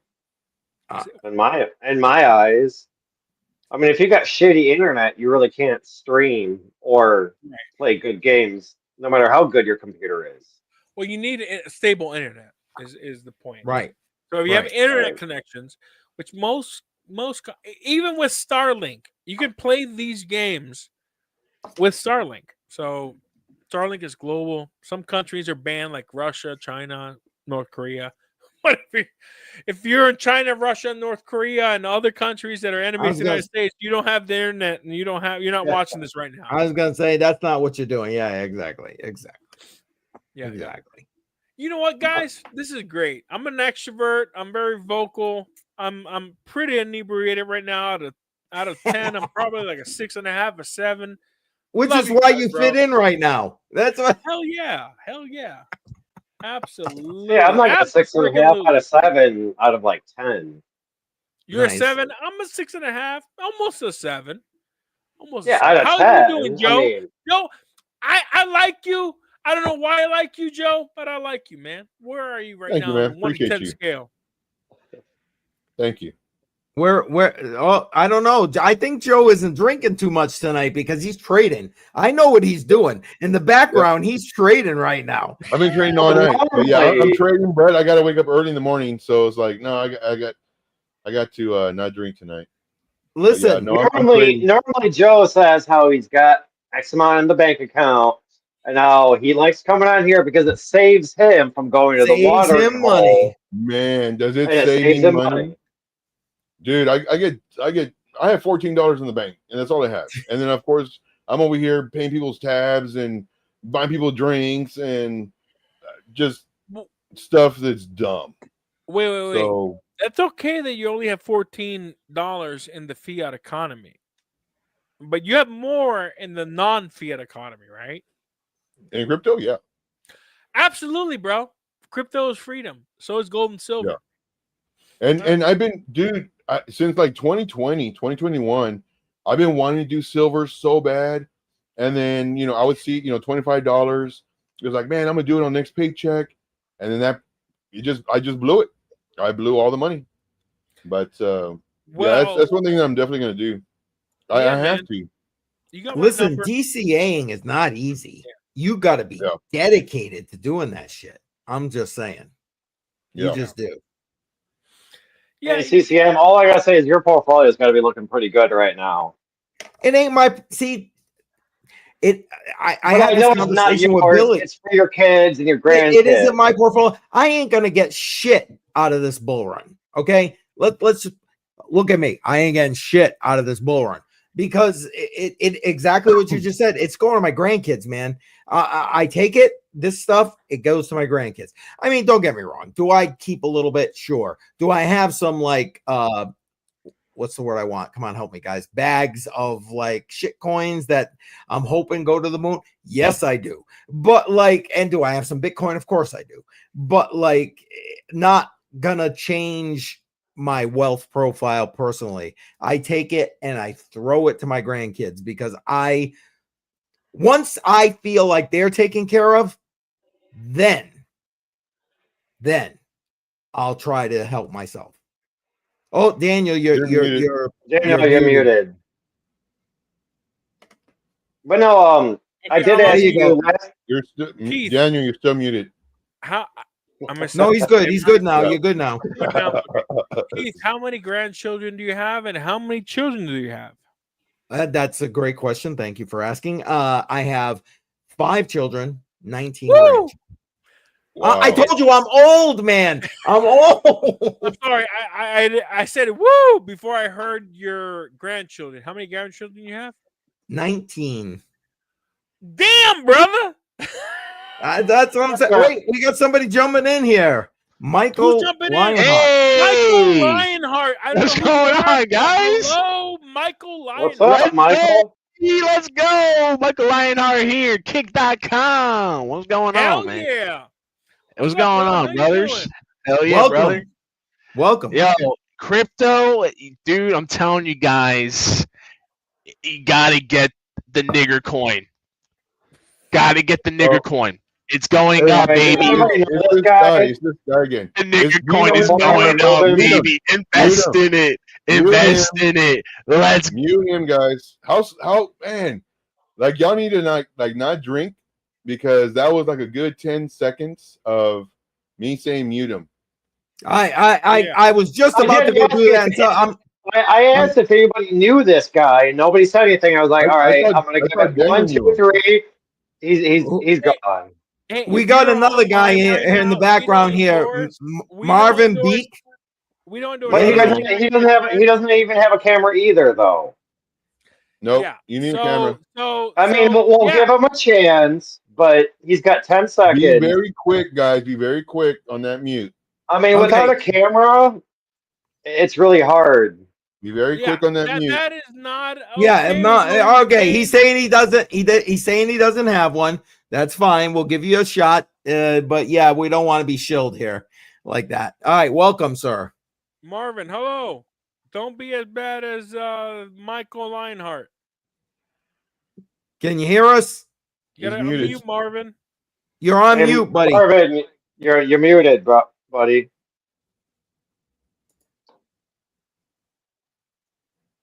Hey Marvin, you gotta tell them lies, black faces. Okay, Mute. there we go. There's that. All right, we got rid of Put that. anybody on that isn't part of the show, huh? Yeah. Yeah. nobody Well, else. I mean, the point behind this was for people to come on and talk crypto. You know what I mean? But these guys are obviously just trolling at the exactly. See what Rain is saying? Trolls. Yeah. Well, that's okay. Exactly. They're trolls. So let's be a little more All careful. right, CCM. So the new rule is you have to have a camera and you have to show your face. Yeah, to if get you on. don't show your face, you're not going to be Plain on the and show. simple. We need to dox you with the whatever you're pushing. We need to dox you. So if you are confident enough to show your face, we'll have you on the show. But do not push whatever Lionheart pushed and what is this guy that just said? Who is it just on? Marvin or whatever. If you want to be on this show, show your face so we can dox you in the future.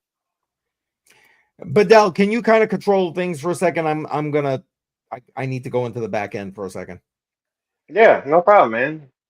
I got you. Thank you. Yeah, the guy was a troll, Rain here. Yeah, I mean, I'm not even gonna say what I thought about it, but well, let's it's just change Rachel. subjects. Let's pretend none of that happened. Look, overall, what Crypto on the Rocks is about, investing DCA in.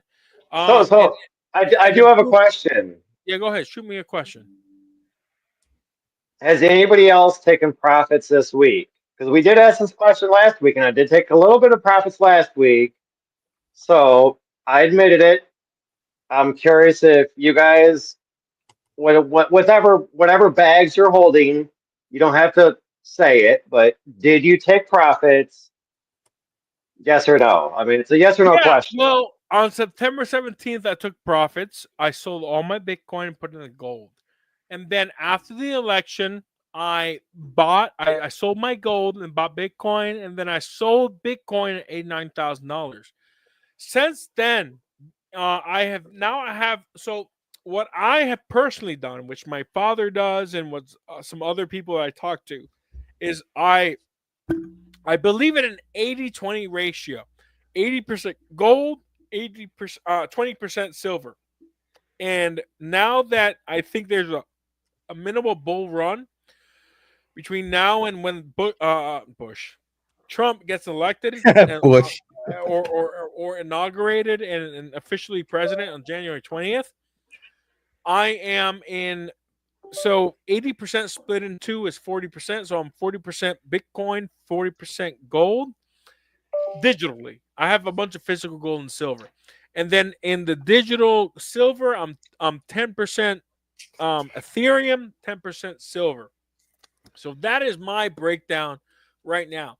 And look, there are a bunch of economists who have said that a 40% ratio of gold back in a currency, which we've already explained earlier, before I drank 3 White Russians, and I'm still drinking my 3 beers right here in this massive mug. I did state that give me a second, be patient. I've been drinking, trying to gather my thoughts here. There is don't you don't want to say, or that may yeah, no, further it's your 80-20. future. I believe in an 80-20, 75-25% split, because gold has outperformed silver, because silver is more of an industrial metal than a precious metal where it's saving. Gold has performed better than inflation. Silver, not so much. About there. Silver has kind of kept up with inflation. But what I've done was I split that in half, right? Instead of 80-20, I have 40% gold, 10% silver. And this is recent. I did this today. I have about 40% in the Bitcoin, in the digital, my digital wealth, 40% gold, 10% silver, 10% Ethereum, because Ethereum essentially is silver compared to gold.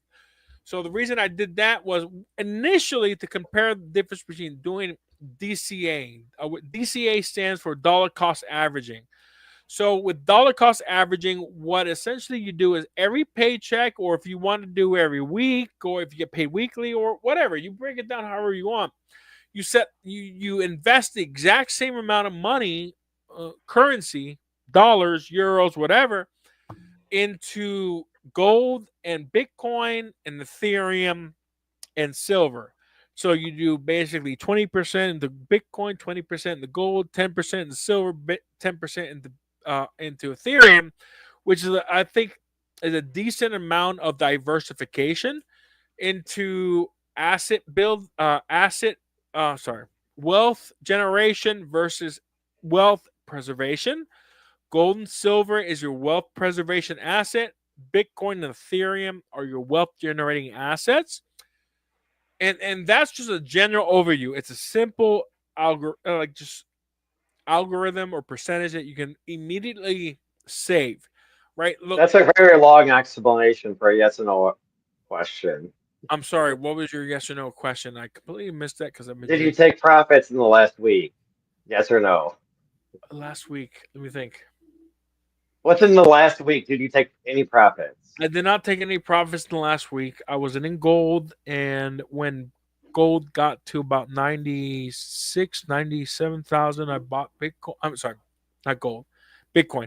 When Bitcoin got to 96 to 97,000, I sold half of my gold, digital gold, through the Kinesis platform. There is a link on either this channel or this broadcast and previous broadcasts where I've been interviewed. There's 3 previous broadcasts where It's I've been in a interviewed.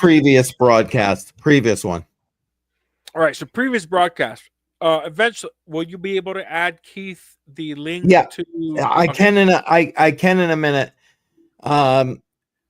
Hey, let me tell you, sidestep from my financial information.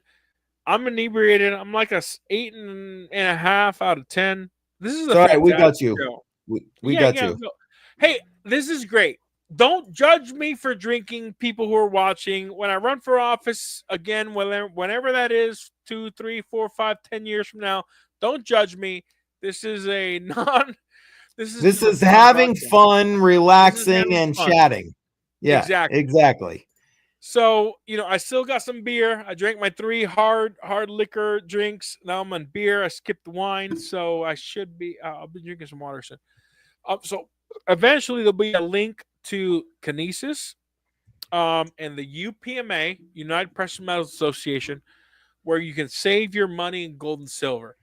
But wealth cycling is taking your gold and silver, your savings, into asset growth, which is basically cryptocurrency. In my opinion, Bitcoin really, and maybe Ethereum.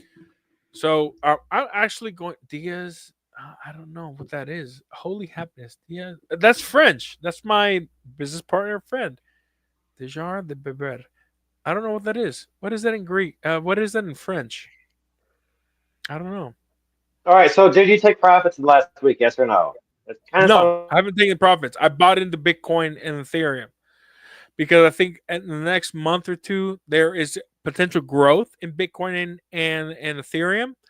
So no, I have not taken profits. I've actually sold gold and silver, digital gold and silver, into Bitcoin and Ethereum to grow my wealth. All right, so I'm watching it very closely. Go ahead. Go. Can I ask that question to Joe? What question? All right, so when I was 14 years old, no, I'm playing. I need Jonah to make a comment in the YouTube chat.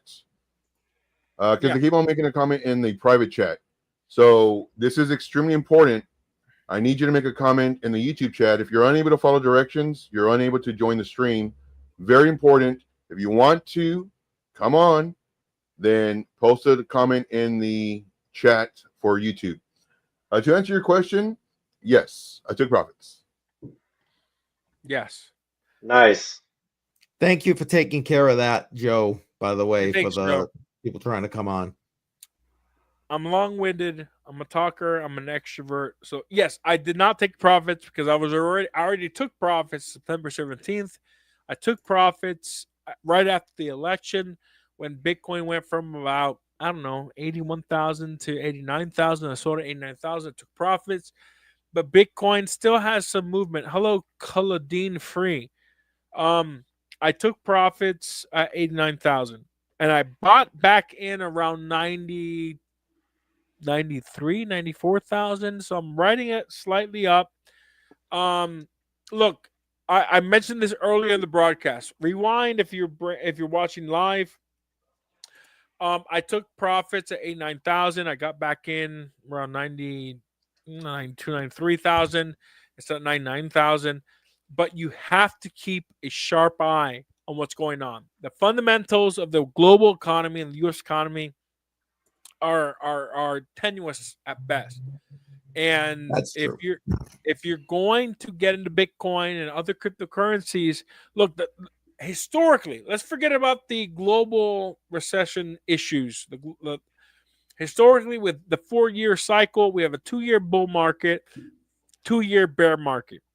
April of this year, we had the halving, and typically 2 years after the halving, we have a bull market, which means this year and next year we should be in a bull market. But here's the problem with that analysis: Bitcoin has never really been through a recession. Bitcoin was created after the 2008 recession. There was a flash recession in 2008 with COVID, but that doesn't really count. It was really short. And the United States government and most countries started printing currency, giving checks to everybody, and people started pumping those checks into Bitcoin and other assets, including gold and silver.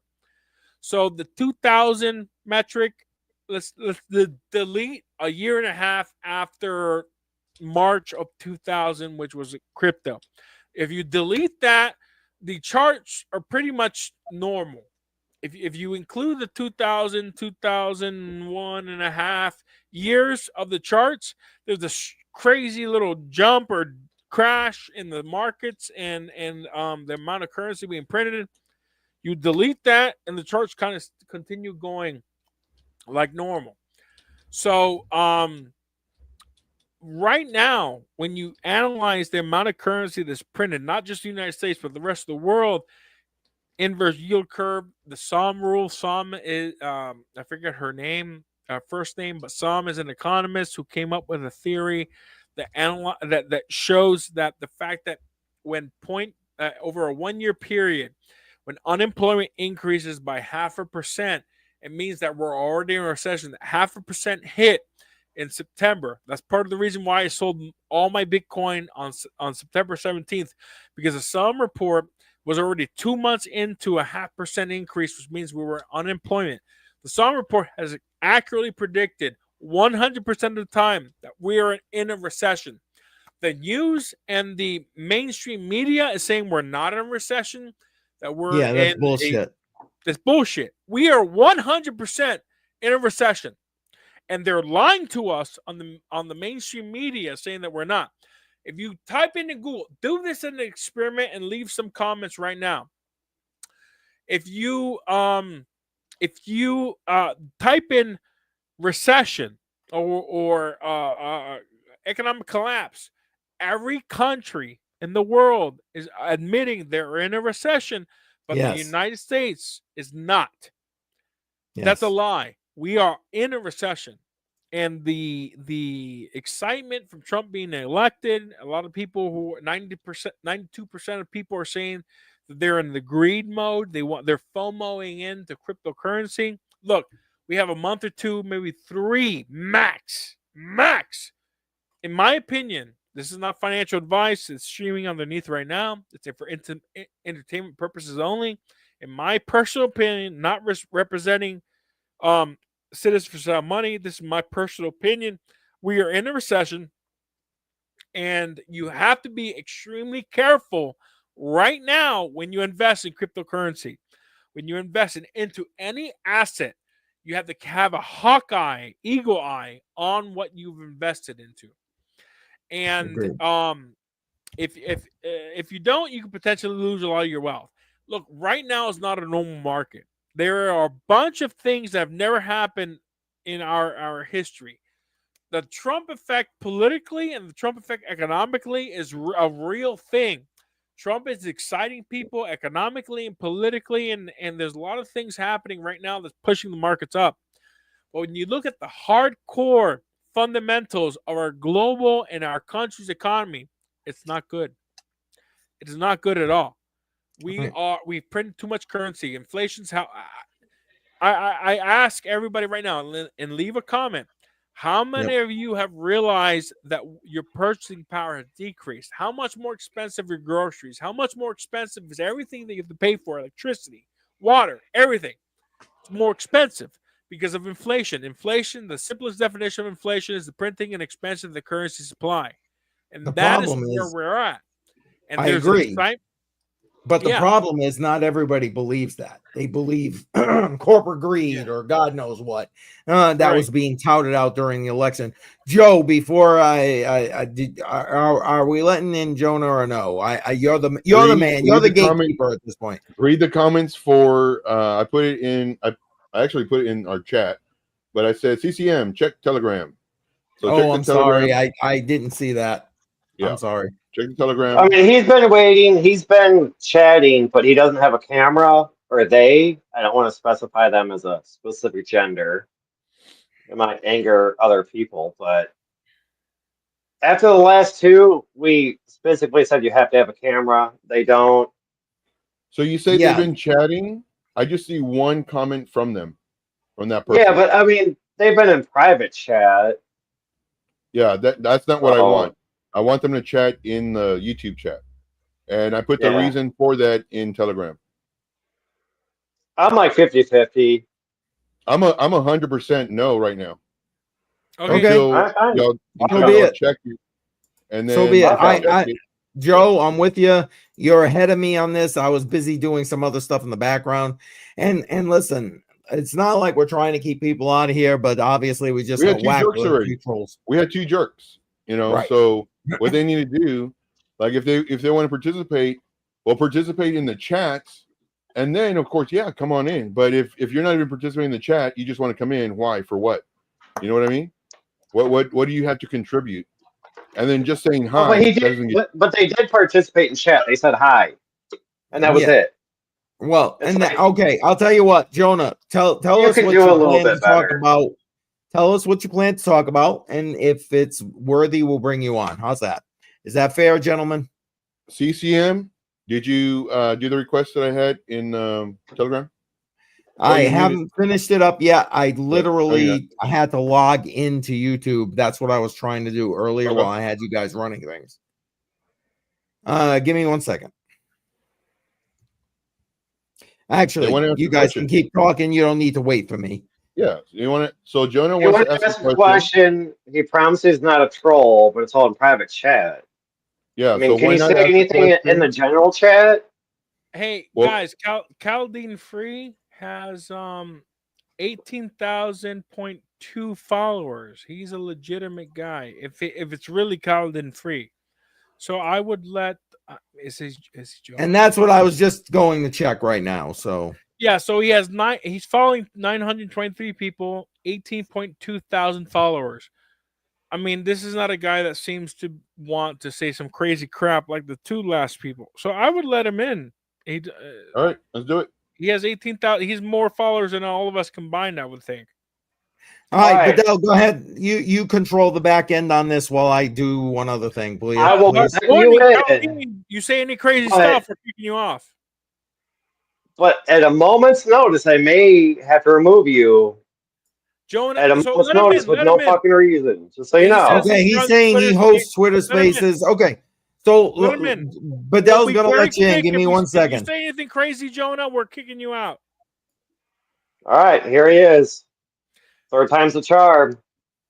Hey. Nigger. Oh, let's kick him out. Kick him out. And there you go. There and you there you go. go. Very How good, far away very is that very button? quick. How far away is that button? Like What the button? first, the to remove them. The Uh-oh. first one syllable that I heard, I would have removed them. Yeah. They got Well- 7 words out of that. Yeah, and it's like I don't Mic get drop. Mic drop. All right, how about we Be don't quick, guys. invite anybody else onto this broadcast because it's ridiculous. Or have the suggestion that I put on Telegram. That way you can. I don't want to say what we're going to do, but that needs to be done. I'm looking at Telegram right now. No, it's in Telegram in the CCM. Yeah, no, he's talking to me. He's talking to me specifically. Okay, gotcha.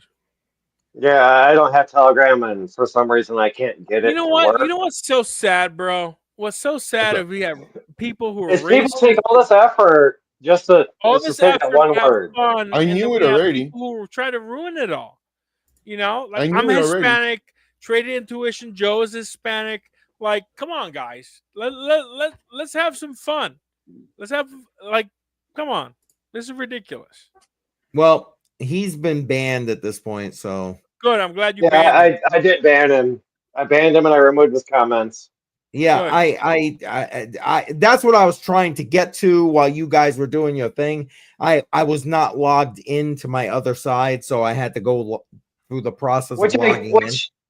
I guess I didn't think about it in the first place, but that's a good thing that they put something in YouTube, because then you can click on that and ban and remove their comments. And I've never had to deal with that, Joe. So I got to give a special shout out to you. Joe is the man. Joe is the man. I that's why I said Joe. I've never had to do that. Yeah, Look, yeah. And look, C4SM, myself, we have a wider range of people. People are crazy, man. Look, What's up, Chuck Danger? Yes. I've seen you around. Can't think of where. No, Maybe he's been here. DCA. He's been here. Yeah, but I've seen him around other places though too. Oh, but yeah, you're right, Chuck Danger. It's like I don't know. It's like you mind if I put a disclaimer out there? Go ahead. For those who are from C4SM, the Grumpy's channel on Twitter and so forth, or what is this called? Telegram. This is me personally. I don't represent C4SM, even though I have C4SM background. This is my personal opinions. This is my first time on here. Don't judge anything that's happened. We don't agree with anything these crazy 3 people have come on. So, exactly, and we're not going to be allowing anybody else on at this point. Yeah, unless this we know is them. it. This is the 4 of us. That's it. Unless they are normal attendees. Or yeah, if we know them, that's one thing. If the guy, did you end up calling that guy? Is he coming on there, Daniel? Which guy? You said something about another trader. His name is yeah, your TA guy. My TA guy. His name is Cesar. What's his Facebook page? Hold on, Cesar. Well, you called him. Yeah, let me. But yeah, I'll give him another call. He's fantastic, and he's sober because he's out dinner with his wife. so at least we're sober. Yeah, that's a something. Yeah. And Chuck Well, thank Danger. you, Chuck. Thank you. Well, I was going to show this one. So. Oh, I went to put it up and you put it up. Go ahead, you do it. There you go. Hey, you like it? Well, no, never mind. That's gonna sound a little bad, but sometimes I would like control. But listen, I mean, that's what we want this to be. You come in, you talk crypto, you chillax, you have a drink, you have a laugh, and listen, tonight we just got some major alpha from Daniel. I mean, we get just like the bomb from Joe every week. I mean, this guy is like this guy literally gives you trade setups. Like, if you are actually paying attention, on Monday mornings, he's giving you trade setups. On Friday night, he's giving you trade setups. You don't, hell, on his own damn freaking thing all 12 p.m. this week. He's giving you trade setups. But like, if you actually pay attention to the in-betweens of this show, bam, tonight, bam. I mean, guys, please tell me I'm wrong, but like, I'm sorry. Joe's all over that shit. No, I mean, Trade Intuition Joe, he's live every single day of the week, multiple times a day. Much love to him. His link is in the description. Make sure to follow him, sub to him. I know Keith, CryptoCoinMindSet, his channel's in the description. My channel's in the description. You don't have to follow me if you don't want, because I don't really make much videos right now. But Daniel Diaz, I believe his info is even in the description. So if you like him, scroll down in the description. Follow him on X. And here's the best part YouTube, about Daniel. I mean, I don't know what all profiles he's on, but I know his links are in the description.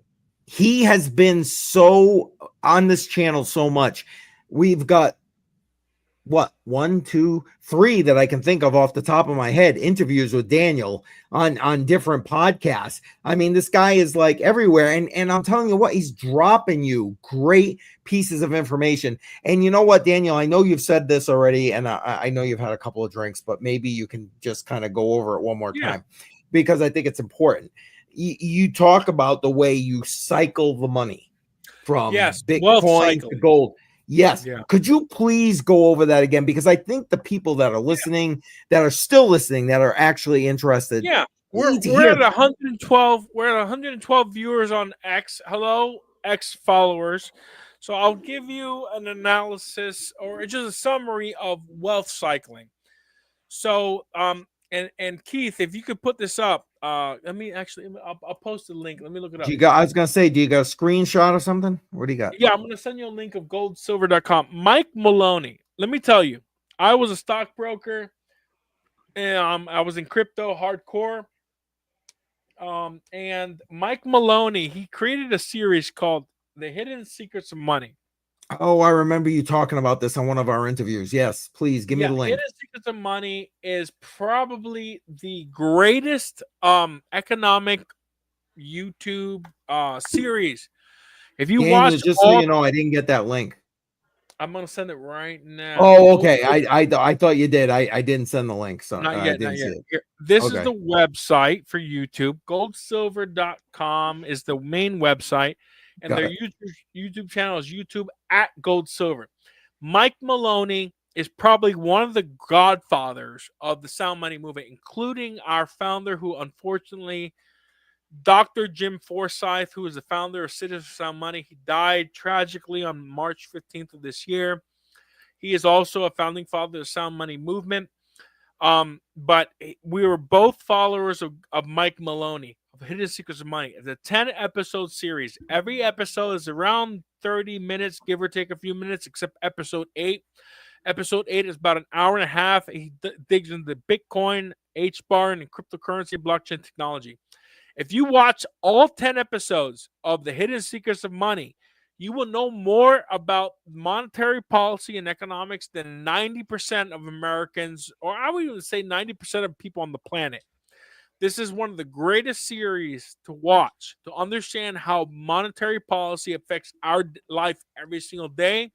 And it will also teach you briefly about wealth cycling. So what is wealth cycling? Wealth cycling essentially is using gold as a central monetary unit of which all other assets measure itself. The Dow Jones, S&P 500, real estate, any stock, any other asset. What you do is you do a ratio of 1 ounce of gold versus that asset. And over an extended period of time, you'll notice the trend. When the asset versus gold is at a certain threshold at the top end of the chart, that is when that asset is oversold. Overbought. The concept is you sell those assets, whether S&P 500, real estate, whatever, into gold or silver. Really, gold, silver doesn't keep as much with inflation as gold. And then as the ratio decreases to the lower threshold of the gold to asset ratio, then you sell your gold and buy that asset. It's called wealth cycling. and it's basically once or twice in a lifetime, twice in a generation, um, uh, wealth transfer, right? So, like right now, the last time we had a major bull run in gold and silver was in 2008.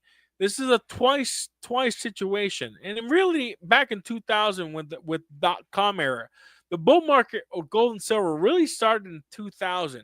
And yeah, there was a dip during '08, but it was a short-term dip, and gold has actually outperformed the S&P 500, the NASDAQ, and the Dow Jones Industrial over the last 5, 10, 20 years. And I think even the 30-year, maybe not for all three of those indices, but if you go beyond 30 years, yeah, those indices outperform gold. But that shows you over the last 24 years from 2000 to today, gold has outperformed the indices because gold is money. And the dollar, the yen, the euro is not. And then what's the difference between money and currency? The basic. I'm getting crazy. What? Oh, hold on. Here we go. Yeah, these comments that are coming in from X are not coming in from my X account, Daniel. I think they're coming in from yours, so I can't control them. So FYI. I just put something in the private chat about it. Yeah, no, yeah, X is great. We have some freedom-loving Americans and freedom-loving patriots around the world who want to support the freedom movement. But Can you unlink this from your ex so Yeah, we can remove all them freaking comments? Yeah, I don't know, whatever you want to do, but I can't do anything about like deleting them or anything like that because it's not my ex. Access free speech. You go ahead, Joe. Okay, so be I'm it. not sure if y'all guys can see right now, but on YouTube, you got trolls. I've cleaned out my account. I've cleaned mine out. Are they trolling Citizens for Sound Money? No, they're trolling me. Oh, they're trolling you. Okay. Well, look, hey, this is the problem with the world. You got people who truly want to help others. We got people who truly want to benefit, and protect themselves with this upcoming, bull market and potential recession. That's fine. Look, we can't control everybody. Look, and let me put a disclaimer out there. Beyond this is not financial advice.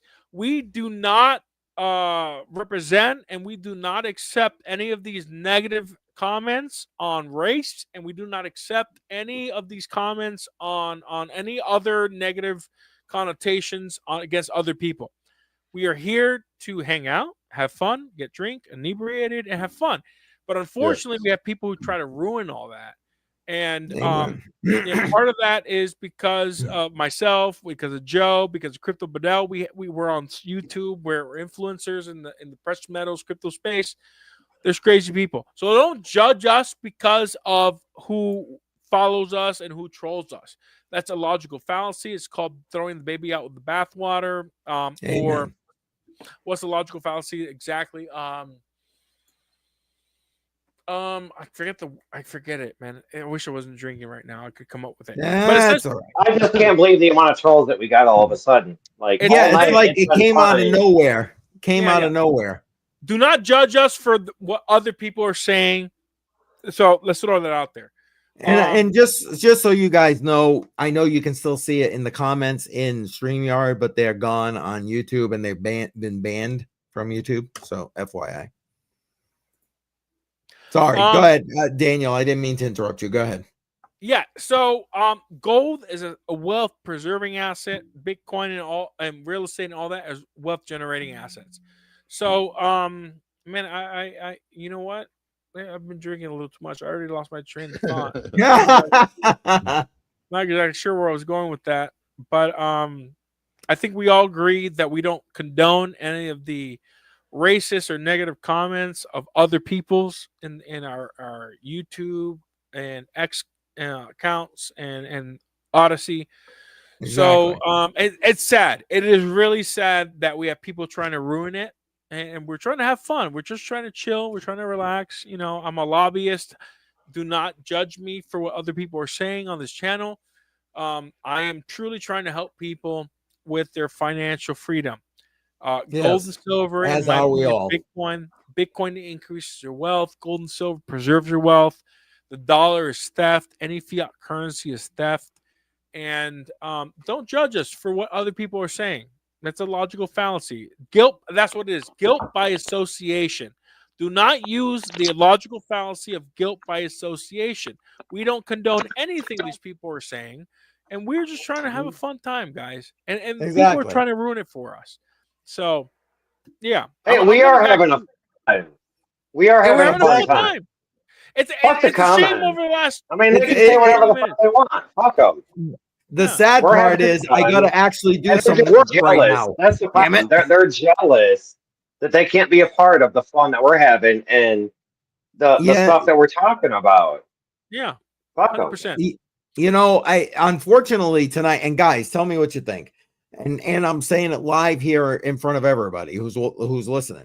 My premise behind this was to allow people to come on and talk freely about crypto, have a good time, have a drink, you know, have a laugh, whatever. And but I'm thinking that maybe we need to restrict it to a set group of people that we invite and just be that's the way it is. And obviously we'll deal with the comments if we got, because we have a lot of people still watching the stream. Yeah. We have a lot of people who are literally asking serious questions or, you know, fun comments. They're interacting with us. But as far as coming on, I usually open it up, and I'm thinking maybe I don't do that anymore. What do you guys think? Yeah, no, I agree. Look, we should vet who comes on the show. So I agree with that. Look, it sucks when people come on and say horrible slurs against certain peoples. Look, Joe and I are Hispanic, you know, and some people hate Hispanics. We do not tolerate that hatred. Look, we're all humans. We're all living this human experience called life. And there is no room for hatred of somebody just solely because of their ethnicity. It is not okay. Amen to that. It is not just. We are all here living the same experience, and everybody has different life experiences, and we do not condone the hatred of others. So, look, we're here to help you. We're here to give you advice. Dollar cost averaging, getting invested into gold, silver, Bitcoin, or other cryptocurrencies. But what we're trying to do is we're trying to help you guys out. Yeah, as Goida said, Rachel hatred is stupid. It is absolutely ridiculous. Because look, we all came from the same place. Whether you believe in evolution or Amen. believe in God or a creator created us, we are all part of the same species, and there should be no hatred. War is evil. Stealing from us is evil. There are certain moral, ethical issues. Next topic. Yeah, moral, ethical. Yeah, exactly. Right. It's like, you know what? We've given this enough thought. I'm gonna believe that you guys agree with me. Yes. So we'll change that around. And I Absolutely. also know, listen, I've worked enough with you guys to know that if you don't agree with me, you're gonna get in touch with me and let me know. So Right. amen to that. So let's talk all about right. something fun. Let's change subjects. Forget these So, people. so It's just the what, four of what I us. wanted to talk about earlier, Yeah, go ahead. and I haven't brought it up yet, I'll bring it up now. Bitcoin's new all-time high is $99,645.39, according to CoinGecko, and that was about 8 hours ago, is what their website is claiming. So, do you think we'll hit 100K in the next few days? Yes. I think in the next few days, Yes. we will hit $100,000. I think we will, but I think there's so many sell orders right below 100K that it's going to be hard to hit 100K. I mean, I'm going to say like within 2 to 3 weeks, but not within the next week, we'll hit 100K. Because we're gonna hit all them sell orders, drop down, and we're gonna hit them again, drop down, hit them again, drop down. And I think like first, I'm gonna say the second week. I'm gonna narrow it down. The second week of December, we'll hit 100K, and then after that, it'll drop down to probably like 85 to 87. I'd like to put like narrow things on there because I feel it's more accurate. I mean, if you just say, oh, it's going to hit in the low 80s or high 70s. Okay, well, that's just like a general. Yeah. Look, it's hard to predict the future. I've done that a few times in the last year and a half. But look, we're in unprecedented time with Bitcoin. We're unprecedented time with cryptocurrency. It's breaking all trends. We're all-time highs. Every single time we're in new all-time highs. It's hard to predict what's going to happen because we have no historical analysis of what's coming. I mean, sure, we have cup and handles. We have the other what's it called? Diagrams or technical analysis trading, as Joe's calling it. Yeah, I was waiting on putting that comment up. I was going to tell Chuck when Joe comes back, I was going to have him address this. Yeah, look, it doesn't matter if it's Bitcoin and the cryptocurrency. Look, traditionally, let's back up from the fundamentals that I've been talking about concerning the global economy. Let's just look at cryptocurrency. Bitcoin, it's kind of following. Hey, Chuck, I'll get back to that comment here in a minute. I just want to let Daniel speak for a minute. Yeah, we're at the 4-year cycle of Bitcoin with a 2-year bear market, 2-year bull market, right? So a year before the halving starts the bull market, and then a year after the halving, which means technically about April is the end of the bull market. April should start the bear market. There's typically a 2-year plus or minus 100 days of a bull market, and then 2 years plus or minus 100 days of a bear market. I'm shocked and surprised that Bitcoin is keeping to that trend. We are in a definite bull market in Bitcoin, and historically, when Bitcoin is in a bull market, people take profits and they put it into the top 10 coins, Ethereum, and the top 10 coins under that, XRP, and so forth. After the alt season starts, which I feel the alt season has already kind of started because we're seeing 30 to 40, 50% gains in the top 10 cryptocurrencies underneath Bitcoin. People sell those and invest in the top 100. Then we have a month or several months of a bull market of the top 100 altcoins. Then we go to the top 1,000. And that is what has happened since 2009. We have Bitcoin pumping, then they take profits, put it in other cryptocurrencies, double, triple, 10x their wealth, and it's I don't know, man. This cycle is a little different than in the past. Bitcoin has never truly experienced a true recession.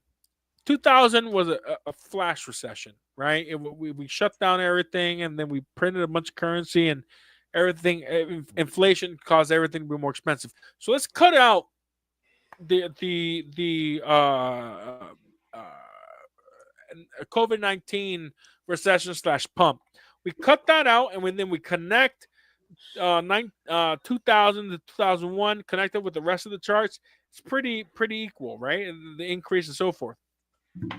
So there is a possibility that cryptocurrency will increase for a little bit, and who knows? Trump might take office. Vic and Elon Musk starts firing everybody, and Trump institutes the tariffs, and we might have a recession. I think we're going to have a recession right after January 20th. I agree with you. Yeah. I agree with you. But look, Bitcoin, even at the 1 month, 1 week, and in daily charts, it's bucking the trend. Based on historical analysis, technical analysis, Bitcoin should be dropping at the monthly, weekly, and even the daily charts. There's a question by Bedell. You asked a question. So you prefer BTC? What was that in reference to? Well, no, I was replying to a comment in chat. We've been chatting about it. Yeah. Basically, this comment right here is what he said, and I mean, I disagree. Obviously, you got to have diversification in your portfolio. 100%. I mean, even if you're not a gold bug, and I'm no gold bug. I mean, okay. Daniel, feel free to slap me around after I make this comment. But basically, I am probably 95% in crypto and maybe the other 5% in gold, because fiat, I don't keep it. I spend it and I it's done with it, because I believe in the cryptocurrency. Now, again, most of that, like we talked about earlier, is going off to my grandkids. But even what I hold for myself, the majority of it is in crypto. It's not in gold. So, but even with that thought in mind, I don't agree with this. You got to have that kind of diversification, and that's what Bedell and I were typing in as comments. I want to ask Goida a question. Goida, when you take profits out of Bitcoin or any of the cryptocurrencies you're invested in, Goida, where do you put your profits? Do you put it in the dollar, which I have explained, and over nothing wrong? Yeah, it's personal preference, Bedell, 100%. But Goida, do you put your profits, when you take profits, do you put that in the dollar or what? I'm curious. Go ahead and reply, and I'll respond when you answer. But do you mind, Daniel, if we have asked Joe if he can take this question that's been pending? And I need to take a break because I've been drinking, and the Lou calls. The Lou calls. So I understand. Go ahead, and then we'll come back and see if you're I'll hear it while I'm in the Lou. Joe, go ahead and answer. I'll hear you. I'm raising the volume. I'll hear you. I'll be right back. All right. Joe, I didn't know if you maybe wanted to address this comment with regard to Doge. I know that's one of the ones you've been doing like different trades in and that kind of thing. So this says, as Doge climbs, I'm turning on my L3s, whatever that is, or times 5 times, I don't know what that is, all low power mode. So I'm assuming it's a miner. Wonder how long they're all ASICs. Okay. They're all like ASICs per se. Yes, but I would say like home ASICs, but I don't the price is going to be going up. And that's what I wanted Joe to draw. Exactly. That's what I wanted you to talk about, Joe, the price. And the price is going to go up throughout the entire cycle due to the Department of Government Efficiency. Every time that Elon Musk talks about it, he giggles. Because then they'll say the government efficiency, and he's like, "Oh, you mean Doge?" And then he'll start giggling. Anytime Elon mentions Doge, it's going to go up, and you're going to see Doge all over the news, big time because of the name. Doge. So when anybody's going to do crypto, they'll say, "Hey, that looks familiar," and they'll buy it. So it's going to do. In my opinion, 3 to 5x easy. Could it go higher than that? I'm betting on it. So we'll see. Yeah, I mean, isn't that something you've had even in, I think, your VIP? I think you mentioned you even had that in your VIP, if I recall, right? Yeah. That's one of and I know Chuck is saying right here, he's talking about boy, I can't say that 5 times fast. Older script miners. But I was focusing more on the price action, which is why I wanted Joe to address it, because I know he's run those charts. Hell, Joe has run those charts literally on his noontime free hour things where people are like, "Hey, look at Doge." I know he's done that. That's why I wanted to make sure that he had a chance to answer that. No, I was gonna reply to that question. I was gonna pull it up, but I can't find it. If you can pull it up. I don't know what question you're referring to. The one that Joe just answered? Yeah, the last question that you just brought up. Okay. Give me a second. I'll get it. Hold on, right here. Yeah, so I had my 3070 Ti's running, 5 of them, Wednesday night. After the stream, I hit power down on Hive OS, go to turn it on yesterday. Power supply kicks on, runs like 600 watts. Normally it runs like 1600 watts. Hit the power button on the motherboard, nothing happens. I'm like, God damn it. Reset it. Did everything I could. Still couldn't get it to work. So tomorrow I got a long day ahead of me because right now half of my rigs don't fucking power on. Really? Are you crypto mining right now? Fuck yeah. What GPUs? What are you mining? Yeah, GPUs mainly. I mean, I got my Avalon Nano 3 there. I got 2 of those solo mining BCH, and then I have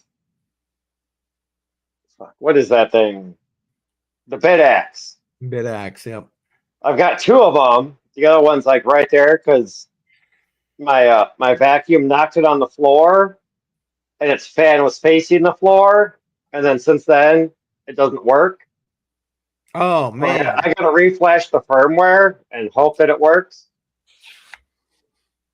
But that's what I'm going to be investing in next is a BitX. I figure, what the hell? What have I got to lose with getting a Bitcoin block, right? Lately, what was there? 2 in the last 60 days that hit Bitcoin blocks for like 220 plus that K. BitX has not worked since before I went to Nashville for BTC Nashville and Litecoin Summit in Nashville. Oh, no shit. And I mean, really, what's 400 fucking mega hash on a solo block of Bitcoin? Like, what's the chances it can set Well, you off for say a that, but fucking year? literally I really two- don't care. 2 It's gonna take me BitXs, more.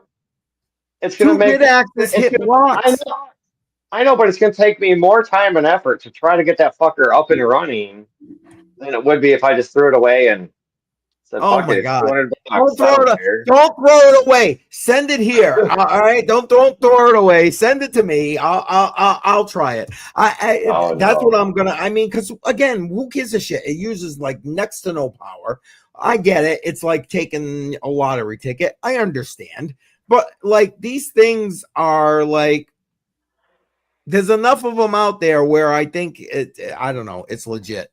Feel No, free, everybody, I in the would comments to definitely tell not me throw I'm it an idiot. away. I would reach out to somebody and be like, "Hey, this thing don't work. Send me 20 bucks and I'll mail it to you. Send me 20 bucks in whatever current like Litecoin. Fine. Send me $20 in Litecoin. Send me your address and I'll fucking mail it to you Okay. rather than throw it away." But Okay. I can do that. and the last 6 months, to me, it's like, whatever. Like, I'm too busy with way many other things that I haven't had the time to fix it. But it's like, now get I've it. got 3 rigs that don't even turn on. One turns on, but the motherboard doesn't turn on because it's a server power supply with a ZXX board. And I've never had problems with those. I've never had one. It's my first one. So it's like, I feel like I might need to reach out to people to try to get help with it tomorrow. But Can I make a Sorry, comment? Daniel, nice cat though. Oh, I have 2 cats. Well, I have 4 cats. That was the last one I was petting was Simba. He has no tail. And then Zag. So I have cats. I like cats. They're smart. But I want to comment on Goida. Goida is promoting a cryptocurrency that's backed by the military-industrial complex.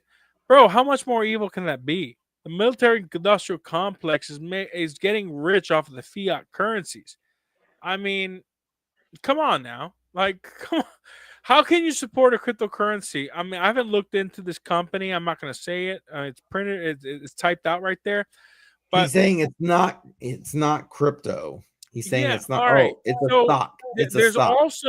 also investing with a conscience, right? Like, I'm not going to invest in the military industrial complex because I don't agree with war. I don't agree with murdering people and killing people. So And even that's funny. That's XRP, why that sounds familiar. I know what he's talking about. Okay. yeah, I don't like XRP. Well, I don't care what the XRP army thinks, but XRP, I don't think it's a coincidence. You can think of conspiracy theory or not. I don't think it's a coincidence that XRP is winning these court cases, and they're about to become the primary rails upon which central banks use central bank digital currencies to transact across the world. I will not benefit. I refuse to buy XRP because of what they are doing and providing with ISO 2022. ISO 2022 is the new system upon which the banks use to transact currencies. So listen, I'm not judging you. You can profit yourself from XRP. Me personally, because of my beliefs, my ideology, my faith, I will not invest in XRP. I will not benefit from XRP because XRP, Quant, and all the other cryptocurrencies, HBAR, Ethereum, and so forth, are benefiting from the it's a government software company. Why would I invest in a company, XRP or any other company, whether it's Platinum, whatever you're talking about, that is creating the system to what I believe the fiat economy is enslaving humanity, and a CBDCs is even more tyrannical than fiat. So listen. I'm not judging you, Joe. I'm not judging you, Keith. I'm not judging you. What is Crypto Bedell. Whatever. Crypto Bedell. Hey, you guys can invest in them. I know you don't. I know you don't like hate me. You may not like me, but I feel I'm part of the XRP army because I've been holding XRP for like 6 fucking years. I'm not judging you. And I'm only here to make fucking money. I don't care what the fucking project does or does not do. That's you. My average cost of XRP is like less than 20 cents. So when it's over $1.20, like I think it is right now, I'm good. I can cash out, walk the fuck away smiling, and not give 2 fucks. You benefit. At 55 cents, I was selling it. At $2. Brother, the one time I sold it at like $1.68, and I was fucking walking away smiling. You walk away and make all the money you want. Joe, you too.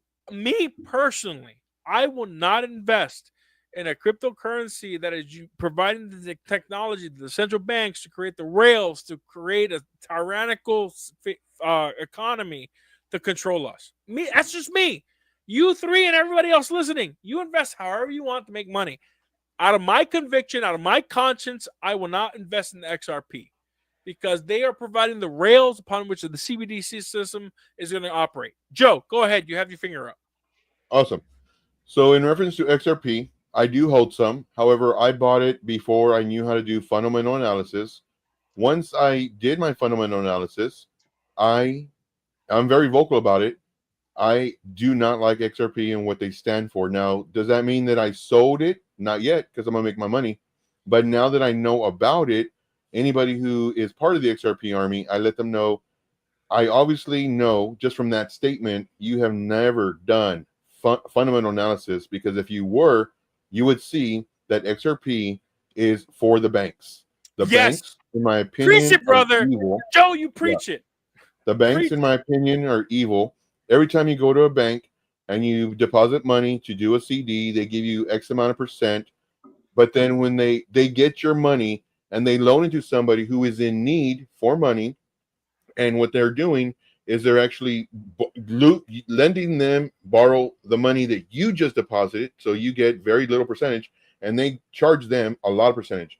That's why you will never go into a bank that has broken chairs or bad furniture, because they're making so much money. And also, like, all their buildings usually have glass windows, so they're making money hand over fist. And then on top of that, when the banks lend out too much money, well, they get bailed out. So I don't like what XRP stands for. However, I still have it, and I'm going to sell it. And I was really tempted to sell it this weekend, but I'm pretty sure I'm going to hold it for a little bit more. Wait. I don't know. I'm trying to bring it up here. Hold on. Trade Intuition, I love you, man. Crypto Bedell, I love you, man. Look, you guys know that XRP is the enemy, but look, I don't judge you. Me personally, I don't judge you for having XRP. This is me, my personal conviction. I personally cannot, as executive director of the organizations I represent, and as a Cuban who hates communism and hates fiat currency, me personally, I can't benefit from XRP. I'll benefit from Bitcoin. Okay, Ethereum is helping with ISO 2002. I'm a little biased towards Ethereum because I used to mine it, but I don't have any other cryptocurrency, none whatsoever. It's Bitcoin and 10% Ethereum, my net worth from digital currencies. And look, guys, don't use me as a judge of what you're investing. Make your money. Me personally, my conscience, everybody's conscience is their own. Do your own research, do your own investing, but I will not invest and help XRP promulgate the future CBDC system and the way that the central banks are making the rails to control us. I will not. I'd rather be broke and poor than let the governments control me.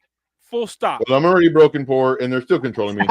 But in reference to Goida, I think that's how you say the name. I'm gonna give you a little tip. Like, if you want to make a point, don't bash the person or their ideas before trying to make your point. It's to get an open-minded response, but Daniel, you did it perfectly. You gave him an open-minded response, but I'm not sure if Goida is very young, naive, or whatever, or maybe old and doesn't care and just wants to project their thoughts. But if you ever want to go into a debate, you never trash the person who you're debating. You always say, okay, I see your point. This is my point. Yeah. So just give me a point of view. When you insult somebody in a debate, it's called it's a red herring, right? You're changing subjects, and you're also insulting the person, which is what is it called? And it shows your lack of intelligence. It really does. Well, and your lack of conviction in your point of view. Yeah. Let's be honest. And it's funny. It's good to have a different point of view. You know, it's absolutely good to do that, but you need to convey it in an intelligent way and a productive way versus you're wrong, I'm right, and this is why. Yeah. So I good. I'm glad you put that up there. Goida, thank you for putting it up there. He said no. He gave a good answer about the gold, but I still wouldn't buy it. Didn't mean to insult you. Thank you for clarifying that, Goida. Ad hominem. Thank you, Chuck. It's an ad hominem attack. When you attack somebody's character, it's called an ad hominem attack. It's a logical You guys are so smart. Yeah, I know. Where the hell are you? Get on here. Yeah. Like, you guys are so smart. Me, it's like, it's not that big word. It's jerk. What? You're a jerk. Yeah. Well, I replied to like one of his comments. I was like, hey, like, it's not an attack. It's just you prefer that. I prefer this. Or, you know, like everybody prefers their own thing. Like, there's no fucking hate. It's just, Daniel, you were just hating on XRP. And I'm like, I'm not liking XRP. I invested in it 6 fucking years ago. I've made my money back plus more. And I still hold a little bag. You make your money. I can money, tell it right now would not give 2 fucks because I'm still in profits. But I'm waiting for the long term, hopefully. But no judgment from me. You make your money the way you want to make your money. Me personally, because of my convictions, the organizations that I run, and me being a first generation Cuban American and understand the dangers of fiat currency and central banks, I cannot support XRP. Full stop. I will not invest in XRP now that I know what I know. You guys make your money. I'm happy for you. Those listening, make your money with XRP. But if you do not want to support a global currency where the central banks control us and they program currency and they do not want us to spend our money the way we want to, where we want to buy guns, ammo, gold, silver, they can control that with CBDCs, and XRP is one of the main companies creating the rails for ISO 2002 to transact fiat currency, CBDCs, amongst each central bank. That's just me, guys. You guys and they're not the only. In fairness, they're not the only ISO 20022 compliant coin. No, HBAR, Quant, Ethereum, XLM. There's a bunch of companies out there. That's ADA, Cardano. Yes. Look, this is just my conviction. Look, because I'm a first generation American, I invest in my ideology. I invest in my beliefs for freedom. I will not support when I learn a certain cryptocurrency or company is supporting the socialist, communist, globalist ideology. I refuse to invest in that. Now, that's me personally. If you guys want to, all power to you. You'll be richer than me because XRP is going to grow. Quant's going to grow. All these other companies, HBAR is going to increase. I cannot support personally, convictionally, these companies or cryptocurrencies or stocks. You guys make your money. I want to support companies that believe in freedom. I want to support companies that believe in the individual person. Verbal debate. I'm just gonna read a couple comments here. Ad hominem. Yeah, go ahead.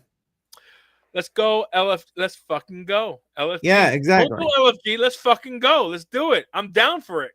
That's what I'm saying. I Like, love you, man. Crypto Banana. I verbal love you, debate, man. let's fucking go, man. Like, Let's fucking go, bro. See, you want to this is some what words? Let's fucking go. this is the idea of this. You throw out your 2 cents and just have it be like boom. And in the idea of full disclosure, just so everybody knows, I'm with you on XRP. Never have been an XRP fan. I mean, if people ask me about it, I give them my honest opinion, but you know, if it's what it is, this is how I feel. However, I will say I do own HBAR, and not so.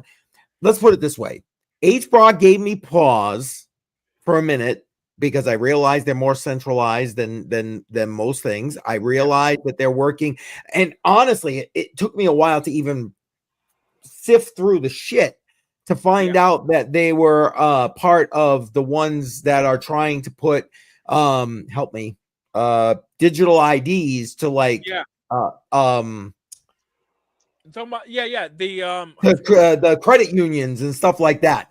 And but they do have other things that I actually did like. They were doing like customer service programs and stuff like that for major companies that, okay, I get it, you know, centralized, maybe not, blah, blah, blah. But I liked the way they could bring people into the space via these customer service programs, which is why I ended up investing in them. I will also say that, what was the other one you mentioned, Daniel? What's the Quant? I do own a small amount of Quant, mostly because of its ISO 20022 compatibility. And I realized that as much as I may not like it, I realize that that's the way shit's going right now. And that may need to be the what's the word I want? The bridge, whatever between, until we get to where I agree with you that it's like, fuck you, we're gonna do what we want with our money, how we want to do it. What do you think about XLM? I like XLM. XLM is good. Look, they're part of ISO 2002, but XLM is super cheap. I mean, you're looking at a fraction of a cent to do any transaction. And look, I was honest with my investment in the Aether. I'm gonna be honest about XLM. XLM is there's a Kinesis.money, which is the gold and silver exchange that I told you about. I have most of my gold and silver digital. Oh, I forgot to put those. Thank you. You said that. I gotta go get those links. I forgot all about it. Sorry. Go ahead. Keep going. I'm gonna go get those links. Is a hard fork of XLM. Yes, XLM itself is part of the ISO 2022, ISO 200022, not 2000 and then like 2022, but 200022. Google that. If you're watching this and you want to understand what the central banks are doing, it's called ISO 2022. It's basically a technical it's the technological realm rails upon which all the digital the central bank digital currencies are going to use to transfer fiat currency to each other versus using the SWIFT system. SWIFT was created in the 20s or 30s, and it's basically like a what's it called? Man, alcohol sucks. Alcohol slows your mind down, bro. I'll tell you what. I was just looking up stellar lumens because I was like, I know I bought it and I know I made some money off of it. Look, XLM went up. I bought it at 12 cents and I sold it at 28 cents. Brother, it's at 36 cents last time I checked. Man, I had some XLM and I didn't sell it. Money transmission. Yes, exactly. That's it. The money transmitter. Correct. Yeah, but I think this danger. Come on. I was buying and selling off of I hate to say his name, but I was listening to BitBoy Crypto at the time. Oh, when I first got into when I first got into crypto, I was watching his shit every day, and I was like, "Oh, he's saying buy this," and I'd buy it, and I'd like watch the price, I'd watch it pump, and I'd sell, and then the price would just go down. I'm like, yes. I mean, the most I ever made was like, I think like $180 in like 20 minutes, just by buying and selling, not physically trading. I don't feel like that's trading because you don't have any stop losses, no indicators. You just buy Yeah. on Coinbase, sell on Coinbase. Fuck, I made $180 in like 20 minutes. Fuck yeah. Yeah, absolutely. Look, make your money the way you make money. I am blessed to not have to live paycheck to paycheck. You know, I have a savings. I don't need to do what I need to do to survive. But look, 80% of Americans, let's be more specific, 78% of Americans, I'm rounding up to 80%, 4 to 5 Americans are living to paycheck to paycheck. Right? If you're investing in crypto, you want to get ahead of the game. And it's a sad state of affairs. And the reason why you need to trade the way that you were trading, risking everything, and the reason why you have to, work side hustles is because the United States government and the government of every country on this planet, except for Zimbabwe, which has already backed their currency with gold, the Zig dollar, they are stealing our wealth right there. That is kinesis.money. There's 12 digital assets. Let me see if I can remember them all. Bitcoin, Ethereum, XLM, XRP, Dash, Litecoin, Dash is part of this USDT, too. yeah, Oh, nice. USDT, XDC. I forget what XDC stands for. That's 9. I'm missing 3 assets. There's 3 other digital assets other than the ones that I mentioned that are part of the Kinesis monetary system, KMS.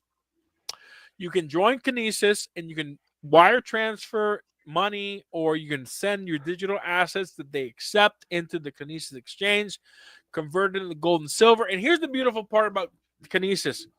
Most companies that hold their gold and silver charge you a vaulting fee, because when you buy gold and silver digitally, they have to put they're basically giving you ownership of gold in a vault, and that vault charges a monthly fee for holding the gold and silver. Kinesis doesn't charge you money. Kinesis actually pays you money by holding your money, gold and silver, into the Kinesis exchange, and it's free. We get paid a percentage every month. There's 5 ways to earn a yield. I think it's 5 or 4 ways to earn a yield in gold and silver every month. And get this, Kinesis. You put the link out there for UPMA. Yeah, it's in the live chat. Link for that and UPMA is in the live chat. Beautiful. So when you put your money in the gold and silver and the UPMA, you'll earn a yield. You'll get a little bit of a return every month. And if you're not in the United States, they're going to come out soon with a debit card. But if you're outside of the United States, you can actually spend your gold and silver with your debit card and pay for coffee, your daily expenses, and so forth with gold and silver. Gold and silver preserves your wealth. All other assets, including Bitcoin and cryptocurrency, grows your wealth. So I recommend, as I said earlier in the show, take 100, subtract your age, whatever your age is. This is general fiduciary responsibility. Fiduciary responsibility is me as a stockbroker. When I was a stockbroker, I am legally liable for whatever advice I give to my clients to protect my clients and to make sure I'm not sued. There's a fiduciary responsibility where we give advice. That advice, when I got my license, Series 7, to be a stockbroker, is take 100, subtract your age. Your age is what should be in what they call safe assets. When I was a stockbroker, I'd say it's cash, bonds, and gold and silver. Now, what I know now, bonds are not safe, cash is not safe. Put your age in the gold and silver. Whatever the difference is between 100 and your age, this is not financial advice, this is my personal experience. Put into wealth generating assets that are risky, because the idea is, if you have your age into gold and silver or safe assets, if you lose the difference between your age and 100, you have enough assets to grow your wealth back again, right? And we're in very volatile times right now. If you're invested in cryptocurrency, keep a hawkeye, eagle eye on what you're invested into, and make sure that when the price drops, you sell when you need to sell. You know, the typical 5% is what you want to do for a stop loss, maybe a little less, 2.5%. This is not financial advice. This is what I do. 2.5 to 5% for a stop loss. Go ahead and do that. But if you're in cryptocurrency, keep a hawk eye, because the fundamentals, the bones, the rails of our U.S. economy, global economy, United Precious Metals Association. Let me tell you a little bit about the UPMA, United Precious Metals Association. You can wire money into the UPMA. You can buy gold. You can buy gold dollars, which is essentially 1/50th of a gold ounce. You can do silver dollars, which is basically 1 ounce of silver, or you can buy gold backs. If you can lease your money into a gold, silver, or gold back lease, and you'll earn between 2 to 3.5% in that asset.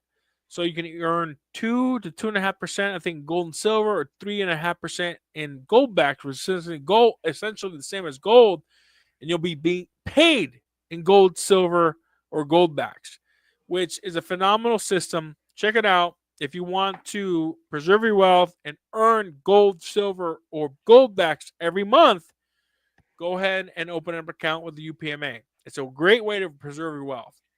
You don't necessarily have to put all your money. You can if you want, into gold and silver. But my recommendation, look, we're all here to increase and improve our lives. And if you want to increase and improve your lives, learn how to trade. Follow my brother Joe here in Trade Intuition. He gives you signals. He tells you how to invest. Grow your wealth with Trade Intuition, or any other influencer or trader or company that teaches you how to do technical analysis. My recommendation is Trade Intuition. I'm hiccuping because I've been drinking. Yeah, it's all right. So as we all. And your money that you're saving, my opinion, not advice, put in gold and silver. And go ahead and put money in the Bitcoin, Ethereum, or whatever else you think is going to grow.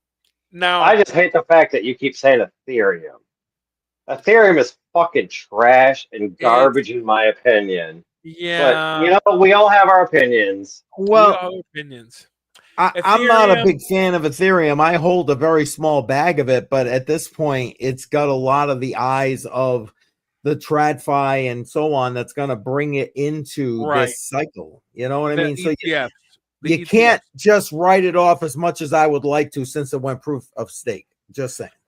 Listen, when it was proof of work, Ethereum was my boy. I mean, I had a crypto mining company and blockchain consulting company, and we were like 80-90% Ethereum mining. The minute I think everybody at that point was, and they went POS. And I called them, oh yeah, POS, proof of shit. Yeah, like, because that's what they're going to, is proof of shit. I love their fees are astronomical. Their transaction times are out the fucking roof. I'm like, you're paying high prices to wait in line. Like, nobody wants to wait in line. Oh yeah, you can pay an extra $1,000 to get 5 people ahead, but then you're still waiting 2 hours to get your transaction or your NFT sent to this person. It's like, fuck off. Like the transaction fees, the waiting times were just fucking stupid. I will grant Ethereum this: the fees have decreased a little bit. And look, there is a group of Ethereum lovers called the Ultrasound Money Group, or whatever they're called. The problem with Ethereum is you can print as much Ethereum as you want, and there's no cap, right? Bitcoin, in my opinion, is the only potential digital asset that could be considered sound money, because it has a hard cap of 21 million Bitcoin, and then there's 100 million Satoshis that equals 1 Bitcoin. So there's enough Bitcoin for every person on the planet to be able to transact and deal with. Ethereum, since it was the proof of stake, I don't know. look, I only invest in Ethereum. Look, here's what I find interesting. Gold is the So precious do metal. you believe in Ethereum, No, or was it just a thing to make money? when it was proof of stake, I believed in Ethereum. The minute when the You mean proof of work? proof of work. Sorry, rewind. Proof of work. When it was proof of work, I believed in Ethereum. Whenever proof of stake, the Ethereum Foundation pretty much controls it. Vitalik, I love Vitalik. He's all about the mission. He believes in sound money, but he messed up. He hated miners, and that if I could meet what's his face Vitalik, I'd tell him he screwed up by making a proof of stake. Oh, the alien, as everybody calls it. Yeah, he's the little look. He's like any other engineer. Engineers, look, if you're an engineer, I'm not judging you, but look, most of you are introverts, and you guys have a special way of interacting with humanity. I got an engineer at work, and I make fun of him every day. I'm like, dude, your jeans don't even touch your ankles. Yeah. When you sit down, do your knees show because your jeans, your jean pants are so short? When you sit down, do your knees show too? Like, come on. Yeah. Look, I think he's smart. I mean, at what age? 19 or 18? No he doubt. created Ethereum. The guy is one of the smartest guys ever to walk the earth. Right? No doubt. But I think his hatred for crypto miners was a little out of place because we secured the network. I mean, when I say we, I mean 90% of my revenue when I had a crypto mining company was Ethereum. And Ethereum would have gone nowhere without the miners. Right. If all the miners were to turn off. Ethereum. Sorry, you getting me passionate. I'm Cuban. Go get passionate, brother. Get passionate. No, I'm just curious because you keep talking about Ethereum. And I'm like, why do you keep like talking about Ethereum? Like, you must have a love for Ethereum. I'm like, I mined Ethereum just to make money. Other than that, fuck Ethereum. Look, I was making the gas fees were high, the wait times were fucking astronomical, and it's come down, but it was faster. It was faster than Bitcoin. Look, Ethereum was my bread and butter when I ran my crypto mining company. It was 30 to 45,000 a month I was making in Ethereum. It was beautiful. It was probably one of the best business decisions I made. The minute they went proof of stake, that caused the collapse of my crypto mining and blockchain consulting company. But look, I understand where Vitalik came from. But I think that where Vitalik went wrong, and it's the same thing where a lot of monetary theorists went wrong, was he misunderstood what miners were doing. We weren't doing it for greed. My crypto mining company was doing it for freedom. We were providing proof of work because I believe proof of work is the best system upon which we can create we were secure in the blockchain. Yes, miners. Exactly. And they took all of that away and pretty much made it a centralized blockchain, in my opinion. Unfortunately, any proof of stake. Now, you may say something different, but when you have millions of miners mining this blockchain, getting rewards for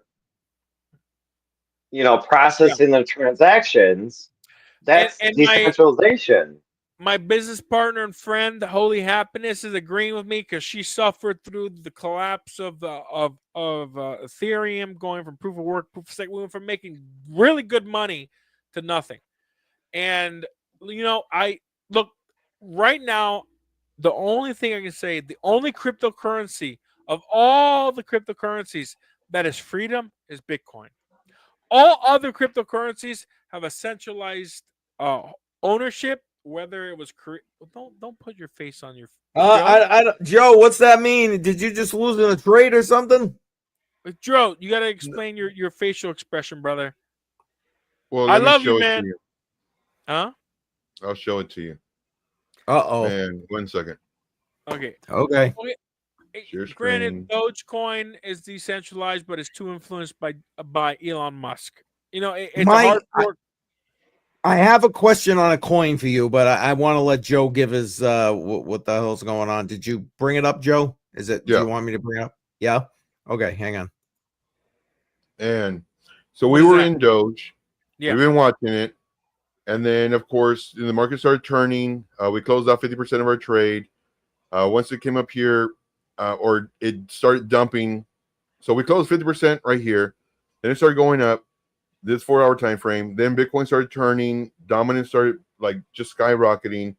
So I posted here, close out the trade. And I guess I forgot to set my alert.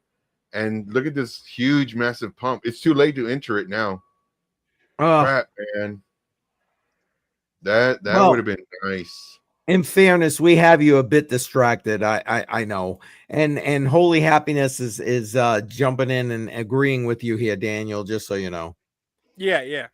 Well, she's my business partner and friend, old business partner friend from the crypto mining company we had. So yeah, I was agreeing. Joe, are you gonna try it? I'm sorry, Daniel. I apologize for interrupting. No, go ahead. Joe, you gonna set another alert? Are you looking like you're gonna try and catch another bounce on this thing or what? I'm gonna see if it comes down. I need it to come down at least to here. Joe, that hyperbolic increase, it's new territory. Can you do a monthly chart? Let's see where the all-time high of Doge is. Yeah, let me go to a different a different chart. Let's do friendly. She's saying friendly. What do you mean by friendly? Holy Happiness. What is that? Is that the PTC? Maybe she just means that we're all friendly. I don't know, but sure. they're putting it in quotes. She'll clarify. So do a reset. Right click and reset. Oh, look, we're beyond the all-time high of Dogecoin. Like right now, I think we're in a reverse market crash. I think that everybody's excited because of Trump. I think everybody's excited about Elon Musk creating the Department of stupid autocorrect. The Department of Government Efficiency. We're uncharted territory. We have broken the all-time high with Doge. Guy, pull up the Joe. Can you put the MACD and RSI charts? Let's see how much. Wow, that's surprising for the RSI. MACD makes sense. The RSI, the fact that it's not at the all-time high for the RSI is interesting. But the MACD, it's beyond the all-time high, which scares the shit out of me because that's what Bitcoin is doing. Look, this is an unprecedented time in cryptocurrency. Look, we have all-time highs in the MACD, which is beyond all-time high. The RSI, which is a little bit more of an accurate indicator of the strength of a trade or a currency or stock, it's not at the all-time high. So I don't know, man. I like the MACD. MACD is pretty accurate. But RSI is showing there's some movement in Dogecoin. All right, let's assume. Can you do a logarithmic instead of automatic or for the chart? There we go. Log. Okay, we're slightly above the all-time high for the logarithmic. What is? Oh, actually, no. How far away are we from the? All right, let's use this on the logarithmic chart. The all-time high, we have still a little bit of movement, right? Which matches the RSI. So, look, if you want to get into Dogecoin, this is not financial advice. This is just for me reading and being a stockbroker. There is a little bit of movement for Dogecoin to get to the all-time high and that little wick right there, the bearish wick right there. I think the doji. It's pretty much a doji right there. There's some. If you want to get a Dogecoin, go ahead. But I don't know, man.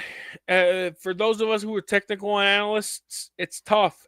It's tough without any historical analysis to determine what's going to happen with Dogecoin.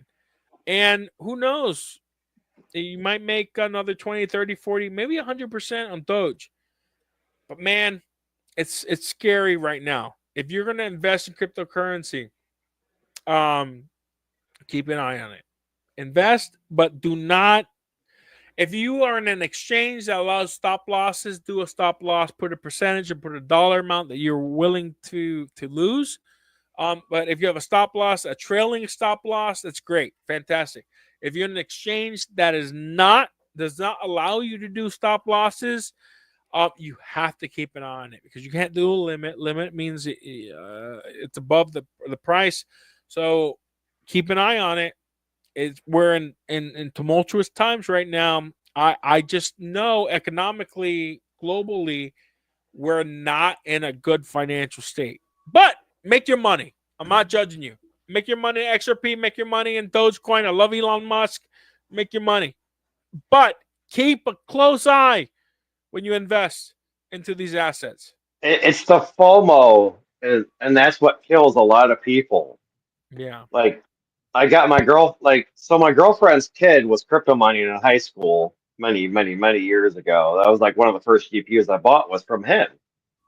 And I got her into Coinbase a few years ago. I was like, hey, you know what? Here's $20. Do the learn and earn. I think I actually had to send her 25, or she had to spend 25 for like the referral bonus of whatever we got. Blah, blah, blah.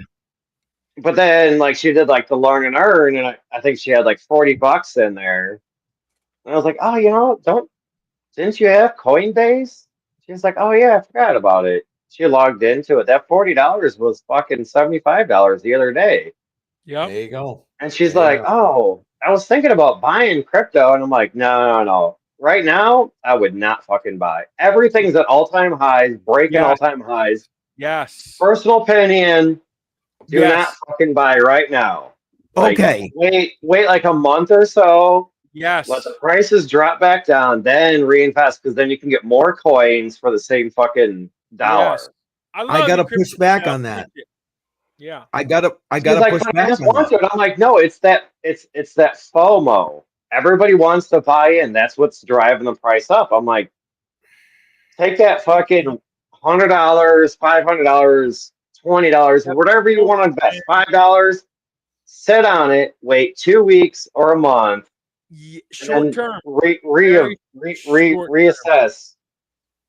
And here's I'm my like, babe, I get it. You're FOMOing because here I am taking profits, buying shit all the fucking time, but I'm just using my profits to buy shit. Like, I still have my original investment. But here's the thing. It all depends on what mindset and perspective you're using. If you're using, like Joe above me right here, he's using a trading mindset. That's a completely different mindset, for example, than I'm using. My mindset is DCA and HODL. Yes. So a DCA and HODL to me, I don't give a fuck if Bitcoin hits $500,000. Yeah. I'm still DCAing into Bitcoin. 100%. And then I'm holding that me. shit. And see, that's the I don't get goes up, it goes down. It does not matter to me. It does not matter because my thought process is when they're fucking throwing dirt on me at the end of the fucking day, what's that shit gonna be worth? Right. That's my thought process. Now, again, a trader's mindset like Joe does, it's gonna be worth what your kids can access or your grandkids. But the point is, even if, dude, if I was your age, I'd be thinking the same fucking way because I'm thinking to myself, I got another 30, 40 fucking years yet. I'd be thinking the same thing. Take that shit, put it away, and guess what? When I'm getting ready to croak, woo, I'm going to have a fucking ball. You know what I'm saying? It's all about that's why I take profit. Everybody. Because I either buy stuff with the profits or I reinvest. I'm not saying don't take profits. Profits are good. Profits are good. You should take profits. But you gotta, okay, guys, tell me I'm a fucking retard. I got no issue. But I mean, to me, you gotta have a mindset. Your idea is to buy it and hold it for the long term and don't sell ever. I do the same thing. I buy it, I hodl it, and then when it's 5 times what I bought it for, I take a little bit of profits. But do you not have to have a mindset, a game plan, a decision tree? I don't know, lack of a better word. So in other words, am I doing the trading thing? Am I doing the DCA thing? Am I doing that way? The wealth transfer from this to that or whatever thing. What is your mindset? because like I got no issue with what you say, Bedell. I think it's smart, but that's smart for you. Do you know what I'm saying? And that's what I mean. Like you have to decide what's your risk tolerance, what's your plan, what's your long-term plan, and then act in that. Now, I don't know. There's very few, and again, this is where I say, tell me if I'm fucking crazy. But to me, there's very few scenarios where I would end up taking money and pulling profits out of it, given I'm a DCA and HODL guy. It depends. Can you live your life with what you make?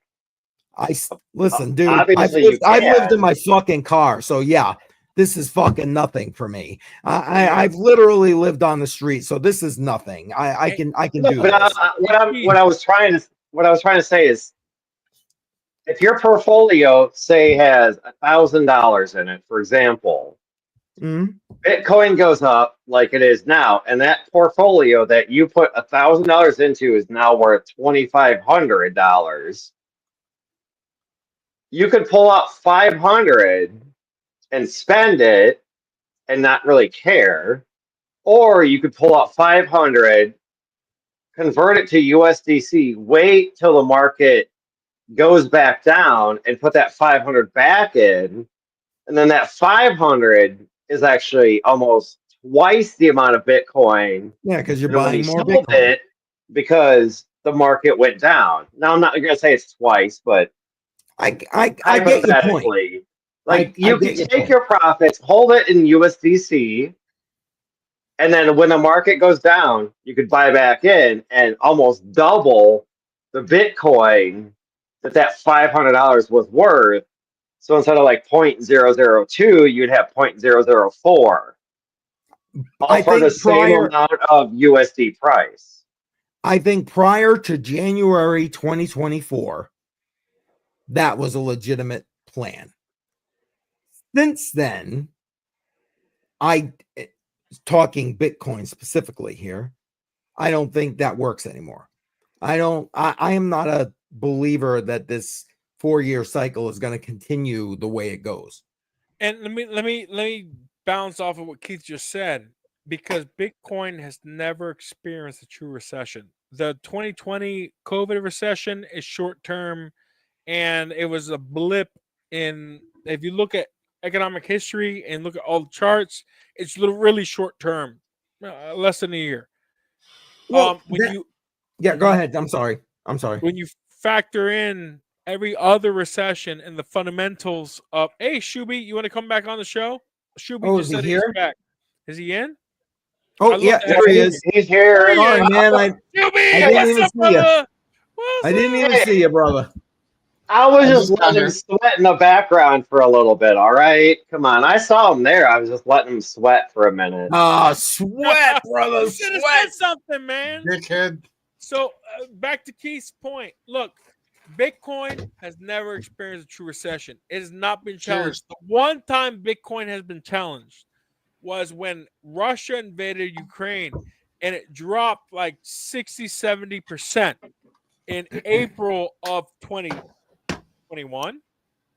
If I remember, is that when the war started? It did not act like gold. Gold preserved your economic energy. Hold on. 2021, wasn't that the Canadian trucker strike? Yeah, it's happened around the same time. They're about the Ukraine war and the Canadian trucker strike happened around the same time.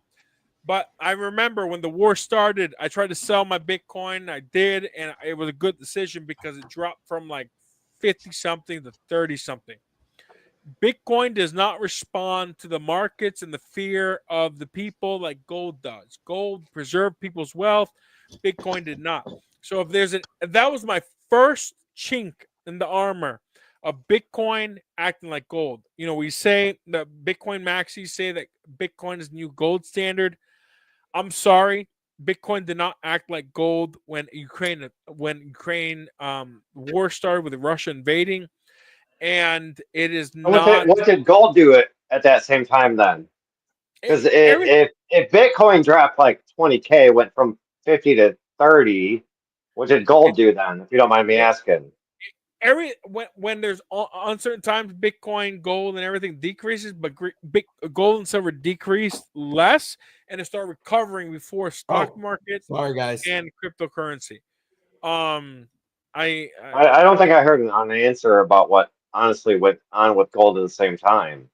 I'll Google it. Let me look it up. You said it dropped down a little bit, but not as much as Bitcoin, which I believe is correct. It did go down like everything else because, again, what are people looking to do? They're looking to go into cash because cash, in case there's a shit storm. I am looking it up right now. Okay. When you're ready, let me know. Shuby, chime in, brother. It's been the four of us. I'd love to hear your voice. I was just asking him. I was like, "What's up, Shuby, my man? What's going on?"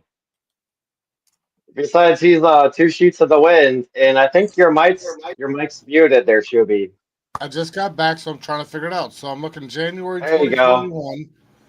Bitcoin, gold was 1866.02, and it dropped into April. It dropped down to 1759, and then you go to October of 22. It dropped all the way down to 1666. I'm just looking at a large chart. So, all right, so less than $200. All right, so when did Russia invade Ukraine? Does anybody have that information? I'll find out real quick. I can look it up. I'm already halfway there. Okay. What's up, Shuby? How's the laser going? February 24th of 22. February. All right. So in February 22nd, gold was at. Hold on. Let me get the chart. Damn it. I am around 1860 is where I'm right in that area. Yeah. And on the 22nd of February, gold was at the high 1811, right? And it dropped within a few days to 1685, so 18 to 16. But then it recovered and started growing the next day. On March 15th, it was at 1721. Bitcoin dropped even more than that. So gold did decrease from 18 to 1700, but then it recovered. And at that time, and by May of 2020, May 24th of 2021, gold got to $1,900. So gold did recover faster than Bitcoin did. So gold. The reason I believe that is because gold is a better conductor. Yes. Than silver or any of these others for the wartime era stuff. I don't know, but your Holy Happiness is saying something's not true that we're saying. Well, she's saying that didn't we have a crypto winter? And not true. It started in July of 2021. So, okay, granted, she's saying that because of our crypto mining business. We were in business together, and it wasn't July. Holy Happiness. When I was on vacation in North Carolina with my family, remember I had to adjust and protect our investors' assets. It was June of 2021 that crypto tanked. And our crypto miners and everything, the income wasn't the same. So, no, it didn't have the all-time high was November and April of 2021. I think it was all-time high.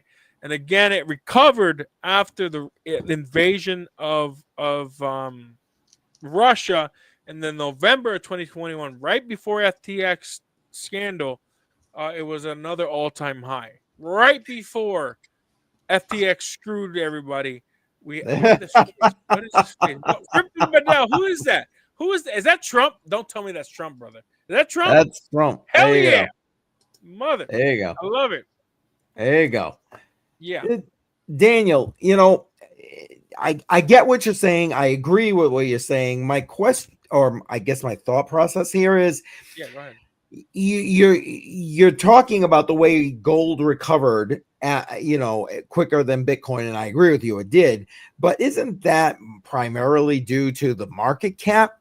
I mean, gold is literally how many times the market cap? I'm sorry, I don't have it right in front of me. Times the market cap of Bitcoin. And and it's got literally an eon history versus Gold's market cap is almost 17 times larger than Bitcoin. It's at there you go, $18.253 trillion. So wouldn't it make sense, given its eons of history and market cap, that it should recover quicker than Bitcoin? Yeah, because gold is money, right? Like gold is not an investment asset. Gold is a saving asset. It's where you put your economic energy. So, go ahead, Keith. What you're saying, I don't disagree. I think gold is a must. But like that, what you just said is that way you put your energy. That's what I see for Bitcoin. Do you see what I'm saying? Yeah, no. I love Bitcoin. Bitcoin is a way to multiply your and increase your economic energy, just like any investment into your business. Whether, let's say you're fishing with spears, you buy a fishing rod, then you buy a boat and everything, it multiplies your economic energy. That's what technology does. Technology allows you to multiply your economic energy to create more wealth. Bitcoin is a way to increase your economic energy. And gold and silver is a way to preserve your economic energy. Gold and silver, go ahead, share Holy Happiness, share your answer. Gold spiked at the beginning of the Russian invasion. There you go. Gold spiked at the beginning of the Russian invasion. We can't share screenshots, but I trust my friend, business partner. No, that's fine. And again, Holy Happiness, you're more than welcome to join us. He knows you. You are welcome to join us. Yeah, if you want to join the show, there's a link. I will send me the link on the private chat, and I'll send to my business partner. See if she can come exactly on. If she wants to join. It's on its way to you now. So I'm looking to say she's like that one exception. She may not have to have a camera, but that was our one exception earlier after all the bullshit we went through. We had to have a camera, but I feel she's been in the chat long enough. Daniel knows her. So he knows her. But you look at silver right now. I looked at silver just out of curiosity from the comments. Year to date started out at 23.82 last year, and silver's already went up to 31.57. I know it's not at the percentage that Bitcoin's went up, but if you look at the 5-year, I see if I can figure that out. And yes, to answer your question, Holy Happiness. Yeah, the Holy Happiness, there's a delay between what you're seeing and what we're saying. So yes, we see everything you're typing, we see everything you're putting up. You're just not seeing it live. There's maybe a minute or two of lag. Yeah, looks like there might be a delay. You're right, Daniel. There is a delay. It's about 6 seconds, 8 seconds somewhere. Well, it depends. She could be behind because she stepped out for a minute. So when you come back in, it delays the stream even more. I kind of want to put Joe on, I don't know, main screen and see what he's doing, but I figured I'd let him know before I do it. I'm not going to do it, but I'm just curious what Joe's doing. He's over there like Joe only shares his trades if he wants to share the trades. Well, I'm just asking him what he's doing. If he's just trading, that's fine. That's all I got. I just want some input from him. Yeah, I'm trading right now. I got into Turbo, and it's coming down pretty hard. So I'm thinking about adding to it. They still getting wrecked? No, I was doing pretty good. There was a few trades I did, 70%. Some other ones well, let me add to this one. Hold on. Yeah, some of the video earlier and the title was like, "Will I get wrecked?" And I'm like, "Oh God." He took I really want to, but I'm fucking too busy at work, so I can't. And I'm like, "Damn it." He took his $14. So I just added to my trade. I was down about 38%, but since I added to my trade, now I'm down 15%. So that's good. So he's almost got his $14 back. There you go. I guess that's why I just like to buy and hodl, because right now I'm up like at least 3 times on all the fucking shit I've bought over the years. Yeah, and that's like I said, that's the best way and the smartest way to do it. You buy it, you hold it, you add to it on the dips if you want to, but the main thing is just holding it. For me, I'm just doing this, kind of for fun, just putting a little bit of money in, kind of higher leverage, and there was one where I was losing like very few percentage. So for simple math, like I would lose $1, I would lose $2, I lose $1, I lose $1. So total, I lost like maybe $4, maybe $5. And then the next trade, it finally started going up, and I got like $15, $20 out of that. So I made up for the loss and then some. Just simple math type thing. So you made a little bit of money. Well, I took 5 ETC and took it to Coinbase to trade with, and I'm up 53.12% as of right now. Damn. Wow. Scooby Wow. Beginner's luck. You No, gotta get the Trump dance in there. I haven't sold it yet. It's just sitting there hanging out because Bitcoin's doing so well. And as Bitcoin does well, most of the time other coins do well also. Yeah, but I don't think that's an actual trade. I think that's just you're up because the market's up. Correct. So I'm sitting here watching. Yeah, so you're not actually trading. It's just no, I will. You've been hodling. You kind of did what I did. If he's going to take profits, though, coins. But yeah. I left my other 52 as hodling. I only took 5. So I'm going to pop it because I was sitting at, let me see here. So I got $144 worth of ETC plus little change. And when I put it in there, I was sitting at just about, I think it was like $90. Somewhere there. I can't remember the number. Yeah, but you could take, say, half of that 5 ETC, that 2.5. I don't know what ETC is worth. And treat the old lady to a good dinner, good date night. Yeah, whatever. I'll do that on my own dime because this money's all for trying to learn. When ETC dips back down, you're like, oh shit, that dinner was only like cost me like $20. Yeah, hey, ETC, you guys know that's been where most of my crypto is. I mean, but I was mining it where I was getting 1 or 2 a day. So, yep. And see, that's what I was talking about, Bedell, when we were doing that stream on like Wednesday. It's like, okay, I'm legit. I believe that trading can be a way to go and DCA and stack sats or whatever to get wealth. So is mining. So is staking. So are all, you know what I mean? So is DCA and HODL. You know what I mean? And so when there we go. So when he says that, it's like, yeah, double thumbs for me. You know what I mean? Yeah, but when you hodl it and you don't take profits, okay, yeah, it's cool. You made money, but you technically did not make money because you didn't sell. Yes, you only make money or lose money at the time of when you sell it. Yeah. Well, just so you know, on accident, because I was just trying to see what the deal was, I just sold all my ETC, so it's all in the cash wallet. No, there you go. Ethereum Classic? Yeah. Yeah.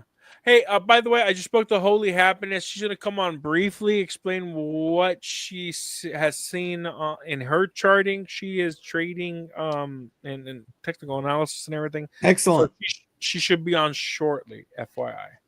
Okay. Cool. Well, if it's the same name in the backstage when she joins, obviously we'll let her in. But if it's a different name, we may have to ask. Yeah. Well, yeah. I sent her the link on Signal, so if she comes on, I mean, we posted the link a while ago, so people have to search for that. Yeah. I love this show, man. We got 131 viewers right now live. Hello, X Twitter. Go ahead and leave some comments on Twitter. If you have any questions about what we're talking about, we have some technical analysis like Joe, myself, fundamental analysis. And just overall views of the economy. So if you have any questions about what we think, what we predict, what we're thinking, it's not financial advice, it's personal opinions. But Look, And then you got the local alcoholics. Don't forget about him. yeah. I'm gonna get some more beer. Hey. Let me Wait. go fill up my mug drink here. I'm more than you not do, local dog. alcoholics. I'll I be drink right more back. than you do. Shut up. Yeah. I'm also a All right, buy it Daniel, go ahead, grab hustler. some more, bud. And be nice to Holy Happiness when she comes on. All right. Of Hey. course we will. Of Of course. course we will. We don't Of treat anybody with disrespect. Maybe Joe occasionally, but that's it. Oh my Yeah. God, throw Joe under the bus. Hey, not tonight though. Not tonight. I got this. There you go. My lips are sealed. My lips are sealed. Some agua. Joe's drinking water and he's saving money by being on Crypto on the Rocks. Like Big normal. No, Saving a he is lot of making money because he's obviously trading and like kicking ass and taking names. I don't see. To me, I don't I work- have any I work trading down. experience, but I would just like long everything because I feel like anything and everything is going to be going up. And that's one of my Oh. strategies. Of course, I have different money for. Oh, Well, I was just trying to. I got a Jen in the background here. Is that you, Holy Happiness? If you could just let us know. So before I'm letting somebody in, and we got another troll in the house. Yeah. If you could just let us know, Holy Happiness, please. You said In hold the on. And I comments. looked down. And I was like, oh shit. Okay. That's why I was like, wait a second. I just want to give her the. Hey, the you got to think about it though. If you got trolls, you're doing something. Yeah, we're doing something because we had a crap ton of trolls tonight. I guess I missed it all, but you know what? You did. Oh You God. did. I knew Shuey's voice sounded familiar. Shooby, when you have the chance, watch the replay. All right. Yeah. And maybe go like halfway through, and then you'll start seeing all the trolls. Well, that person already left. I'm so. guessing that's a no. But I mean, I got no issue. I'll double check with Daniel, obviously, when he comes back, because we don't want to dismiss her where he invited her. But I for the same reason. Hey, Jen left on their own. That was not our doing. We didn't even invite them to the stage, put them on stage. Yeah, that was me. Okay, Jen, then come on back. I will bring you right on. She came on, Daniel, but it was a different name. Jen is her. Okay. Yeah. Sorry Well, you about that. were here, and I just said earlier, I was like, if it's the same name, fine, we'll let her on. But somebody else came on with a different name, and we are like, yeah. So come on back. Put that link. Yeah. Come on back. Holy, here she comes. All right, here she is. Can you hear me? Yeah. Yes, we can hear Okay, you. awesome. Hey, You're not going Jen. to see you're not going to see a picture because I'm actually in bed right now. Okay, no problem. Thanks for coming. I think most of us would be too, but anyways, we're good. Yeah, share with everybody why you think that gold spiked during the Russian war, and what do you think is going to happen with gold, Bitcoin, and so forth, Jen? You're so funny with that voice. You're putting on your voice. I'm tired, not gonna give an extended answer, but yeah, gold definitely spiked on the onset of the war between Russia and Ukraine. Geopolitical fears all over the world. I mean, it was a complex time. You think about who is controlling certain regions of the world, movement of product, just supply and demand. I mean, yeah, just certain regions in the world that were being controlled and affected by the war, movement of oil, you name it. So it spiked. It definitely spiked initially, and then it settled somewhat, but it continued to be volatile. And then the Federal Reserve also affected that. There was a variety of different fears moving in the same direction. There was a lot of instability. I mean, we've had a tremendous instability since at least the beginning of 2020. There's been a lot of instability, so many different things, and it's just it's a time where people run on fear, and then those that are kind of sitting at the top, that's the time where what I call the kill zone, because the powerful, the greedy, take advantage of those that are fearful, because when we're in a fearful state, we make bad choices usually. We come from a place of desperation, not higher reasoning. Exactly. So, yeah. Yeah, awesome. Thanks for coming on, Jen. Do you have any insights? What are you trading right now? I know you're doing some day trading, technical analysis. What are you bullish on right now? No, I'm fairly new. Actually, guys, I first came to Daniel. It was I think March of 2020. I had about $10,000, and I'm like, teach me how to trade. It never happened. Other things happened, and I'm finally learning how to trade now. So I'm a fairly new day trader, but I'm doing well. I'm a what we call ourselves smart money traders. I'm using Confluence and technical tools, and I'm having a blast. I'm having a great blast. I go into the markets, and I'm looking at it's just a small reflection of what's going on all over the world, right? Right. And emotions, and I feel like I'm in outer space, looking at the planet, trying to predict what's going on, and it's fun. It's super fun. What's your number one advice, Jen, for those out there that want to get into technical trading and just day trading out there? What's your number one advice that you've learned through your teacher with day trading? Well, actually, I have a teacher, but most of my learning is coming from me. So I'm sorry, I'm tired. What's the number advice? Yeah, Well, what would you recommend to somebody okay. who wants to start trading, especially in these, in my opinion, volatile times right now? Yeah. Well, honestly, for me, my passion is psychology, understanding how I work from the inside out. Yeah. And if I can do that for myself, I can read other people too. So when it comes to trading, the biggest thing to start off with, I think, is, what is your why? Why are you doing it? What Yeah. is the motivation? If you can get Yeah. really behind that, then you can understand yourself. And it's a shortcut, because if someone dives into something like trading and they don't know why they're doing it, they don't Yeah. know what's motivating them.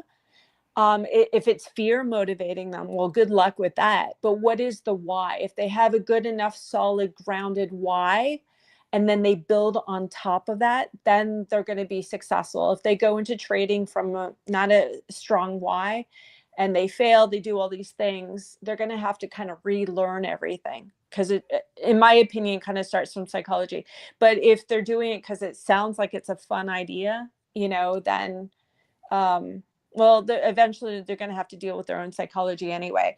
From the greatest traders, I mean, I've been reading about the greatest traders we've had, and all of them say that psychology is probably the most important thing when you're a trader. You can learn how to trade. You can learn risk management, which is super, super important.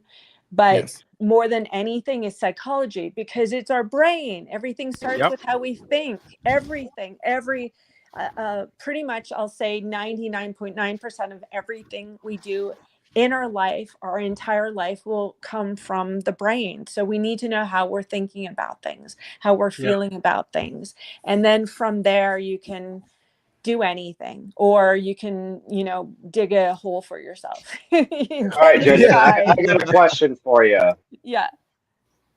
All right, so you were saying you bought gold, and because of the war, it increased, and that's what got you into trading gold, if I No, remember correctly, right? no. No, actually, no, Dan's been the one who's been crazy passionate about gold. Okay, I know but the gold about the price price rise action. because of the war, correct? I don't know. In reference to the war, yeah, gold spiked at the beginning of the war. Okay, but why not buy like copper and bronze and sulfur? The things that make the ammunitions that are used daily in a Mm-mm, war mm-mm. Yeah, Can that would no. actually increase even more than just gold and silver. can I jump in? Well, can I No, I'm let me just asking say Jen something. about this. Go, Let, Jen, and then I'll let me answer. just say something. Yeah. I'll keep it quick. You're the expert for sure when it comes to gold. Well, when you look at populations around the world, and the instability, the fear, anyone who has any money to invest, gold has been the gold standard's been on the planet for I don't know how many 10,000 years. Okay, thousands of years. So Right. no, that's the I don't have the word for it, but that's Safe the haven. automatic. It's a safe haven for Yeah, your yeah, assets. exactly. I was gonna say that's the baseline, basically. Yeah. But I mean, here's a question I'm going to ask everybody in this panel: is every millennia, say every 100 years, the money changes? You know, it went from gold, then it went to this, and then it was the dollar, and then now they're predicting like Bitcoin, or not specifically Bitcoin, but like crypto is going to be the next money standard. The standard of money changes every 100 years, is what I was told, Well, and what I read about. So I'm just curious as to what you guys have to say about that. Can I hop in quick, Jen, about what Crypto Bedell said? Of course. So it's not every 100 years. Up until 1971, most of the world has been on the silver or gold standard. China was on the silver standard, same with Japan and so forth. We have gone into a fiat standard for the first time in human history in 1971 because of Bretton Woods. Bretton Woods, when Nixon took us off the gold standard, was the first time as an experiment where we had our paper currency not backed by anything but national debt. So we're in a 53-year experiment that is about to fail. Prior to 1971, every country in the world at some point, and a majority of the world, had a gold and silver standard. We are in a global experiment that is failing. We can see that due to inflation. When the inflation rate of food gets to about 40% of your total income, the back in 2020, And we're pretty much already there. We're almost there. We're not really there yet. Well, I said pretty much almost. Like almost. We're there, but we're not quite. 25% Well, it depends what it is. of our total income. But in Egypt, in the Middle East, when we had the Arab Spring, the reason why the Arab Brotherhood revolted against the Egyptian government and the Egyptian revolutions during the Arab Spring, during Obama's administration, was because inflation reached 40% of food. So most of the people during the Arab Spring and the revolutions that happened, 40% of their income was for food. That is the global understanding of the French Revolution. Same thing. The French Revolution in the 18th century, when the people revolted against the monarchy, and Louis, I forget which one, was beheaded with his wife, was because over 40. What is it? The 8th. Louis VIII was no. beheaded. Henry, it's Henry. Isn't it Henry? No, that was UK. But Louis, sorry. Whatever it was, they were beheaded because over 40% of the income was going to food. Universally, since we've been studying economics, when 40% of your income goes to food, there's a revolution, violent revolution. And we're not there yet in the United States. Thank God. I don't want violent revolution. I don't believe in war. I think war is heinous. I think all life is precious, from conception to natural death. I don't want war. I think it's a horrible situation. I mean, here in the U.S., I feel we're on the verge of war. Thankfully, the right person won.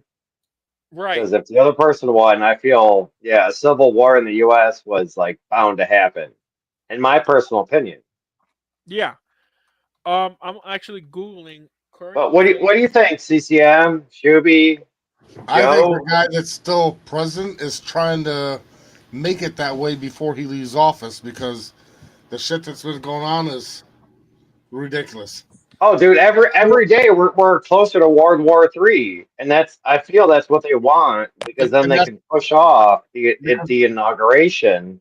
Because the president-elect said he would stop and do whatever, so now I think then old regime is trying to make it happen before it ever gets here. So I think because there's just too many things that all of a sudden now he cares. Well, he don't care. He's trying to screw us. But Daniel, you said you were looking something up. What was that? I'm looking for the inflation rate of food. So right now in the United States, over the last 12 months, from October 2023 to October 2024, our inflation rate of food is only 3.8%. Now, I don't trust what the government's telling us.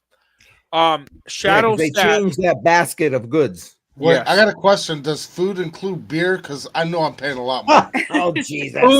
Food does include beer, my friend. No, it's taxed differently. Shit, my cigarettes just went up $5 for 4 packs. Yeah, this my is God. $40 used to buy 4 packs. Now it's like $45.60 for 4 packs. I'm like, what the fuck? You can get 2 packs for $40 these days. But I buy how do you know that, Dan? $22. Yeah. You're being called out, Dan. I'm being called out by there you my go. friend and business partner because I buy beer. No, I thought you said cigarettes. No, I no, not cigarettes. Weed. What are you talking about? Yeah, don't rewind this. Yeah. Don't rewind this. Let me give you the official government stats and what I think the real percentage is. So the government statistics for food is 3.8%. So right now, CPI, the government's reporting 2.3%. Shadow Stats, look that up, Keith. Go to shadowstats.com. Shadow Stats report the real inflation rate from 1980. Every inflation measure from 1980 onward has been manipulated to decrease the real inflation rate. So since 1980, we've had 7 major right there with John Williams. John Williams is one of our advisors on the Sound Money Movement, our advisory board in the C3. He is phenomenal. He sends out a report every month of the real inflation rate CPI based on the 1980 measures. Since Is his last name Bucks? Sorry? Right here, John Williams. John William Bucks? John Williams. I don't know what his his real name isn't really John Williams. I forget his first name. John is his middle name. So John Williams puts out numbers every month of real inflation based on the 1980 metrics. From 1980, there have been 7 major changes to the CPI, and there have been I don't know how many countless minor changes. My favorite minor change that I use when I'm lobbying different state legislatures was 1999. They decided to replace on the CPI measurement the New York strip with the chicken breast. You know why they decided to replace the New York strip with the chicken breast? Because most people were buying chicken breasts instead of New York. Because the New York strip was too expensive. Come on, man. Chicken wing. Yeah, right. Exactly. So in reality, today, our real inflation isn't 2.3%. Real inflation is 10.26%. That's every year. We have been over 10% every year for at least 10 years. That's over 100% inflation. So if we are basing it, let's go on a metric, if 3.8% is what food inflation is, and they're reporting 2.3% of CPI, and real inflation is 10.26%, I would venture to guess that inflation is food inflation is closer to 12 to 15% a year. That is what I think real inflation of food is. So we're not at the 40% for violent revolution, Crypto Bedell. We're not as bad as Egypt. We're not as bad as other countries that had 40% inflation. Yes, eggs are more expensive. But the taxes also in this country don't help. Because in the next town over, for me, the taxes on food is 11.7%. Yeah, sure. I agree with you. But that is not the threshold for violent revolution. Look, I know a lot of guys... You spend $100 on dinner, it's going to cost you $112 because of the taxes. Plus then you got the tip and whatever else. What state you live in. But if you live in... But prepared food, so no. There's a difference. Yeah. Prepared food has always had taxes. Right. It doesn't matter. So certain states, I think there's 11 in the United States that have unprepared food to have taxes. Right. So So- in Florida, we have no income tax on unprepared food. When you go to grocery Correct. shopping, the only taxes are for prepared food. But you also don't even have state income tax. But in Tennessee, Because where we're I'm at, truly America. We believe in freedom in Florida. So come move to I Florida. was gonna But say, shit, you're you're paying starting to- less taxes Stay than out I of am, Florida. and here Stay you out of are Florida. bitching. I'm They like, make up for man, it just- in other ways. Trust me. everybody just stay like out of the Florida because I'm taxes. thinking about moving back. So don't go back to Florida. Shuby, come back to Florida, brother. We got freedom in this state. No, I know. I come no. to Chirac, wear a bulletproof Florida's vest every day. You might expensive. get shot, but you know it's a hell of a good time. Let's go. I was Yeah. born and raised in And Florida. you're I gonna, moved to and you're gonna Tennessee. get taxed to death with corrupt I fucking love people. Tennessee. Let's go. But my Oh my my local God. tax is 9.75. Food tax is 8.75. Look, Tennessee is the third greatest state in the union. Number 1 is Florida. Number 2 is Texas. Number No 3 is way, Tennessee. not Florida. No, Oh no. yeah, by far. No, Look, I don't no care way. what the I people. would never go to Super Florida. expensive in No Florida. offense.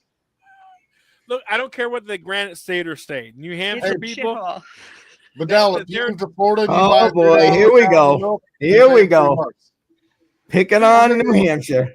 Look, I Look, love New New England Hampshire. still sucks. But anyways, New Hampshire is up Maybe I there. heard very little Yes, of what New you said, Hampshire. but no, I do not plan to go to Florida. I will never go to Florida. The furthest south I will go will be Tennessee or Kentucky, Yeah. and it's gonna be somewhere in the mountains. And Tennessee probably doesn't have have like income 30 to tax. 40 acres. Yeah. Yes, Crypto Who's Bedell, speaking if there right is now? a state, yeah, like Jen said, if there is a state for you to move to, and it's further south, it's not further south than Tennessee, move to Tennessee. They don't have income tax. They have low taxes. It's a great state to be in. no, they're not low taxes. That's the part you're screwed up on. I live here. What do you mean? Wait. We, Jen Their and I taxes had property, investment property in Tennessee. What do you mean taxes aren't low?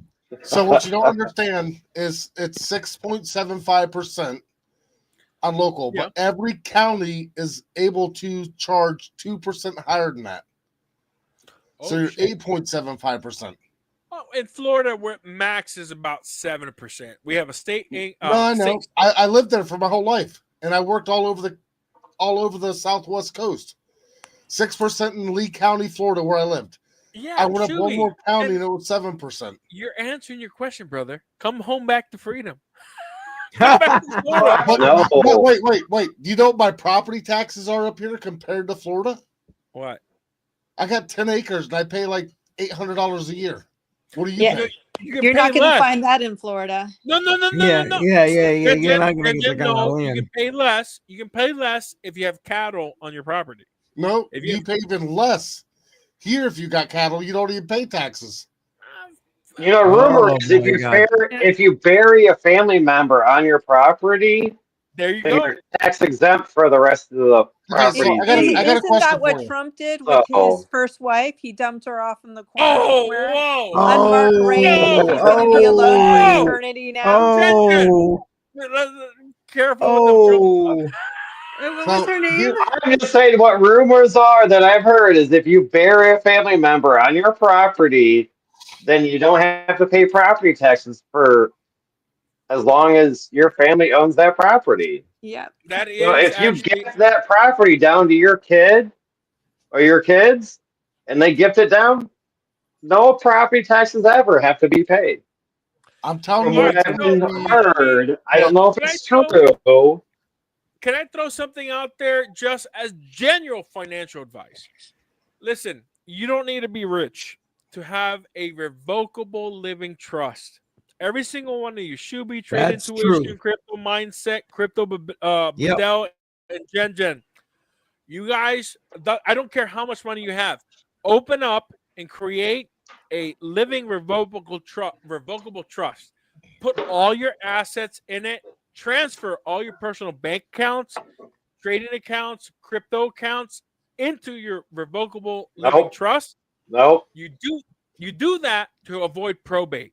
If you don't Yes. have your assets, if you don't have a living revocable trust, even if you have a will, when you die, all your assets are public.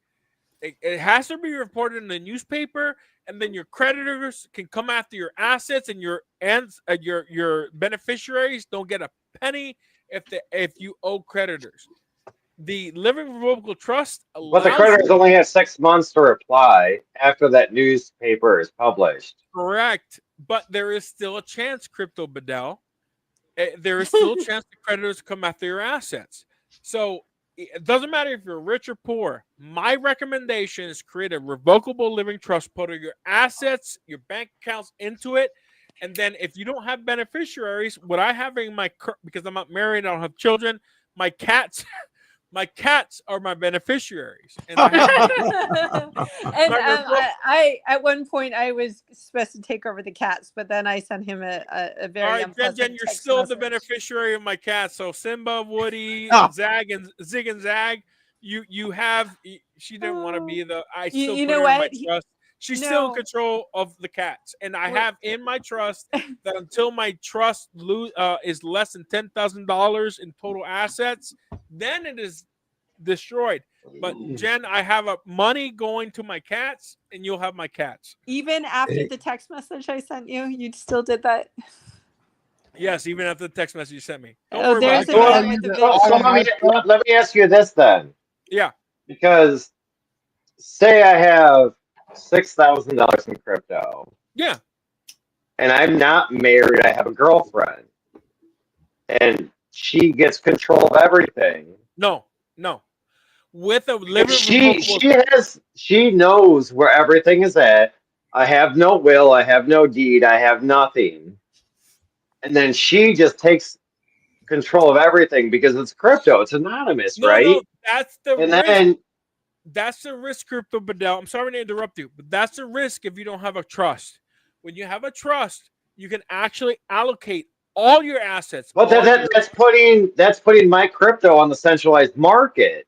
No. So then what's the point of crypto? I agree, Bedell. So what are you talking about? Because I gave my wife a white paper in our safety deposit box with everything that I own in crypto and places that she don't know about. It's in there. So she can go to the white paper and she's got all my private keys of everything because nothing's on Coinbase right now. I've got the 5 ETC I put there. Yeah. Everything else is in a private wallet hidden. Yeah. So what does it matter if she's got what you're just saying? So Shuby, right now, if you die, it doesn't matter if in your will you have allocated all the private keys to your crypto. By law, you have to put into the newspaper that you died, and all your assets, all your property is public. So now your creditors, credit companies, anybody who you owe money can see in the public newspaper and exchange that you died and what your total assets are.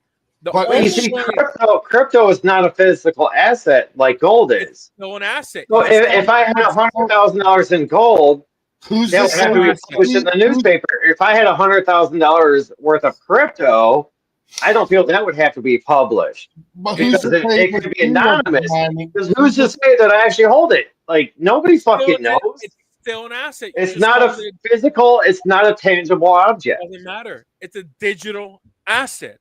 So who says she wasn't mining it? Who says that crypto is an actual legit physical object? Or is it a tangible item? Joe wants to ask a question, so I want to hear his. After Trade Intuition, Shuby, you go. Trade Intuition, go. All right. So just keep it simple. You're overthinking this way too much. If you have KYC, they know who you are. Right. If you Thank you. KYC, nobody knows that you are the physical owner of it. Keep it simple. Right. And if you have the keys and everything, anybody could have that. So there's zero argument here. There's zero discussion because there's no proof anybody holds it unless you KYC. Beautiful. And let me go back. Guys, allow me. What Trade Intuition said is right.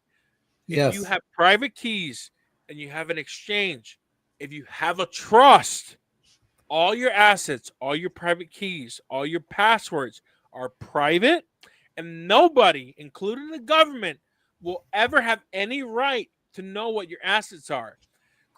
When you have a living revocable trust or revocable trust, It is 100% private, and living revocable trusts have a 100% success rate in the courts. Doesn't matter who has sued revocable trusts, it has won in every court case.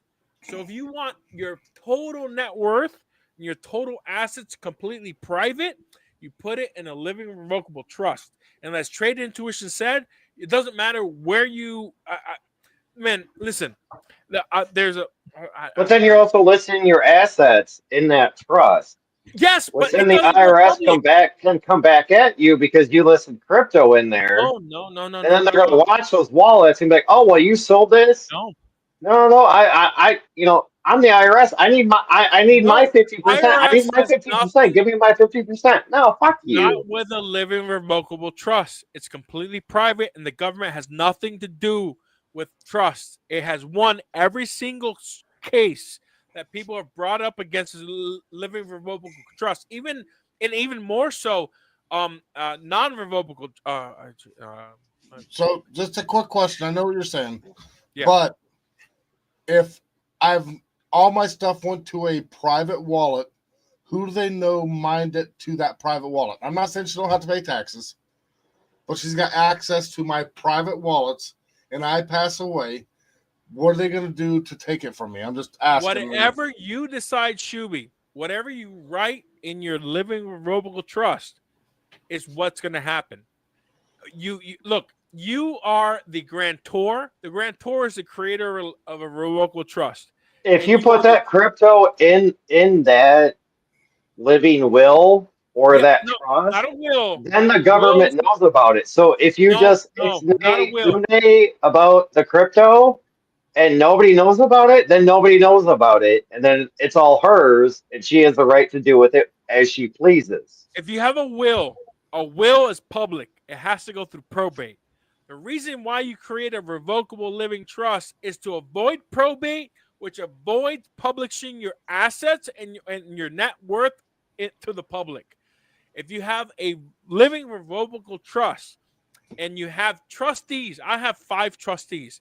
Jen is my trustee to take ownership of my animals if I die before my animals do. And then I have my best friend who is the trustee of my entire trust and my net worth. If he dies, I have a 3rd and 4th trustee. I have a guy named Steven, and then I have my cousin, my first cousin. So if my parents are my mom, my dad are my first trustees. My mom and dad are my first trustees. They die before me and I don't update my trust. My best friend Matt. And if my best friend Matt dies before I die, I have my best friend Steven. If my best friend Steven dies before everybody else dies, I have my first cousin Andrew. Those And this people guy's got so many best friends, he sounds like he's like 15 again. No. I think I get it.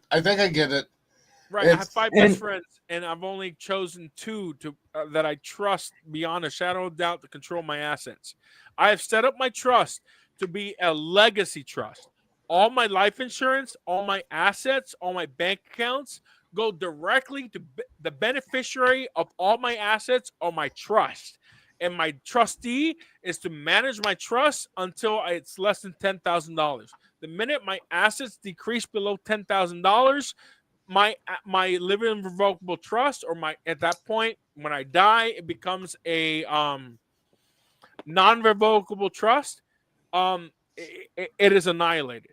So I have more than enough assets to allow it to last to protect my cats or whatever. When I have a wife and kids, then my assets will be my beneficiaries for my wife and kids. I'm not married. I don't have kids. I have cats. My cats are my beneficiaries. I think I kind of get it. I don't understand it, but why do I need somebody to have a trust on crypto if they have private wallets that the government never knew it was mine? Because legally, let's say you have a decentralized wallet. Look, a decentralized wallet, nobody knows about it. Only you do. Correct. But there's link. What link? What is link? Chain link analysis. They can chain track analysis. Yes. chain analysis. You give them their wallet address, they will see every transaction you've ever done. Any centralized exchange that you put cash into and you sent crypto to, they know who you are. There is very little opportunity for you to be completely anonymous with cryptocurrency unless you use a mixer. And most mixers have gone out of business. If you guys know a mixer that is cleaning cryptocurrency that I don't know about, because the mixers I was using to keep everything anonymous are no longer in business. They've shut down. Hey, you know what? Everything pops up every day. There's still mixers that pop up every day. You can use them once or twice, Well, and then they disappear. That's fine. But, I mean, I've seen exchanges that have like 5,000% APY on the one but coin. do you actually use And then them? after a few do you days, they're actually gone. mix your crypto? No, do you no. actually do that?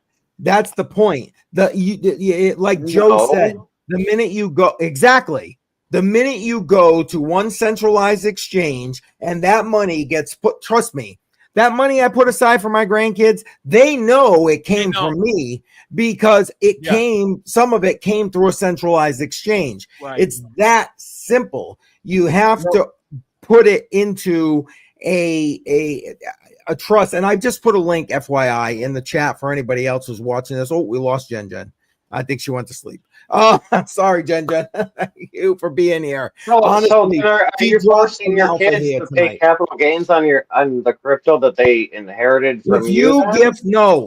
If you gift that crypto, they get it at a completely different cost basis. They get it at the cost basis at which they received it.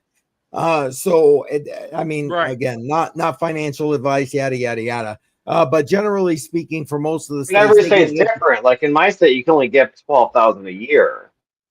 No, I mean I get it. It's different when you die. And got it. It's different when you die.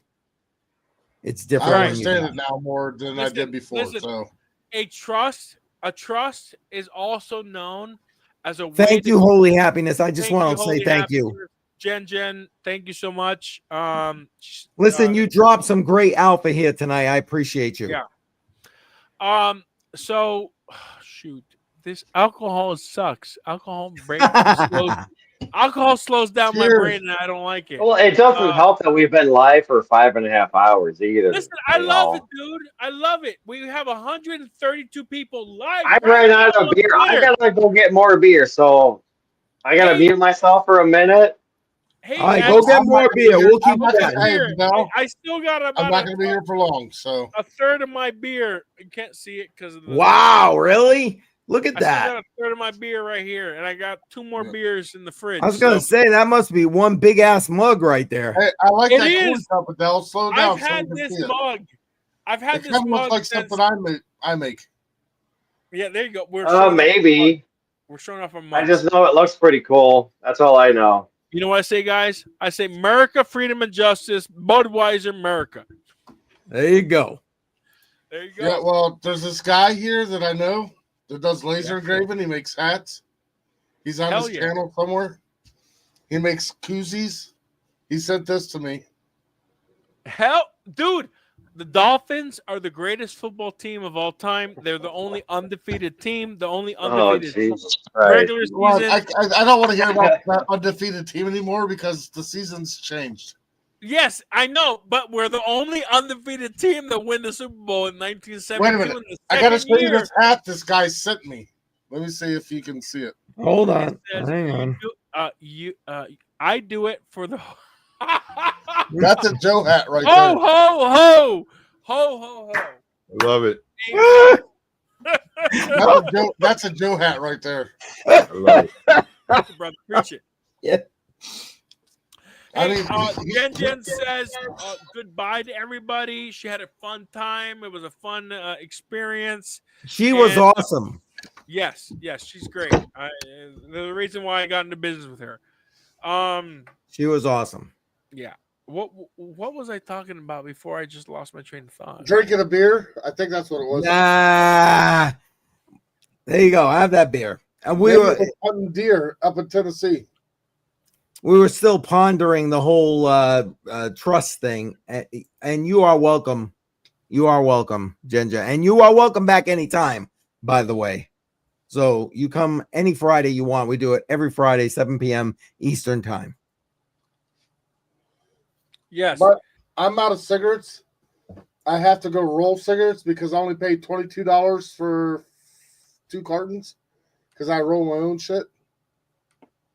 Yeah, I do the same. Go get what you got to get. Yep, and I gotta get up in the morning to take my nephew. She's gonna go shopping with me tomorrow. Hey, is this he got into business with me because I killed it in our first business. I have answers. I have an awesome work ethic. Yes. Jen, Holy Happiness has an awesome work ethic. She's a badass, and that's why I went in business with her. So, well, I'm telling you, you can tell she's got like the brains of the outfit. I'm just saying. Yes, she has brains, but I got some brains too. All right, don't underestimate the Diaz over here. All right. Next week might be a little bit like shoddy, like I am tonight, because my nephew's in town. Let me tell you, man. I love the fact I don't like the fact that Joe isn't drinking. It kind of makes me scared that Joe isn't drinking. The fact that all of us are drinking. I gotta wake up early. That's why. Joe, you hate America, brother. You gotta drink. Now, trust me, when he drinks, he's better off with water. He's better off with water. Yeah, sometimes I speak too much truth when I drink. People don't. That's what it is. That's all right. Nothing wrong with that. Nothing wrong with that. How everybody feels. You know what I'm saying? That's just you do what you do. I'm not gonna say boo after that because I heard that once before. Hey, can I ask a question? How many of you totally true? What she was talking about, how about we grow our own leaves? But we got to protect Daniel's pride. Yes, I'm a prideful man. I'm sorry, I am. I like my pride. Listen. I missed the question. I am the most humble man on earth. Don't you ever forget it. Don't you forget it. What was that? Oh my God! All right, Shuby, what was your question? No, I said I missed his question. He said I got a question and I missed it. That's some dark ass beer. My question is, what the fuck are you drinking? Guinness. Baby. Guinness. Budweiser, baby. Guinness is in black. If you shine a light through Guinness, it's actually dark red. Guinness. We got to protect Daniel's pride, as she said. I might come back on my tablet here in a few minutes, but I roll my own cigarettes and I am out. All right. $2 for 500. Go do what you got to do, brother. We've been on this thing long enough. It's past midnight. I might actually bring my bong and take a hit because, I smoke every day. It's past the day. I might have to take a hit. Actually, I'm going to go take a hit now. It's going to get a little more interesting. Do it on live stream. Just tell them it's herbs. Herbs. It's called medication. It's not called herbs. I was going to say, where's her right here? Leaves. The leaves. Yeah, leaves. I'm about to smoke some leaves. I'll be right back. Listen, I might be back in a minute, but I got to get inside because I have no smokes. I thought you were leaving, and then I walk in on some leave conversation. I'm like, man, do I need to go? What I just read last Don't worry, weekend? Daniel's going to be the equivalent of your gummy. That's all I'm saying. There you go. Oh no, I'll be back. You gotta get Vidal to do gummies on live stream. That shit's so fun. God. I have actually chips. What are they called? Pringles. I have Pringles that are sprayed with THC, but I'm not going to eat that on the show. I'll be back, gentlemen. Be right back. All right. I might be too. I'm gonna kill this real quick. I'm gonna kill it. I'll be back, maybe. Okay. Later, in case you don't come back. Later. All right, there we go. Like the 5th time, Shuby. Have a good night. I thought he left before I went and got more beer. But she's right about that. Everything I hear, it is definitely the you got to have Guinness in Ireland. And what is she saying? Nicotine, grow your exactly. Grow your own, baby. Grow your own. That was for the guy spending a lot of money on cigarettes. Well, he's gone for now, but he might be back. He might be back. Who was the guy spending a bunch of money on cigarettes besides But me? Shuby was talking about rolling his own because of spending money on cigarettes, that kind of thing. That was Yeah, Shuby. well, I smoke more than him, and I buy mine, so I spend a shitload on cigarettes. There you go. Bedell, take it away. I gotta go hit the men's room here. I'll be back. I just missed the last few minutes. I already missed Daniel Diaz giving out his phone number. I missed for the few minutes here and there that I'm gone, I've missed a lot tonight. But that's Oh, okay. come on. All right. I'm just sitting here. All right, you can go. It's okay. Thank I'm just sitting you. here watching the market, waiting for Bitcoin to hit 100K. Said It's at 97. 98. 98,782. I see 671, but It's its about that. all-time high was about 10 hours ago at 99,645.39. So it was very close about 10 hours ago. The night before that, it broke another all-time high at like 2 o'clock in the morning, Central Standard Time, my time, maybe 3, somewhere around there. Yep, I was updating my group at that time. Sure was. I almost didn't even want to go to sleep because I was like, oh, Bitcoin's going to get 100K tonight. I'm not going to sleep. Fuck work tomorrow. And then it just never did. And I'm like, thankfully, I went to sleep and I just went to work. Not that 100K Bitcoin really is. It's history. It's history, yes, but it's not enough money in my bank to make me quit my job or call in sick. So, but So I mean, Bitcoin has never hit 100K, so it's kind of a history in the making if it does. So I'm just curious, Joe, what do you think? Will Bitcoin hit 100K by the end of the year? We got what? Oh yeah, 5 definitely. weeks? We got 5 weeks? I want to say Bitcoin will hit this out 3 days, maybe 4 days. So anytime next week. I don't think it'll do it this weekend, but maybe by Wednesday, hit it. And then let's just see how crazy the market gets. Maybe it goes to 101, 102K. And then, that way it liquidates all the people who are shorting at 100. And then maybe it comes down. And then we see where it bounces off of, and level by level. And I feel like, trust me, I'm probably more or less wrong about this, but kind of understanding the trader mentalities. There's a lot of traders that probably have their sell orders at 100K or just shy of 100K. So for Bitcoin to hit 100K, it's got to liquidate all them people, and it's got to fulfill all them sell orders. Yep. So it's going to be a huge test for Bitcoin to hit 100K. And I'm sure there's a lot of people that are like 100,001. My sell limit's set.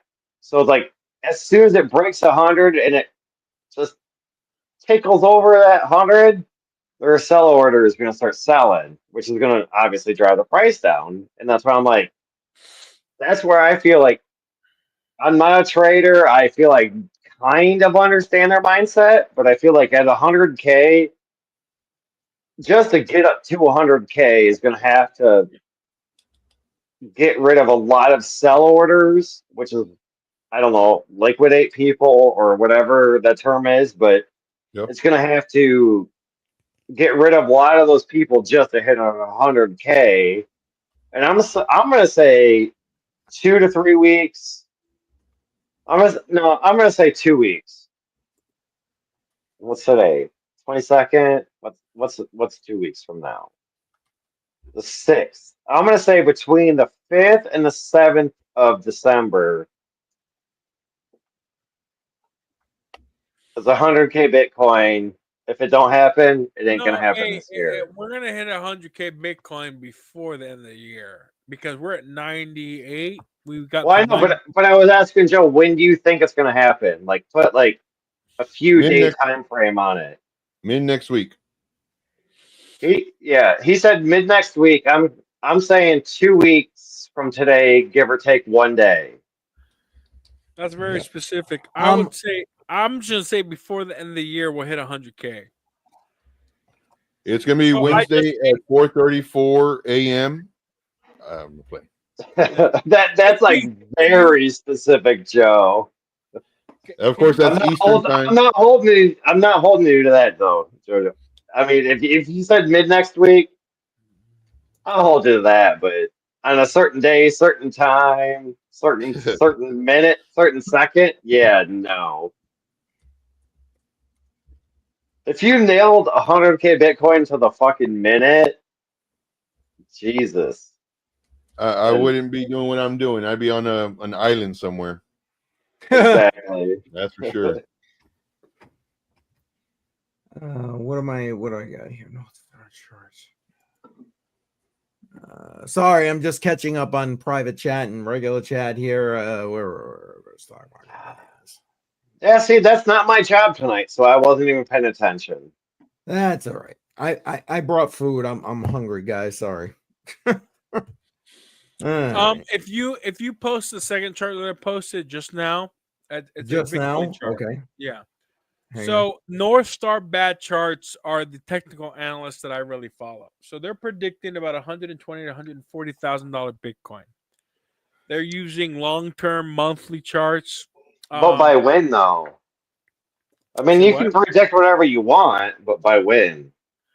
Well, looks like June of next year, we're gonna hit about 120 to 130 $30,000 Bitcoin, based on the trend of 2021. So if you look at the chart, 2021 of that year, Bitcoin hit what, $70,000. Well, not 2021. November of 2021, we hit $69,000. And if you extrapolate that out, that means the current bull run should hit 120 to $130,000 within the next 7-8 months. So it's interesting. What do you think? What do you think of this chart, Joe? Let me see. 1 second. I'm not a chart analyst, but I don't like that chart. But I'm also curious as to what Joe has to say. Yeah. I'm just trying to buy some time for him to look at it and do his thing. I feel maybe. We'll see. We can play some music. So that's like a logarithmic chart, I'm assuming? Yeah. Because those highs are higher than right. what recently happened. It's typically logarithmic, what they throw out there. Well, let me pull up my chart because I don't like how that looks. So, Okay. Seriously? Oh, I gotta share it. I forgot. Yep. My finger's on standby. Let's see here. Window, Bitcoin. Okay. Can y'all see my chart? Soon. Sorry. Here we go. All right. Okay, so let me hide all of this. All this stuff. Come on, CCM. I said my finger was on standby. I was ready to go. I learned after all these scammers tonight, I can't just click a button and move the mouse away. I gotta click the button and then leave the button right there so I can click it again and just remove them. It's all good. So all this stuff right here is pretty much everything that I've done in reference to what I think might happen and when. We're actually, this was anywhere from 30 to 60 days, and this span is actually 70 days, but my guesstimate was 30 to 60, max 70, and we're already attempting to break out of this, which would be at the 100, and then of course come up. But anyway, so let me go ahead and see what they were doing. They were doing on the weekly, and where's my logarithmic? Where's my settings? You lost it. My button's not here. That's weird. So let's go to the settings here.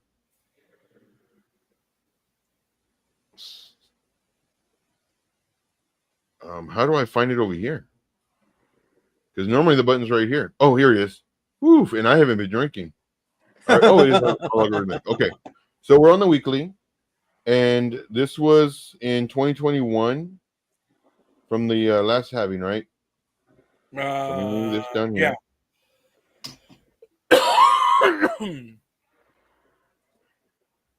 So 2021. Now, I'm confused on what levels. Pull up that other chart again. I want to see what levels they use, because this doesn't make any sense, because this, even on my log, is lower than our current. Hang on So pull up that other chart. I'm trying to get it back up, but they'll change the screen. Hold on. All I did was just show his screen. That's all I did. There you go. Okay, let me look at this. Let me see if I can lock. So it doesn't make sense on the weekly. Well, what we see And the months 2021 and 2022. Yeah, so I see 2022. So I'm assuming this is 2021. Oh, this is probably from the previous. Oh, so what they did was they went from last cycle and then the cycle before 17. that. 17 to 21 is what you're saying. That's what they're doing. They're doing the monthly chart then. Pull up the monthly chart. Let's look at your chart with the monthly. Yeah. So let's do the monthly. And then there we go. That looks a lot more like what they put up. Yeah. Once you expand it out, you'll see. I mean, you can't disagree with that. It matches up with your little projection right there with the yellow. Right. All right. So let's just leave everything on here then. So from 2017, so from here, let me hide this so I can see. Yeah, there you go. Draw the trend line from 2014 all the way up. From 2017 to here? Well, I think that's what they did. Yeah, they started at 2017, it looked like. Do 2017. 2014 will be too much of a angle. Right. There you go. Yeah. So we'll do a dotted or solid line. We'll make this one orange. There you go. And then, so that would put it at this. And I actually got this from the last bull run. There you go. So this is where, after the breakout, come up here. And then we'll, just like how we did in 2021, where we went up, we came down, then we came up again, created a higher high. So for me personally, let me throw something in there, right, Joe? You don't mind? That's April of 2021. So from April to 2021 to the low of whatever that month is, it was about a 69, almost 70% drop. Went back up to the all-time high of 69,000, whatever, 70,000 some charts, and it dropped 80%. From the all-time high of 69,000 to the low of, I think it was $17,000 or $18,000, it was about 80%, more than 80% drop. What does that say there? 75. So 77% drop. Yeah. Yeah, so I actually have a PDF on all this stuff. It makes it a lot easier. But for here, the average pullback that we'll have from, our wherever our high is, we won't know until after it happens. But I'm assuming that it's going to be 75% due to some of them being 77, some of them being 84. So the average of all the drops is 75. So wherever we end up at, if we go to 277, which would be crazy, but if we did, that is crazy. Yeah. But if we did, then the pullback would be right around 64.6 that it would pull back to.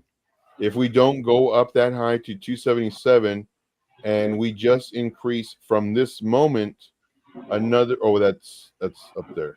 So from this moment up to 277 is only 168%. Yeah. That's it.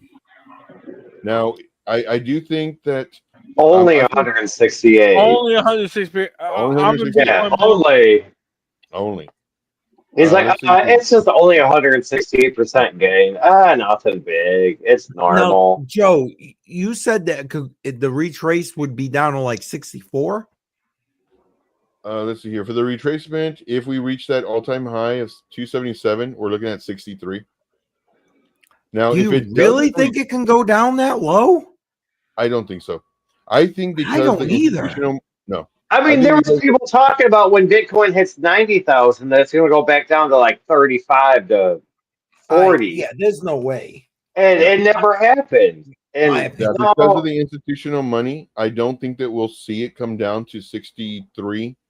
I don't even think that we're going to see it, 69, 70. I think because just depending on how high it gets, I'm going to assume that we're going to retrace 50%. I don't think we'll do more than 50. Now, granted, every time we do retrace, it's on average around 75, 77. But Except due to the from fact that we have so much money, right. I think it can come less. Except from April of 2021 to November, that was the only time we didn't have the all-time high. And what happened in April? Right before April was the war with Russia. So we saw a decrease of almost 70% of Bitcoin because of the war. And this is my point of why I in September 2017 I sold my Bitcoin, because Bitcoin has not seen a true recession, right? but we also never saw a 70% decrease in Bitcoin. Yeah, we have. We've seen more than a 70% decrease. We have seen more than a 70% decrease in Bitcoin. When? Joe, show them. Like just about every cycles cycle. ago? Every cycle, So- we have almost an 80% or more decrease in Bitcoin. Yeah, Right. so we've had like 77, 84. Yep. The Over average like a year, maybe. here's 86. Are you talking like a 70% and 70% decrease since its all-time high? Right, but we have multiple all-time highs. Right. Every Exactly. 4-year cycle, we have a different all-time high. All-time Right high. now, Exactly. yesterday or the day before, I think it was yesterday, because we're at midnight, at least Eastern time. We had an all-time high yesterday, so all-time Right. highs hit different levels, and it's based on a 4-year cycle typically. But Bitcoin has never experienced a true recession/depression, which is why I am nervous about watching these all-time highs. Right? Yes, technically based on the long-term cup and handle or other patterns that, depending on what month or time chart you're looking at, it's nervous. I'm nervous about investing. I'm investing in Bitcoin and Ethereum right now. But it's concerning looking at what he's showing us right now. It looks like it can go up to $250,000, $75,000. But listen, I mean, we thought there was going to be a super cycle last bull market in 2020, 2021. Right. I don't know, man. It's interesting, and That whole 70% decrease or decline that you guys were talking about, Yeah. I don't see it. I don't understand it. But Joe, my flip side of the story is show him. I've got half my bags ready to sell at a moment's notice, because I feel right now like we're hitting all-time highs on just about everything, and I'm ready to take profits. Yeah, so the last time all-time high was 69. This was November 2021. To the absolute lowest part of the bull market was 77%. It took approximately 375 days for this to play out. So the lowest part that it went on the last one was 77.55%. Yep. But you went from 79 to 77. That's only a $2,000 decrease. That's not 70% of its value. Whoa. We're talking about 69,000 to 19,666. Oh, no. That's a little bit more. It went all the way down to 15.7. 15. Exactly. It went down into the teens. 69 to 15.7. we're talking about. Let me get my calculator out. 69,000. Let's just round up, huh? Or round down. 69,000 divided Maybe I'm by. just not understanding it, but you said it was 77,000, Nope, No, and then no. it went down to 77%. 72,000. That's Nope, a 69. So the okay. all-time Okay, high last so that's an last season. $8,000 difference. Okay, you're not listening. That's the issue. The not to be rude or anything, but the all-time high last season was $69,000. 69,000. Down to Then what? the 15. low was 15,000. That's a lot It of money. went from 69 to 15. Right. Yeah. Okay, yeah. No, I understand that, but I didn't realize Bitcoin went to $15,000 last season. Yeah, that's almost a 78% decrease in value, brother. Well, yeah, from 69 to 15. Yeah, I get that, but I didn't think it ever hit 15 after hitting 69. Yes, But it did. So that was the bear market. But one thing that I find interesting, so what I actually did was I got from the halving to the all-time high, and I got from the so there's actually two accumulation zones that happen. So you have the halving, then you have the accumulation zone. This one was for a 19% zone. After it broke out of this, then it was in a 20% zone, and then it blew up. So I did the measurement from the halving to the top of the bull market. Also did the from the start of the end of this accumulation, the start of the run up. So I have two levels here, and I did that for all the cycles. What I find really interesting is that if I were to do the same thing with the same, calculations as the previous ones, the average, here's our first cycle. I'm sorry, our first accumulation, which was this time it was 200 days, which was crazy. Then our next cycle or accumulation should be anywhere from 30 to 60, but I put 70 on here because that's the true number, 70. And then after this, to the according to all the figures, the start of the peak of the bull run should be anywhere from 200 days, which is crazy because normally we have it for a year, to about 275 days. And so those dates are between August 2025 and October 2025, where we should potentially, in my opinion, the earliest have the peak of the bull run. I don't think that's going to happen. I think that even though I did all those figures and all that math, I don't think that's going to happen. I think that we're going to hit our peak when we hit our 12 months after the election for the all-time high, which would put us in November. I can't do it here. Let me go here. Which would put us. Can't do that either. Anyway, it'd be a year after the election, which would be November 2025. Interesting. well, what do you feel And about then, that year in between though? Because I mean, we're seeing all-time highs almost daily no, we're gonna right have a retracement. now.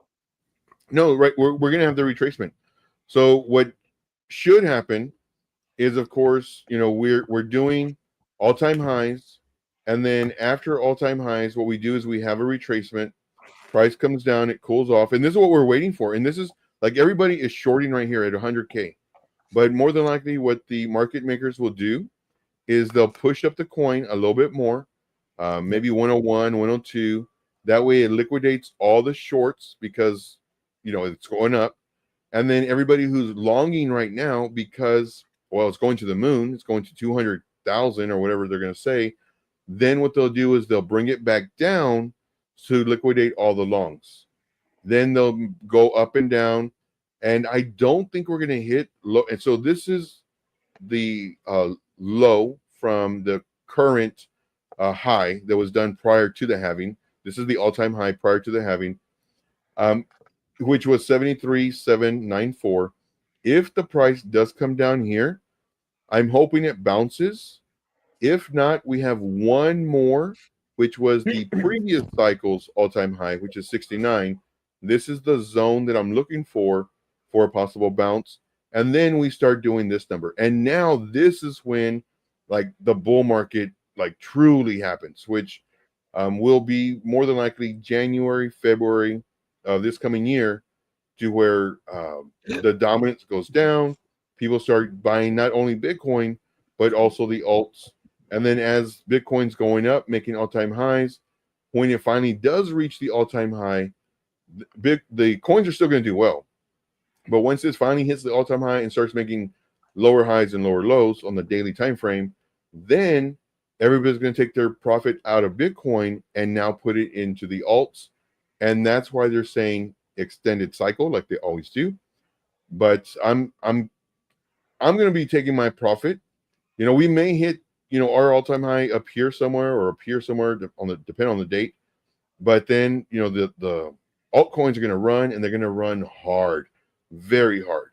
So that's why it's, in my opinion, to buy coins, sit on them, trade if you want, and I recommend trading, but sit on them. And but you're a trader, Joe. Come on. What's that? I said, but you're a trader. Come on. Oh yeah, no, definitely. So what I'm going to do is I'm going to have my bag. I'm the person that normally says, "Hey, buy some coins and sit there and hodl them." Fuck it. No, Well, but I'm not gonna say coins. I'm not gonna shill any coin, but I'm just saying, buy whatever you want. Yeah, so you don't have to just have one mindset. You don't have to be like, oh, I'm only doing this.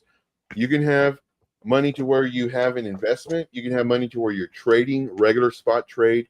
You can have money to where you're doing leverage. So, and then of course, on all those different things, one's a long term, one's a short term, you know, maybe 6 month or so. Yes. And then one's a daily, and then one's, you know, what I'm doing right now, just kind of playing around.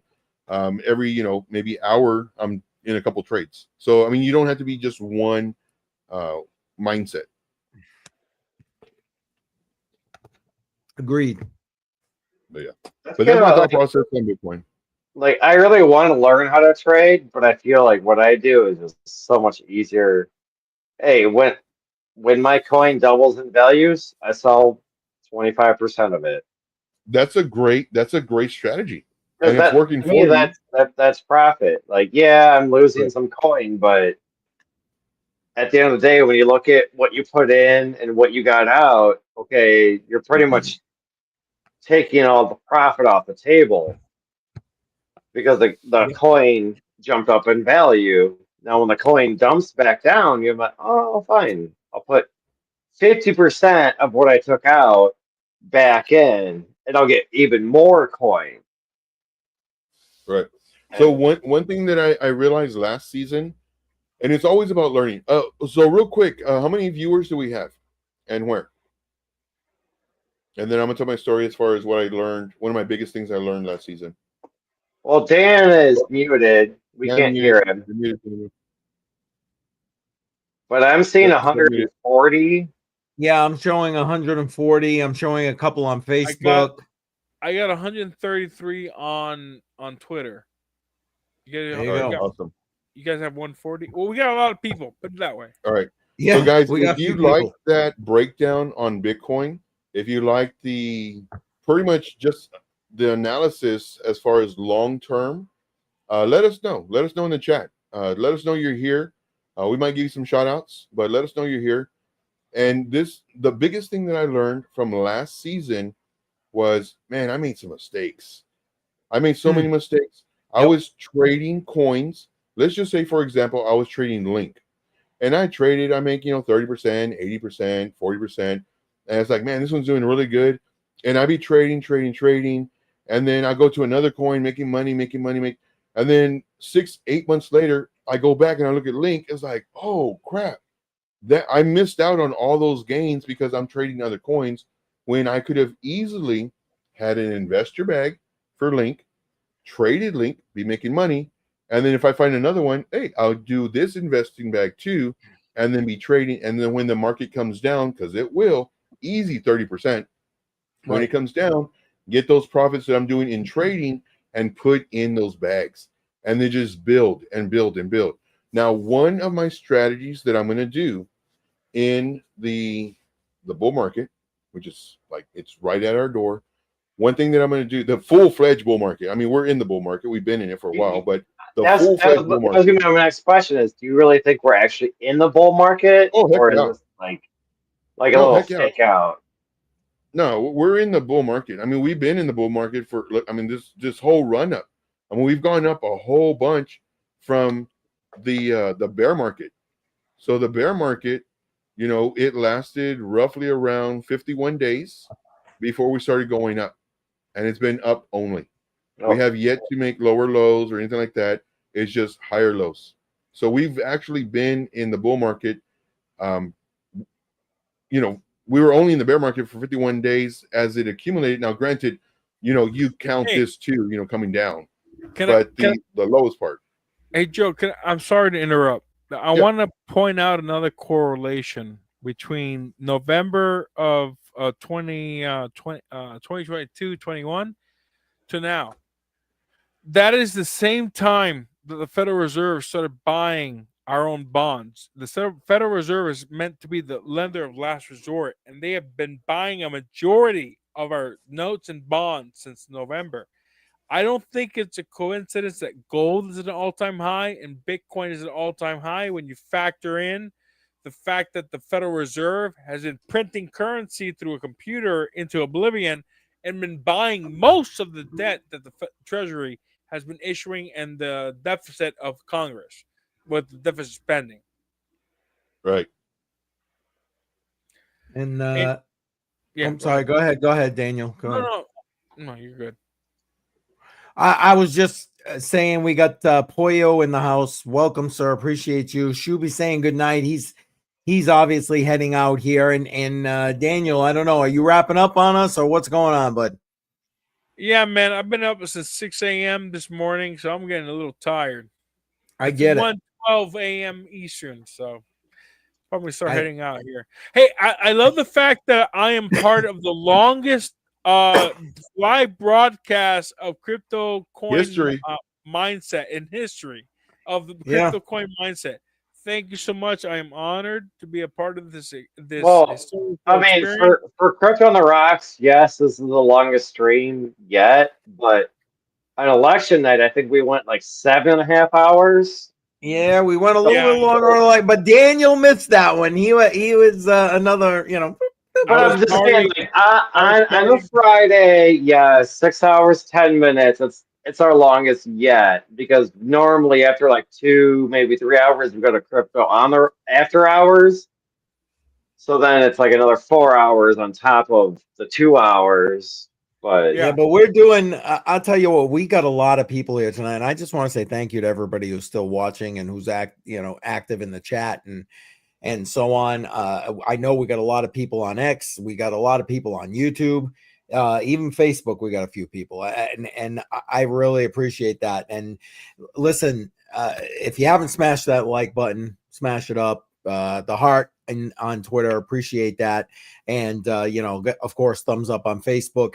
And links to everybody is in the description. So go follow all these guys, show them some love. We've literally, I mean, don't get me wrong, we don't mind sitting here shooting the shit, having a drink, having a laugh, but you know what I mean? It's still so much fun, Keith. I love the fact that you have Crypto on the Rocks on Friday, because it's a lot of fun, man. Well, I appreciate that. Yeah, dude, thanks for inviting me. I'm looking forward to the next one. Maybe Friday next week after Thanksgiving. Yes. I don't know if you're having. No, I'm planning. We'll I be here. should be on. I'm going down to Miami to visit my family, 2 hours away. So I'll be back on, most likely 75-80% sure. I'm be on next week. Well, so we not we're here the following Friday too. I was curious about it because that's Black Friday, and maybe we're talking about all the deals we got that day. Here's whether it's crypto or not, it don't fucking matter. But doesn't matter whether we have it or not. Here's the most important thing about Black Friday. On Wednesday, we get TradingView at 60% off for premium. So we all need to pay for premium at 60% off, which is, I don't know what it is normally. But hell yeah, Black Friday. It's a Take, beautiful thing. Take advantage of the deals where you can get them. Amen to that. Amen. Hey, thank you for having me on, Keith. Yes. Crypto Bedell, Joe, thank you so much. You guys are awesome. And I look Hey, no problem, Daniel. Hey, Yeah. thanks for all the info you dropped on us tonight. I appreciate it. Oh yeah, definitely. Absolutely. This was a lot of fun, man. I haven't had this much fun online in a while. So all right. And you I'm saved a lot of glad. money, Well, too. hopefully we'll see you again. absolutely. Have a good night, my friend. Have a good one.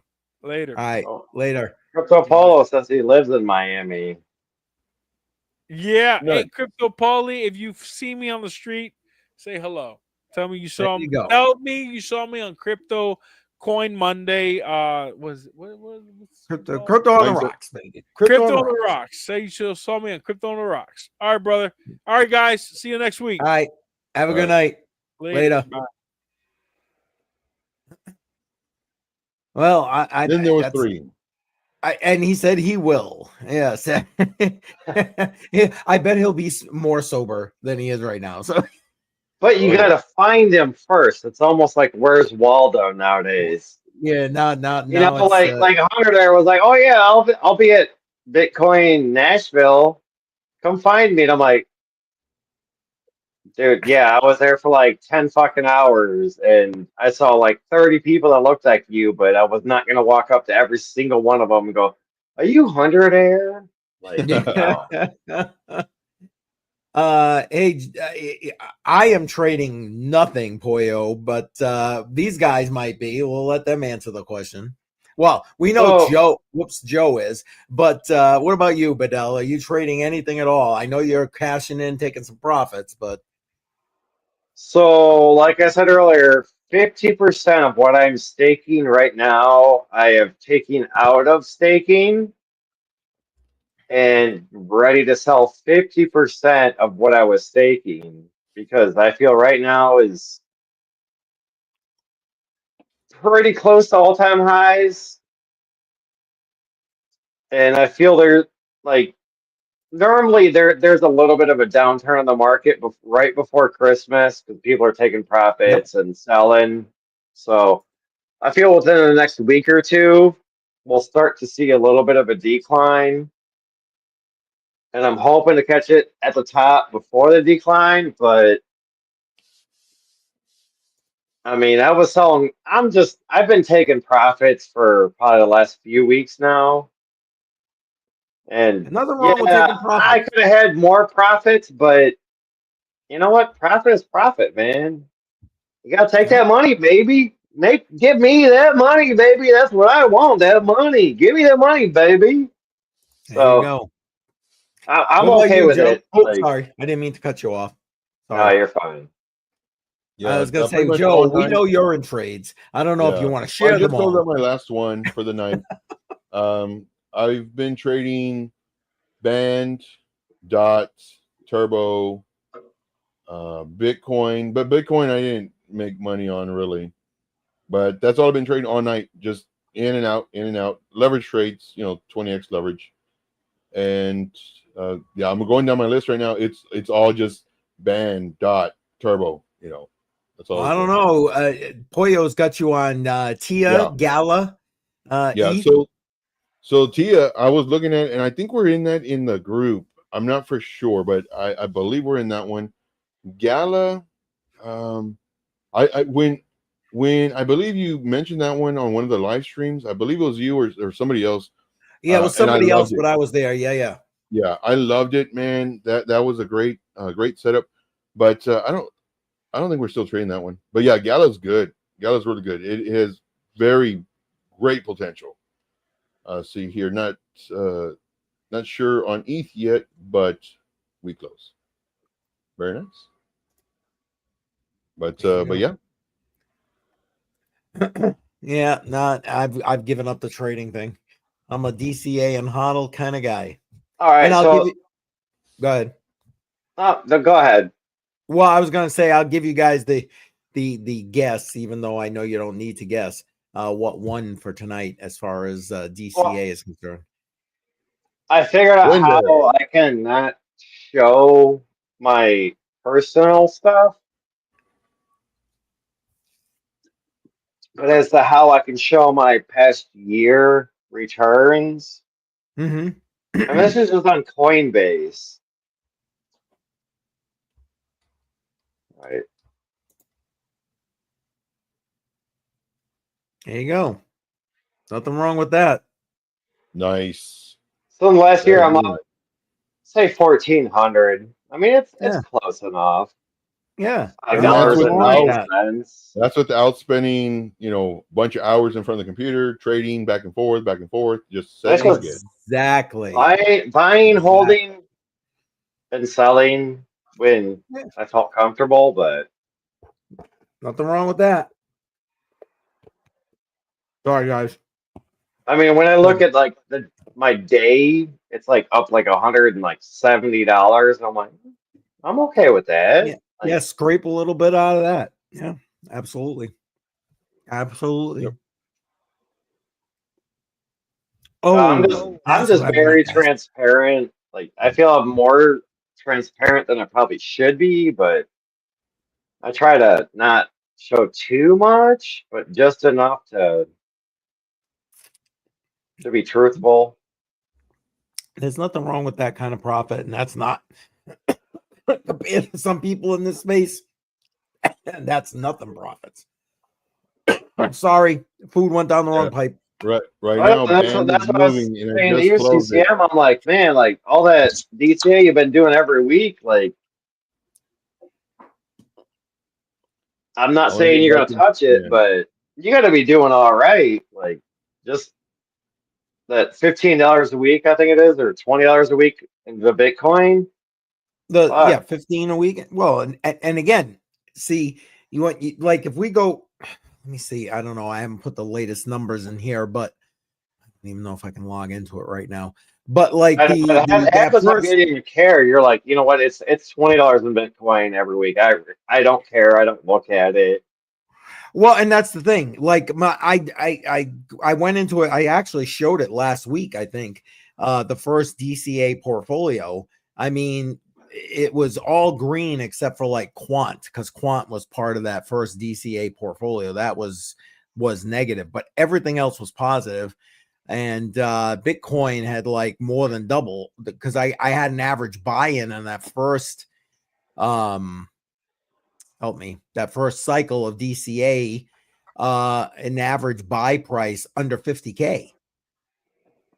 Right. So hello, but again, and then But now you don't look at it like me. You just look at it to buy it for your kids and your grandkids, and you're like, fuck it, whatever.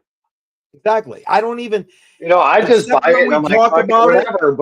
But when it starts going up in price, I'm like, shit, I gotta Yeah, take no, some profits, see, like I don't even think about it. It's like it yeah. doesn't exist. It's like it doesn't exist. And again, like I said, I've got a couple of bags of shit coins. They're not all shit coins, but you know what I'm saying? If they hit the right price, like for example, I have a serious bag of XYO, and I don't know what the fuck I was thinking, quite frankly, when I bought that. But the bottom line is, if that hits my target, oh baby, gone. You know what I'm saying? I might even consider, if Rune hits between 10 and $15, I might sell a little bit of Rune. I really might. But those are the kind of things I have. Like, Sell it for what little, cash or sell it for more Bitcoin or just well, convert it to Bitcoin. no, I'll take it like into USDC and then I'll throw it into something else. But and that at that point, that's probably what I'll do. I'll like do like you were saying earlier. I'll probably put it into like USDC, USDT, whatever, and then I'm just gonna sit on it. Right. And when the shit drops, then I'm gonna, at that point I'll decide, okay, what is it? You can buy Bitcoin? Is back it into the whatever? same coin and get double the amount of coins if you want to go back into that coin. But Well, and that's the thing. Like if I sell my XYO, I'm probably not going back into it. But I would, because and you feel like that's a long shot. Well, I thought it had a lot of promise in the beginning when it first came out, because it was like a decentralized GPS kind of thing, was what it was supposed to be. But like most projects in this space, it has transitioned into, and not like I think they're going in a wrong direction. They just pivoted like everybody else. But I'm at this point, they're competing with so many people and so many other projects that I think are better and further along. So at this point, it's like, okay, if they get some traction, I'm out. You know No, what I I mean? completely agree with you because I've been following projects for 5 fucking years. Like XRP in the beginning, they had a great mindset. They had a great white paper. They had like everything, like down to the T. And I'm like, all right, yeah, I agree with all this. And then they started getting delisted because they got sued by the SEC. And then, years later, I'm like, fuck it. I'm just here to make money with this fucking coin. Like, fuck that Yep. company. I don't give a shit what the fuck they do. Make me some fucking money, which they have a I few get it. times. But like other companies, I'm like, like Well, I that's was how, solo mining Pyron. I had like $500 in Pyron, solo mining for like a month. And that $500, it was a rug pull. Within a matter of 12 hours, that 500 went down to like $2. you're I'm not like, talking Pirate Chain. I was gonna say Pirate no, Chain still exists. Pyron, Pyrin. Sorry, I misheard you. And it's like, No, I get it. like, now my equipment just doesn't even fucking work. So yesterday was a fucking bad day for me. It pissed me off because Wednesday my 3070 Ti rig was running and the power supply was going. I was like, "Hey, can you guys hear that fan? Like, I'm testing out this, Yeah, these you new asked. Yeah. these earbuds. I just want to make sure you guys can't hear it." And you guys were like, "No, no, no, no." I turned it on yesterday. Rig won't even fire up. Oh, So that's now 3 out of 6 rigs that I got to fix because I want to do it now because I understand like the prices of everything is going up. So I'd rather fix it tomorrow rather than in the bull market when everything is like 4 times the price. I got you.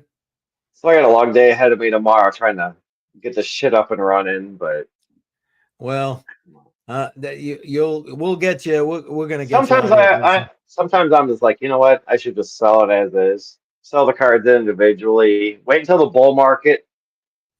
And then Hey, sell them all. $200 for the cards. Sell them for 600. Fuck it, I tripled my money. And Be done with it. Yep, I do understand. That's what I did in the last bowl. That's when I got rid of what I had, what little rig I had. Got rid of all the GPUs. Boom, done. As a matter of fact, I even sold everything. Like, here it is. Bam, the whole help me rack. Everything was on. Everything. Boom. I mean, last bull market, I was buying RX 580s for $200 a piece, brand new from the store, and they were selling for 500 to 600 a month or two later. And did I sell them? No. Now I got fucking 25 of them, and I'm like, shit, the fuck am I gonna do with them? Because now they're outdated. I might be lucky enough to get 200 bucks. I might be lucky to break even on them. Granted, I mined on them for a few years, but I might break out even on them, not counting the crypto that I mined with them, which I'm okay with. Like, but there you go. It's money back in your pocket, man. That's what it is. So, at least that's the way I look at it. It's money back in your pocket. Yeah, and there's a lot of YouTubers now that are saying like, hey, you know what, this bull run's gonna be different because we're all selling all of our shit for like 3 times what we fucking paid for it. If that many, if that little 3 times or more than what we paid for it, that's what we're gonna sell it for. There you go. And I'm like, okay, so as soon as the bull run hits, the market's gonna be flooded with GPUs yet again. Well, just don't you be the one buying them. You be the one selling them. Just saying. Well, I don't want to sell what I have, but I'm not gonna buy, but I don't plan to sell. I just kind of want to keep what I have. Gotcha. I mean, I don't want to buy a $200 GPU in the, which is normally 200. I don't want to spend 600 on it. I'm not the little Timmy that a lot of people call. What do you think about what Pollo's asking? I honestly, I'm not mining anything. I told you I might get myself a bit axe and give it a shot, but as a miner, depends. Do you have ASICs? Do you got GPUs? No, he means what crypto? Because he's saying like what Doge, whatever. That's why I'm saying I don't know what's worth mining. I guess if you're doing the Litecoin Doge thing, maybe. Isn't there a site, what to mine? That's the name of the site, what to mine? Yeah, there's what to mine, hashrate.no. I mean, there's a couple sites that can give you insights. Are they all that accurate? Kind of, but if you're going to buy any hardware right now to mine with, no, you're going to lose money. If you have old hardware that you're sitting on or you've been sitting on and you want to power it up, depending on your electrical rate, you may break even, but chances are you're going to be negative every day. Now he's mentioning here he has Hive Mapper, which again, that's part of you're driving around, you're mapping, you're getting a bunch of what you're doing I anyway. want to call them DPIN projects, but I don't know if that's the correct term. No, that's correct.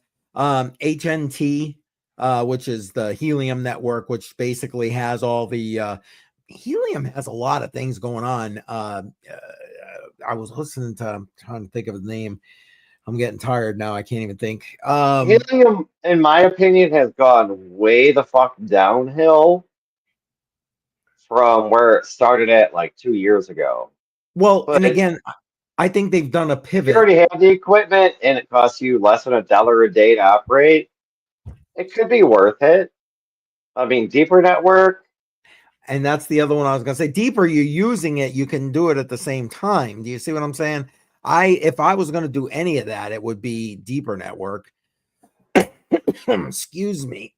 But I mean, if you already have the hardware and it costs you very little to operate them and to use them, you should have been collecting coins this whole fucking time, in my opinion. Well, prior to this, where we are right now, I think it was probably better to invest in the coin. And it's funny, he's like, it aren't nodes where it's at, and it's like if you were watching myself, Jar, and FF talking on Matrix Money podcast, Jar would talk about this all the time, where he would get into these node projects and that kind of thing, and he'd put out the money with regard to oh my God, I'm sorry. I'm so tired, Pollo. I apologize. What was I even saying? Wow, that just left my head. But he would, that's an upfront investment for the nodes and so access and all that kind of stuff. And yes, Jar even mentioned the Solana phones. He ended up canceling his, I think, just because of the weight, if I remember correctly. And this is why HNT moved to Solana. And I don't know anything about HNT moving to Solana, so I can't. There's a lot of people that hate Solana because their blockchain keeps. Yeah, I am no crashing. Solana fan. And there's a lot of Solana meme coins that I've actually made shitload of money on Solana blockchain meme coins. Yes, meme coin. Does that mean that I support Solana blockchain? Fuck no. Did I own Solana? Yes. Do I still own that Solana? Fuck no. I mean, I still wish I did, but I'm no Solana fan by any shape or form. I bought Solana at 25 and I sold it at 142. Wow. So I made my money. I regret not holding on to it, but I am happy when I sold it. So that's all that matters to me. I made a shitload of fucking money and I'm happy with it. Fuck them. And yes, lots of VC money. That's the other thing that kind of turns me off about Solana. You're 1,000% on that, Poyo. Yeah, I don't know. Something about Solana just, I don't know. You know how you get that gut feeling? That's me. I'm operating from my gut. That's where I am with regard to Solana. But then again, I guess I'm like that with a lot of different things. Like Rune. I'm all about Rune. I like it. I love Thorchain. I think it's gonna go and do well in this ecosystem, DeFi ecosystem. Now, if Dave was still here, he'd probably hate me for saying this, but any project that has a VC investment, I'm not into. I get that. Like, I if get I look why. at a project and I go, oh, they're 99% of VC controlled. Yep. Okay, well, that VC invested a bunch of money to pump up this project, to build it up, and then these VC holders are stuck with their coins, whether the coins do good or not. They're stuck with the coins, but they pumped a bunch of money into this coin, Yeah, and they to me, expect something it's like out of a it. pump and dump. Yeah, Like I get it. I think truly, if you ask Daniel Diaz, no, he probably won't admit it because he's part of that VC. I don't know what VC. I don't know what they're into, but I feel a lot of the stuff they buy. Like he kind of admitted earlier, okay, yeah, we were into it for like less than half the price that the coin is worth Yeah, now, he but was you can very use upfront the about it. coin. And that's just one of the projects. Now, what about all the others? They're VCs. They're invested into multiple projects all over the fucking place. No doubt. And then No they're doubt. tied into these projects for a year, and then when they get that chance to get out, that's when that rug pull fucking happens, in my opinion. Now, I'm Yep. not saying it happens all the time, but Well, and if nothing else, when you once put in they're $1,000 in, a year later, you can get 5,000. Take that 5,000. You're gonna sit there and just hold well, on to it and like just Joe see talks what about all happens. the time. It's like then what do they do when like these their coins get unlocked or whatever? They dump right on your head. They literally dump on your head, and there goes the price. Now I'm not saying they all do that. Not saying that, but you're right. When you got profits like that sitting on the dashboard here on your computer screen, it's kind of hard not to take those profits. Just saying. And Just that's what saying. I'm doing. I'm taking profits as I go. Fuck them. I get it. And I will say this, and this will be my last on Solana, is that I was very glad that in the last interview we did with about Deeper Network, where he said that Solana has basically Solana, good Lord, I am definitely tired right now. I can't think straight. That Deeper Network has pumped the brakes on the migration to Solana because of all the issues. And I was very personally glad to hear that. I think they could find another chain that would be better suited for what they're looking to do. My opinion. Again, old guy, interwebs. What the hell do I know? But I don't know about you guys. I am like barely functional right now. I'm about ready to Yeah, fall I gotta wake asleep up in 5 hours. I'm like dying right now. I'm ready to go. Let's fucking rock the roof. Let's let the house on fire. Let's go. I think you're on your own, but yeah, oh my god, I got nothing left. The gas is out the tank at this point, guys. Yeah, I I think was this expecting is to be my here like till my like last maybe win. 9, and they're like, yeah, I gotta wake up early in the morning, and I just looked at it. It was like 1:30, whatever in the morning. It's like, oh man, I got 5 hours. Exactly. That's what I'm like. Oh, I gotta be up in the morning too. And right now, literally, I'm like, I feel like trying to answer that question or that comment from Poyo. I was just like, I got nothing, man. My brain is not functioning at all. Very cool. but I think we're gonna wrap it. Listen, tonight, let's wrap it. guys. Tell me I'm wrong, but tonight was a great stream. The people who jumped in, Jen, Daniel, Shuby, everybody that was in here, you guys, really of course. And there was a lot of great information. I don't know about you. I was surprised. Jen dropped some serious knowledge tonight. Did she not? In that little span of time she was here. Yeah. Bam. So I appreciate everybody. And we had some serious activity in the chat. Thank you to everybody that was in the chat. I mean, X was on fire tonight. Facebook was even active tonight. And YouTube. For all the spammers that were out there, and all the people that were here for the spammers, we do apologize for that. We did the best we could. We got them out as quick as we could. You understand that shit happens, and hopefully y'all, fellow Patreons, fellow followers, just understand that shit happens. I mean, we did it. We dealt with it the best we could, as fast as we could. There you go. I don't think anybody holds that anything. No. And guys, I appreciate you. You guys are so supportive of my channel, and I really appreciate it. I mean, I feel like Joe is just part of the channel because the guy's here 2-3 days a week on my channel. And Bedell, listen, I know tonight you were taking an easy break there, but again, Wednesday, if you weren't there, I would have been so stressed. So I appreciate you, man. I appreciate you both. Truly. I appreciate you for having me on Wednesday, man. Like the people that were there, and then on the live stream since then, I'm like, oh hey, and like people were tagging me, and I was tagging them. I'm like, yeah, if it wasn't for Wednesday, I would have never known these people. Hey Joe, I know you start. Is it Monday? You start on. Yeah, Monday for Piper Academy. Gonna be there. I never gave you a shout out. The whole night I kept thinking in the back of my head, I gotta tell you, congratulations for starting on the Piper Academy. And I've meant to say it many times, but then just other people kept talking or wouldn't stop, and I'm like, damn it. Yeah, it's exciting times, man. It's but gonna Joe, be fun. I gotta give you congrats. Yes. Personally, from me, wholeheartedly.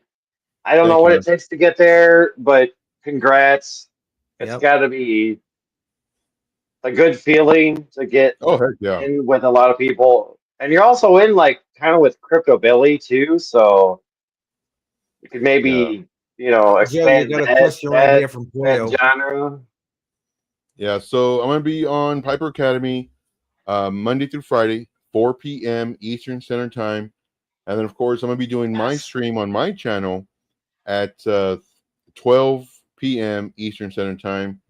And then as the market gets crazier, I might even go maybe like a 12 or 1. I don't even know. We'll see. Because I'm not going to sleep. I'm going to be in these charts making my people money. And Joe, remember, you got to sleep. I'm just saying. I'm just putting it out there, Joe. You got to sleep. Listen, that doesn't mean I don't want you on my show on Monday mornings. I need to make sure that you're there to commiserate with me. So, yeah, Monday, 10 a.m., your channel.